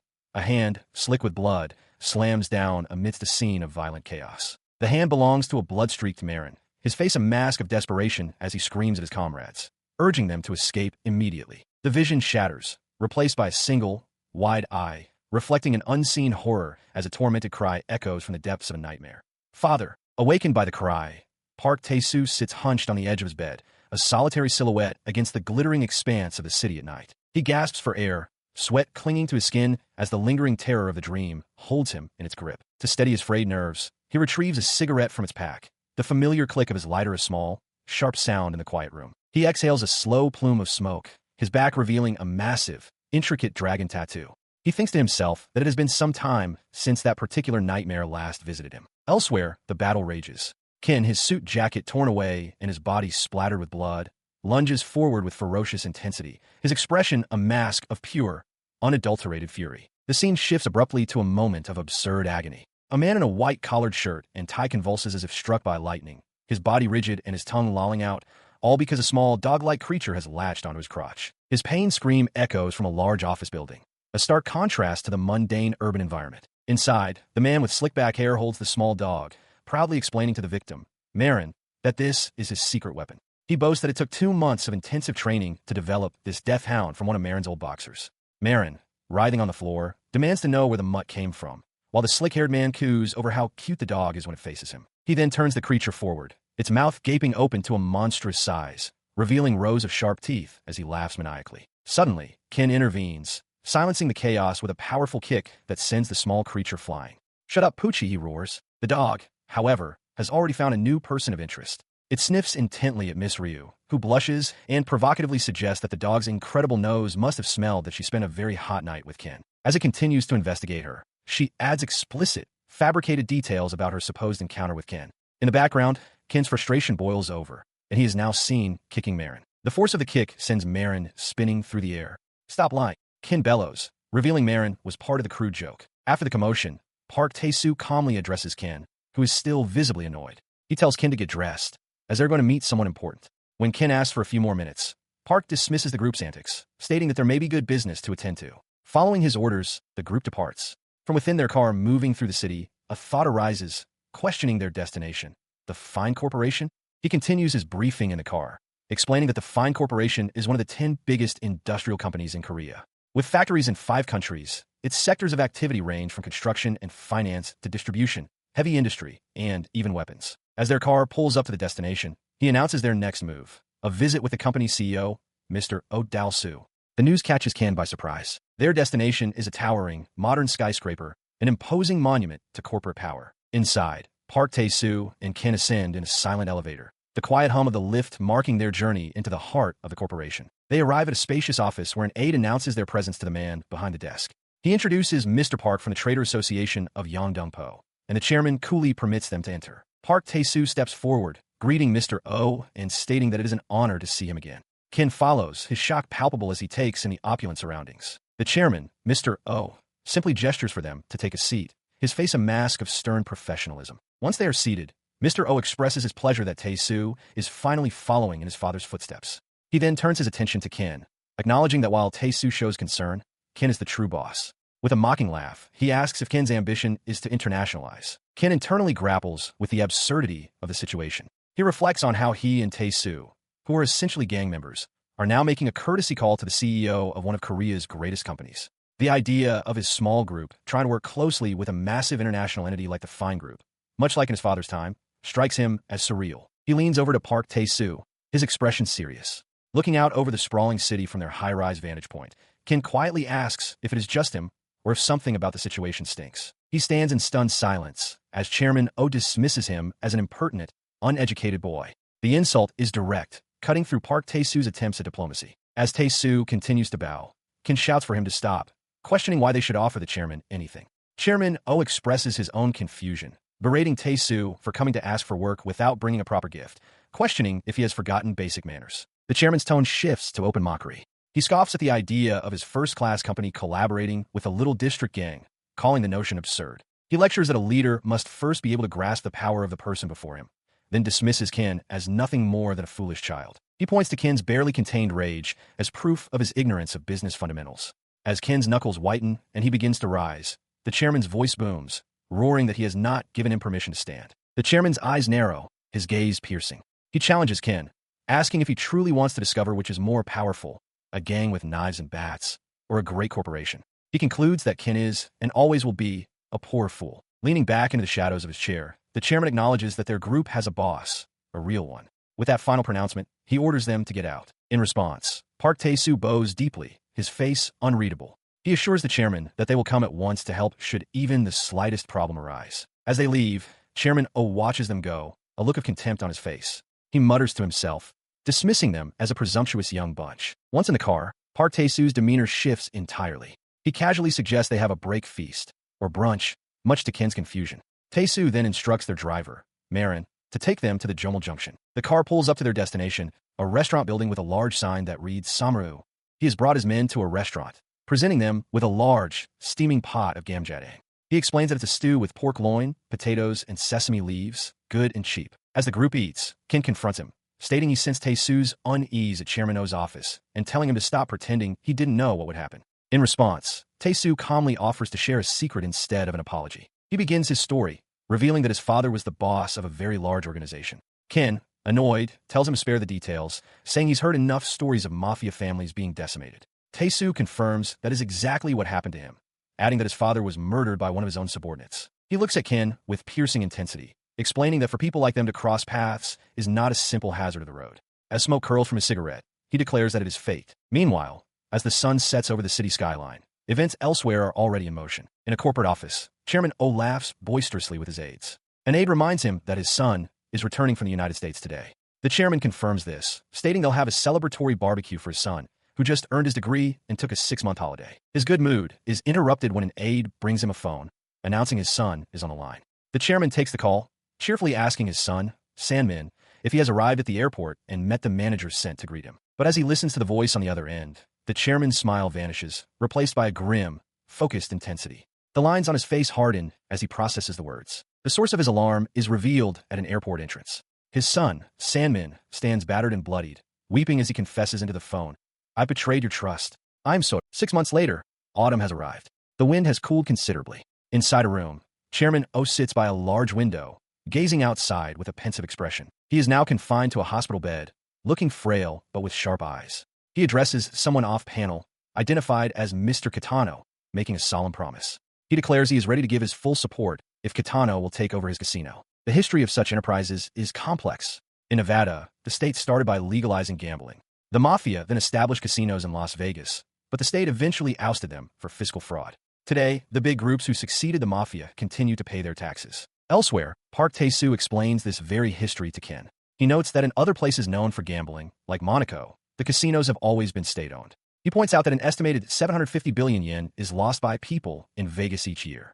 Bringing the lesson closer to home, he specifies that in Korea, it was rebels in the 60s who launched the first casinos. He continues, reminding Ken of his previous assertion that gangs, the state, and monopolies are all the same. Casinos, he declares, are the quintessence of all three. He elaborates that casinos built with public funds held a monopoly in Seoul for almost 40 years, until state-managed casinos finally appeared in 2006. Standing with Yang outside a massive building they apparently inherited, Ken asks for the details of the plan. Park reveals he has already conducted his own investigation and will summarize it. He begins by mentioning there are still gray areas concerning this famous casino, chiding Ken for not watching the news, much to Ken's surprise. The realization hits him.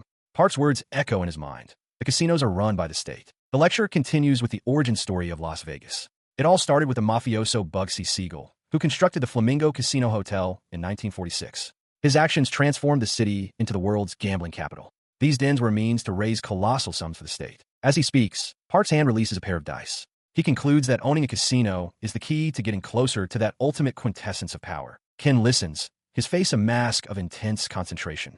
The weight of the plan, the history, and the immense ambition behind it all settles upon him. He listened as Park Tae-soo gestured towards the sprawling complex before them, continuing his explanation. A casino hotel, a ski resort, a golf course, and an amusement park had all been built by a company tied to the revolutionaries who once held Seoul's casino monopoly. Banned from building in the capital, they settled for the suburbs. The result was the Imperial Casino, a paradise unknown to the country's own inhabitants, where only foreigners were permitted entry. Park described it as a gold mine that paid its owners 100 billion yen, with jackpots reaching close to 100 million yen. This, Park concluded, was what he knew of the Imperial Casino, the largest casino in all of Pacific Asia. His story then shifted focus to a specific incident from 6 months prior. The son of the fine group's president had gone there. It was an event, Park noted grimly, that had shocked all of Korea. The flashback showed the president's son, Sanmin, and his companions, looking cheerful and arrogant. Inside the casino, the games of chance were in full swing as dice tumbled across a craps table. At the roulette wheel, a hand confidently placed a bet on a double street, the ball clattering as the wheel spun. One of Sanmin's companions questioned the risk of him being there, but Sanmin arrogantly dismissed the concern. He boasted of having dual Korean and American citizenship, which he had used to evade his mandatory military service. Approaching a pit boss, Sanmin declared his intention to play baccarat with a higher minimum bet, asking how much the current minimum of $1,000 was. The pit boss, seeing a high roller, eagerly agreed to prepare a suite immediately and guide him to a private lounge. As a final display of his entitlement, Sanmin also demanded they bring strippers. Inside the opulent casino, a dancer performs on a brightly lit stage, her movements adding to the decadent ambience. Amidst this atmosphere, Sanmin played for 3 straight days in the private lounge, a high-stakes area where the casino provided him with a suite and free meals. His luck eventually ran out. Slumped over the table, he watched as his losses mounted, ultimately losing a sum close to $300,000, which brought his total debt to the casino to over $400,000. The crushing defeat caused him to lose his composure entirely. He slammed his fist on the table, screaming in frustration and demanding to know the cost of the entire casino. His friends, having also lost big, could only watch, with one suggesting they try the slot machines in a desperate hope to win the jackpot. As they walked away from the table, one of his companions muttered in defeat, acknowledging that they were now truly in trouble. His friend's words did nothing to soothe his temper. Sanmin suddenly spun around, pointing an accusatory finger at the female dealer who had managed the table. He shouted that he didn't like her attitude. He continued his tirade, accusing her of openly mocking him for his loss and laughing because she had fleeced him. His friends tried to intervene, asking if he was drunk, but he brushed them off, yelling for them to leave him alone and cursing the casino's lack of manners. His rage escalating, Sandmin lunged forward and violently grabbed the dealer's hair, screaming and asking if she was still laughing. The pit boss rushed over, shouting for him to stop. The dealer, though terrified, tried to explain that she wasn't laughing and that he must have misunderstood, reminding him that a dealer must always remain indifferent to a client's outcome. The pit boss, now at his side, tried a more placating approach. He put a hand on Sandmin's shoulder, asking him to calm down while chiding his mafia manners. The dealer closed her eyes, trying to compose herself as the pit boss promised to overlook the conduct this one time. His tone then shifted dramatically. The pit boss turned on the dealer, poking her sharply in the forehead. He snarled that being in the casino must have made her forget reality, questioning how she dared speak to someone like Sandmin that way, implying he was a godfather. Sandmin's face contorts with rage as he screams his threat. He boasts that he only needs to say a single word to the tax office, and this entire gambling establishment and its godfather will be destroyed. His tirade is cut short by a brutal, unexpected punch. Park Tae-soo's fist connects squarely with Sandmin's face, sending a spray of blood into the air. The force of the blow sends Sandmin reeling backward, his body thrown off balance as his friend cries out his name in alarm. Park Tae-soo stands over the scene, his expression a mask of cold fury as he glares at the man he just struck. His rage not yet sated, he pivots and smashes his fist into the face of the casino's pit boss. As the pit boss falls, Sandmin's friend grabs him, shouting frantically at Park Tae-soo. He demands to know if he's gone mad, screaming that the man he just hit is the heir to the fine group. Ignoring the warning, Park Tae-soo delivers a vicious kick to the pit boss's head. Even as he's struck, the pit boss shrieks that Sandmin's father is the industry's kingpin and orders Park Tae-soo to excuse himself immediately. The violence suddenly stops. Park Tae-soo looks down, his expression cold and impassive. He quietly asks them if they truly dare to cause such a disturbance, despite knowing perfectly well who holds power in this casino. He stands over the terrified men huddled on the floor. He dismisses their reliance on money and connections, stating that his own director is far more influential. He then asks them a simple question. Are they strong enough for what he represents? A chilling smile spreads across his face. He wonders aloud if a man like Sandmin's father even knows how to handle weapons. He then poses a final, menacing question. In a war between a mafia gang and a company, who do they think would actually win? He punctuated his lesson with a final, brutal series of blows. Shouts of "Take this, bastard!" And now, do you get it? Echoed through the opulent hallway, punctuated by the sickening thuds of impact and guttural cries of pain. Moments later, he emerged from the Imperial Casino, leaving the battered forms of Sandmin and the pit boss sprawled on the tiled courtyard below. He stood alone at the entrance, surveying the aftermath of his violent demonstration. Sometime later that night, a bruised and humbled Sandmin walked away, muttering into his phone. Nearby, Ken sat slumped against a street lamp, groaning in discomfort amidst discarded casino-branded drink cans. As Park Tae-soo watched from a distance, a cold, knowing look on his face, Sandmin made a tearful call. He confessed to his father, his voice choked with shame, that he was sorry and had betrayed his trust. It all started with a vulgar fight, he explained. But for Park Tae-soo, this was merely the beginning. He knew that what was to follow would be worth its weight in gold. Park Tae-soo speaks with Ken, sharing his thoughts on President Oh Dal-soo. He expresses a particular dislike for the president's son, Sandmin, and his habit of using English words. Tae-soo advises Ken to keep this information in mind, hinting that it might prove useful in the future. Ken's expression grows serious as he processes the implications. He understands that with Tae-soo involved, this situation could escalate into big trouble. Elsewhere, the source of the trouble, a battered Sandmin, faces his father's wrath. He confesses everything. He went to a casino without permission, lost $700,000, and was subsequently beaten by a dealer. His father, Chairman O, glares down at him, his eyes cold with fury. He states grimly that this time, his son has gone too far. Sandmin bows low, accepting that he will be punished. However, burning with the shame of his treatment, he begs his father to avenge him and teach his attackers a lesson. He suggests a specific form of retaliation, using the chairman's extensive contacts to trigger a tax audit against them. Chairman O listens, holding a glass of wine, and coolly asks how. The chairman's composure shatters. He erupts, calling his son an idiot and questioning if he has any concept of the cost involved in such a move. With utter disappointment, he orders Sandmin to get out. Sandmin grits his teeth, seething with frustration. After his son's departure, Chairman O stands alone in his spacious office, a dark silhouette against the city view. The quiet is broken by the sharp slam of the office door. His contained rage finally explodes. He hurls his wine glass, which smashes against a large map of Africa on the wall, splattering red liquid across its surface. An aide bursts in, shouting his employer's title in alarm. His rage subsiding into a cold contemplation, Chairman O stands before his office window, gazing out at the city. He internally seethes over his son's incompetence, thinking what an idiot he is and how he raised a useless heir. Still, he acknowledges his son is his son. He cannot stand idle, especially considering his son was brutalized and will likely ask him for vengeance. His aide, the head of security, stands nearby, observing his boss's dark mood. The head of security breaks the silence, asking if they should go deal with the casino men and whether they have enough manpower for such a task. The chairman's form is cast in shadow, his fists clenched with renewed fury. A bead of sweat forms on the aide's brow as he swallows hard, awaiting the chairman's volatile response. The aide voices his doubts, stating that if they want to handle this with fists, their own security agents and bodyguards would likely not be enough. Unmoved, the chairman gives a sharp command. Use a few gangs from Seoul and the neighborhood. Seeking to cover all bases, the head of security then asks if he should also contact Kitano Ken and Park Tae-soo's organization. The chairman turns away, dismissing the idea with a simple, firm no. His face set in a grim line, he elaborates that they will pass on using that cheeky brat. With the decision made, the scene shifts to a modern skyscraper piercing the night sky, its lights blazing under a full moon. Moments later, the chairman and his aide are in a black sedan, speeding from Suwon towards the Gangnam district of Seoul. The chairman picks up the car phone, his plan already in motion. The phone rings in a lavish office. A man answers, and the chairman immediately gets the business, asking if he's speaking to Lee Man-gu, the director of the Imperial Hotel. The director confirms his identity and asks who is calling. The hotel director listens intently as the man on the other end of the line identifies himself. Dal-soo, the CEO of Fine Group. With a chilling command to stay put, the chairman announces his impending arrival and snaps his phone shut. This event would later be known by the Koreans as the Normandy landings. True to his word, a massive convoy of dark cars descends upon the winding road leading to the opulent casino complex, its gates standing before them like a fortress to be sieged. From the vehicles emerges a phalanx of men in matching dark suits and sunglasses. Led by the imposing figure of Park Tae-soo, they stride purposefully through a hallway, their silent advance causing a nearby hotel valet to stare in wide-eyed shock. Their arrival is met with immediate aggression from the casino's own security. A thug with a shaved head slams a door open, roaring for everyone to shut up and stop fooling around as a woman screams in terror. The casino's security leader steps forward, angrily demanding to know who the intruders are.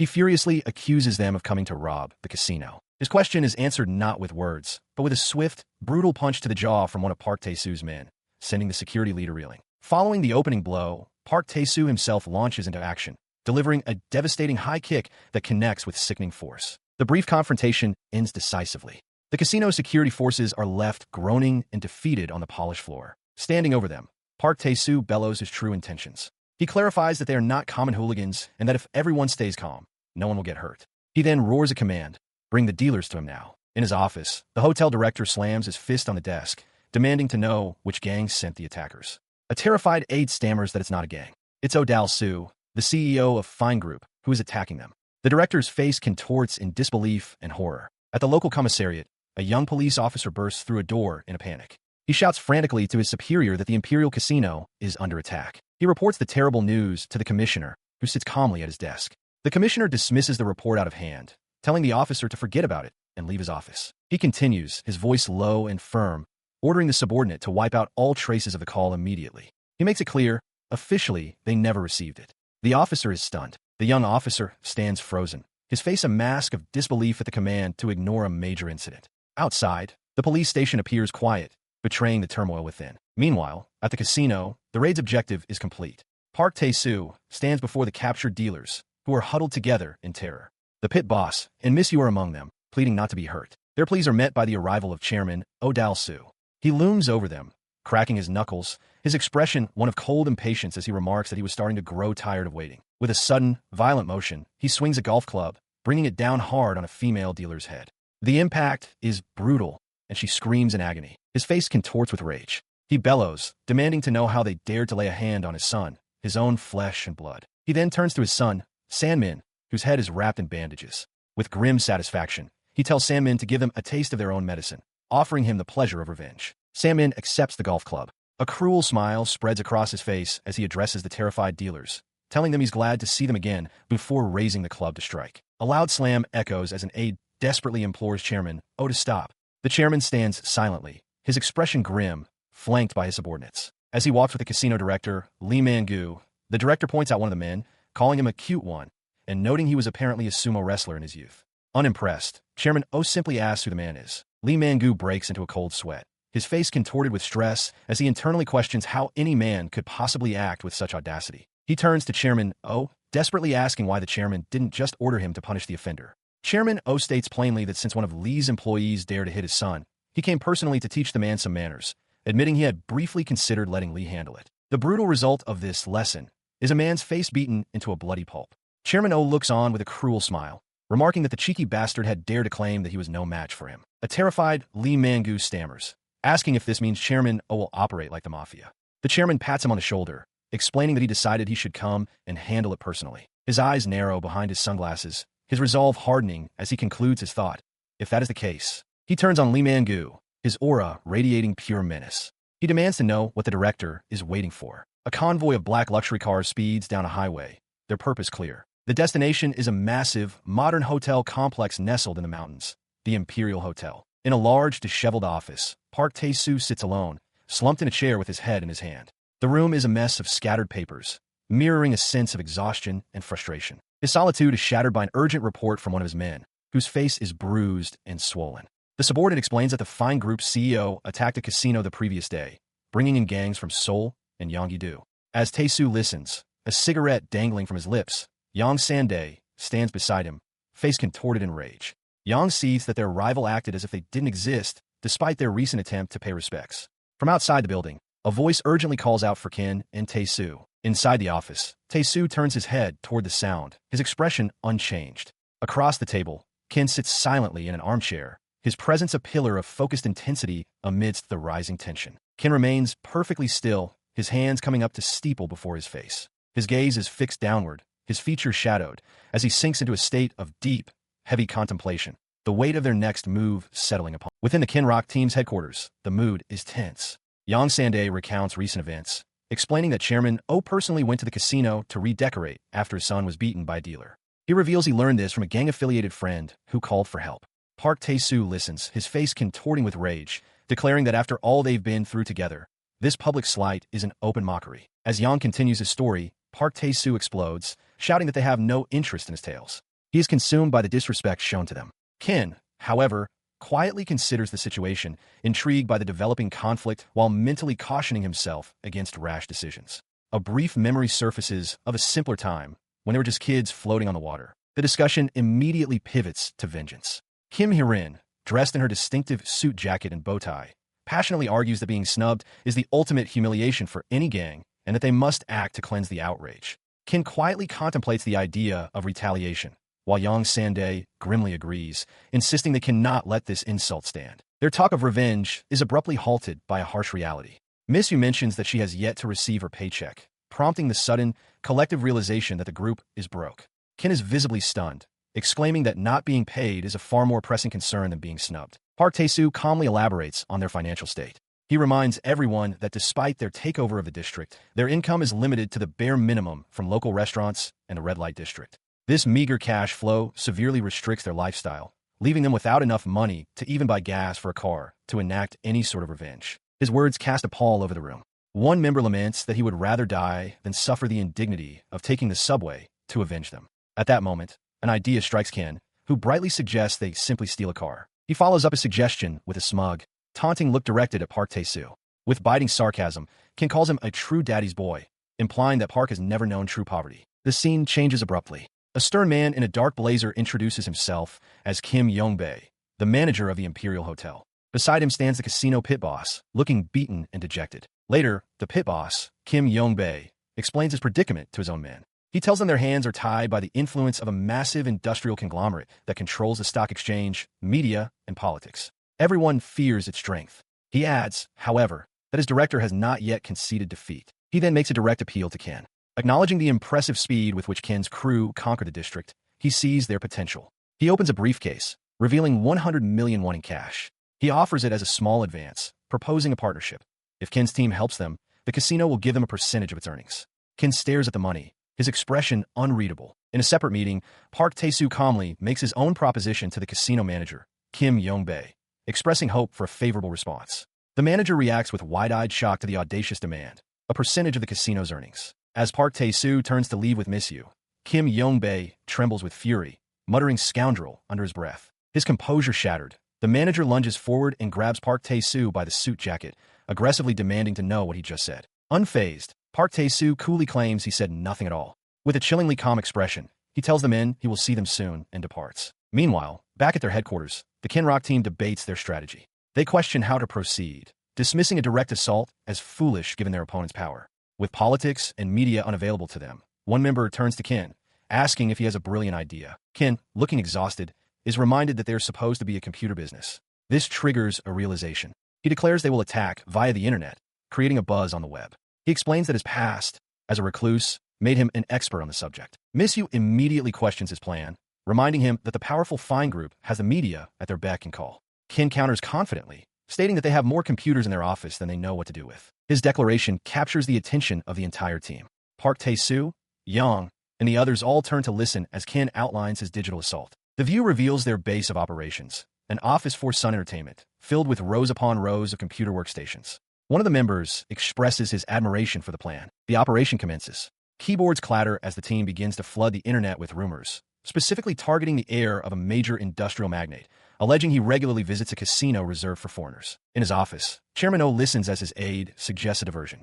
To bury the burgeoning scandal about his son, they should replace it with a story about a TV star. The media manipulation unfolded exactly as Ken had foreseen.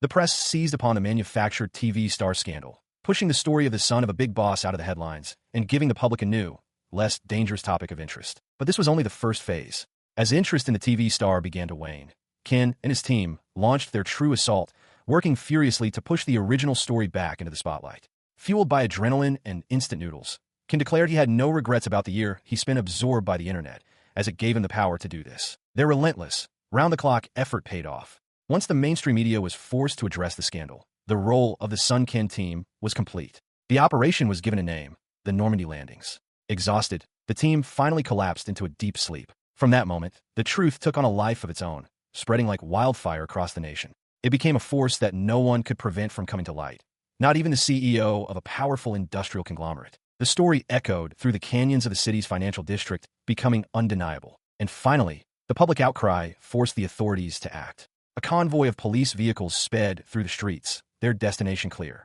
They arrived at the opulent headquarters of the Fine Group, a testament to the corporation's immense wealth and influence. Inside, an officer confronted the man at the top. Holding up an arrest warrant, he shouted, identifying Mr. Oh Dal-soo, president-director of the Fine Group, and declaring him under arrest. Chairman Oh stands defeated, his hands bound before him in steel handcuffs. His expression is one of grim resignation as his empire begins to crumble around him. In his office, hotel director Lee Man-gu stares with intense focus, his face illuminated by the news of his rival's downfall. His maniacal laughter echoes out, seeming to emanate from the Grand Hotel Casino itself, a monument to his ambition. He throws his arms up in triumph, roaring that this will teach Oh Dal-soo not to interfere with him. Behind him, Park Tae-soo observes in silence. Turning to Park, director Lee congratulates him for the magnificent victory, calling him Young Bae and noting that the entire ordeal has been a valuable lesson. Park listens as Lee explains his reasoning.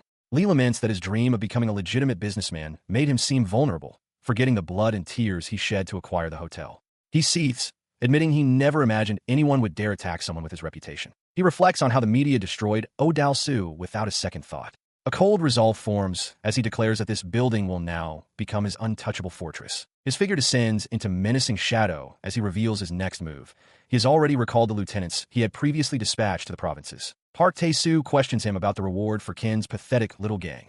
Director Lee scoffs at the idea, asking if Park is serious. He declares that they won't get anything, as their actions don't deserve a share of the loot. He states that this is contrary to business rules and orders Park to take care of them if they come demanding payment. A predatory grin twists his face. He asserts that for a gangster, business rules are worth more than life itself, and those rules don't apply to scoundrels. With a look of pure malice, he declares that he is back in the game. Elsewhere, two of Ken's subordinates prepare to make a move. One expresses doubt, asking if it's wise to go there without their boss's permission. The other leans against their car and retorts that they don't care about the boss. They haven't been paid, and it's perfectly normal for them to go and claim what they're owed. As the two men arrived to enact their plan, the one with dark markings around his eyes bellowed defiantly, pointing towards their target and vowing to handle the situation himself. His slick-haired partner watched with a grimace, muttering that their targets must think them idiots. His partner's anger quickly twisted into manic glee.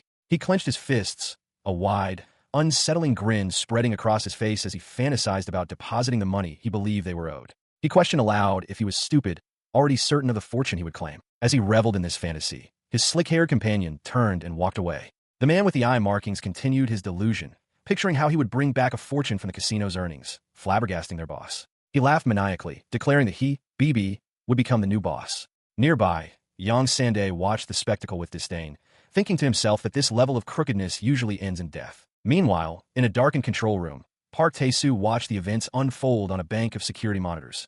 A predatory smile stretched across his face as he observed the slick-haired subordinate walking down a corridor, completely oblivious to the surveillance. While Park Tae-soo observed from the shadows, Kim stood alone on a rooftop, the wind whipping at his suit. His contemplation was broken by an urgent voice calling his name, telling him to come quickly. He turned towards the sound to see Kim Hee-rin crouched at the edge of the roof, her expression one of alarm. She shouted that the blockhead was at the hospital. Below them, the two rogue subordinates were being brutally beaten, their cries for help echoing upwards as they were struck. Beneath a tangle of city wires, Ken Rock stands with a resolute expression, his intense eyes fixed on an unseen point. His focus is on a hospital room where he, Park Tae-soo, and other members of his crew visit the injured thug leader. The man, laid up in bed, recounts his defeat, explaining that the weasel guy was so strong that he had 3 ribs busted before he could even react. As the leader finishes his story, the slick-haired subordinate aggressively confronts Ken. He reminds Ken that they're supposed to train 3 hours a day and asks if he's forgotten, boasting that he's been training relentlessly.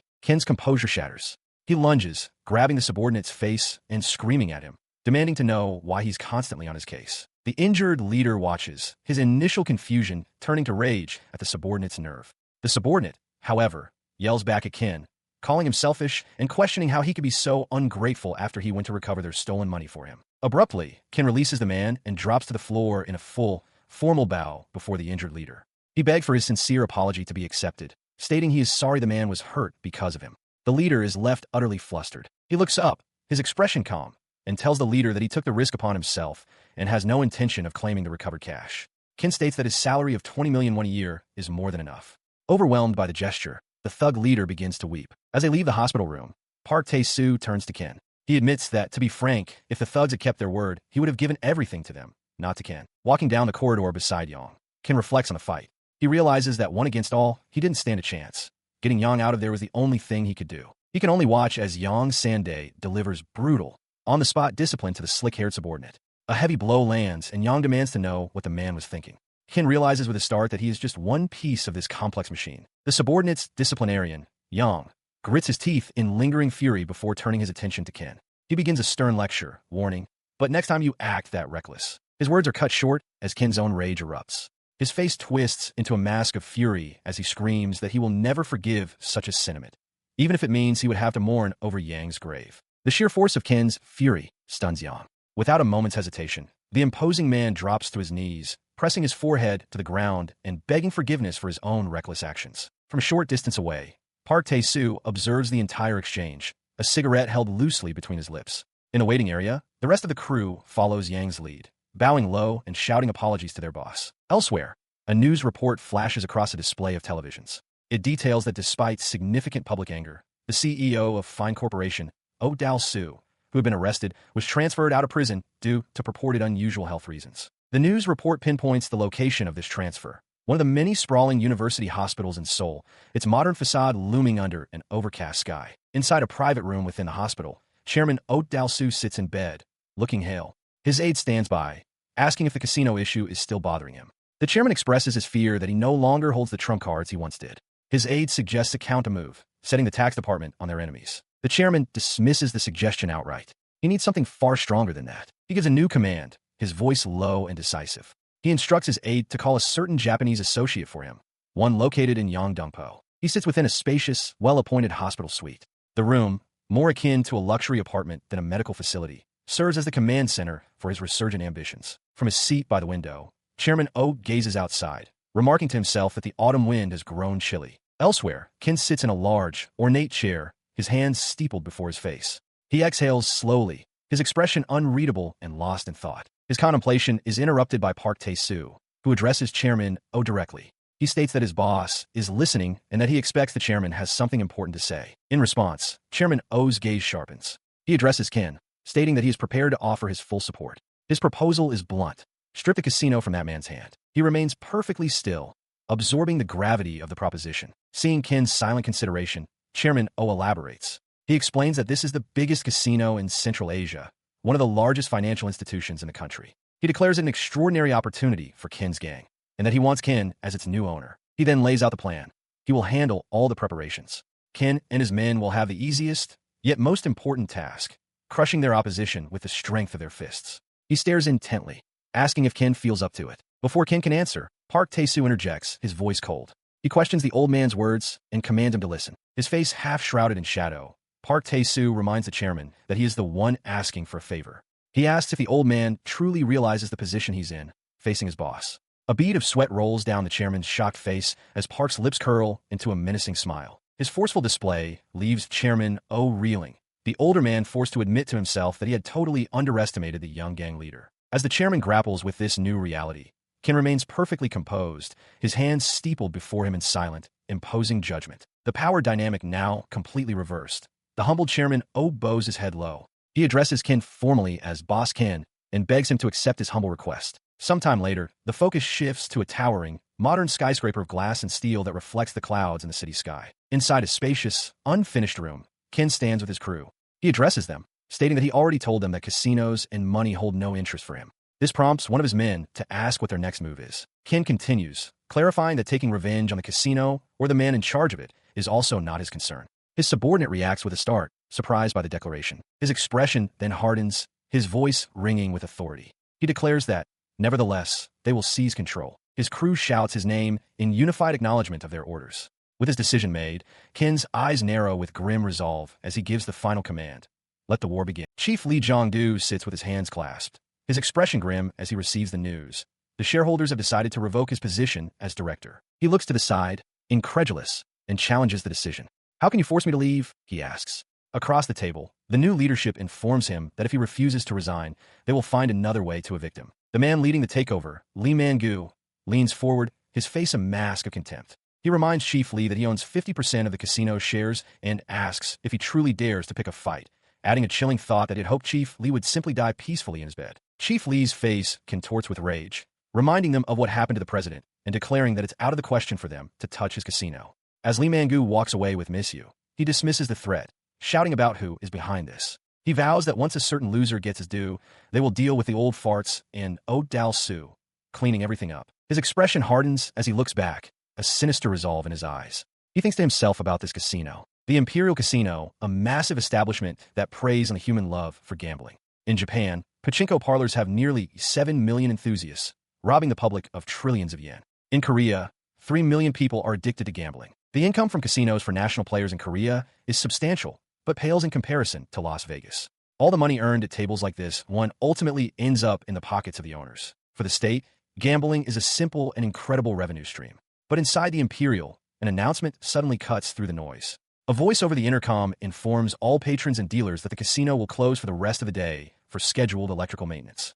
Confusion spreads through the crowd as people are asked to leave. Under the light of a crescent moon, the imposing casino building overlooks a winding road. A quote from Song Hae-sung reflects on the nature of the state, suggesting that when it acts in its own interests by controlling desires without taking responsibility, the word barbarian seems more appropriate than civilized. Down on the road, a black sedan speeds through the night, its engine roaring as it moves away from the casino. While driving, Park Tae-soo addresses Ken, acknowledging his desire to take over the casino. He calls it a fascinating dream, but warns that it is one filled with power struggles and violence, and that taking ownership means accepting this harsh reality. His gaze intense. He then questions if Ken is truly prepared to live through all the hardships that such a life entails. Ken reflects on this, admitting to Park Tae-soo that it was the same question he had asked himself. He recalls the unpleasant impression left by Oh Dal-soo during their first visit, which made him wonder if becoming part of the system would make him just as sickening.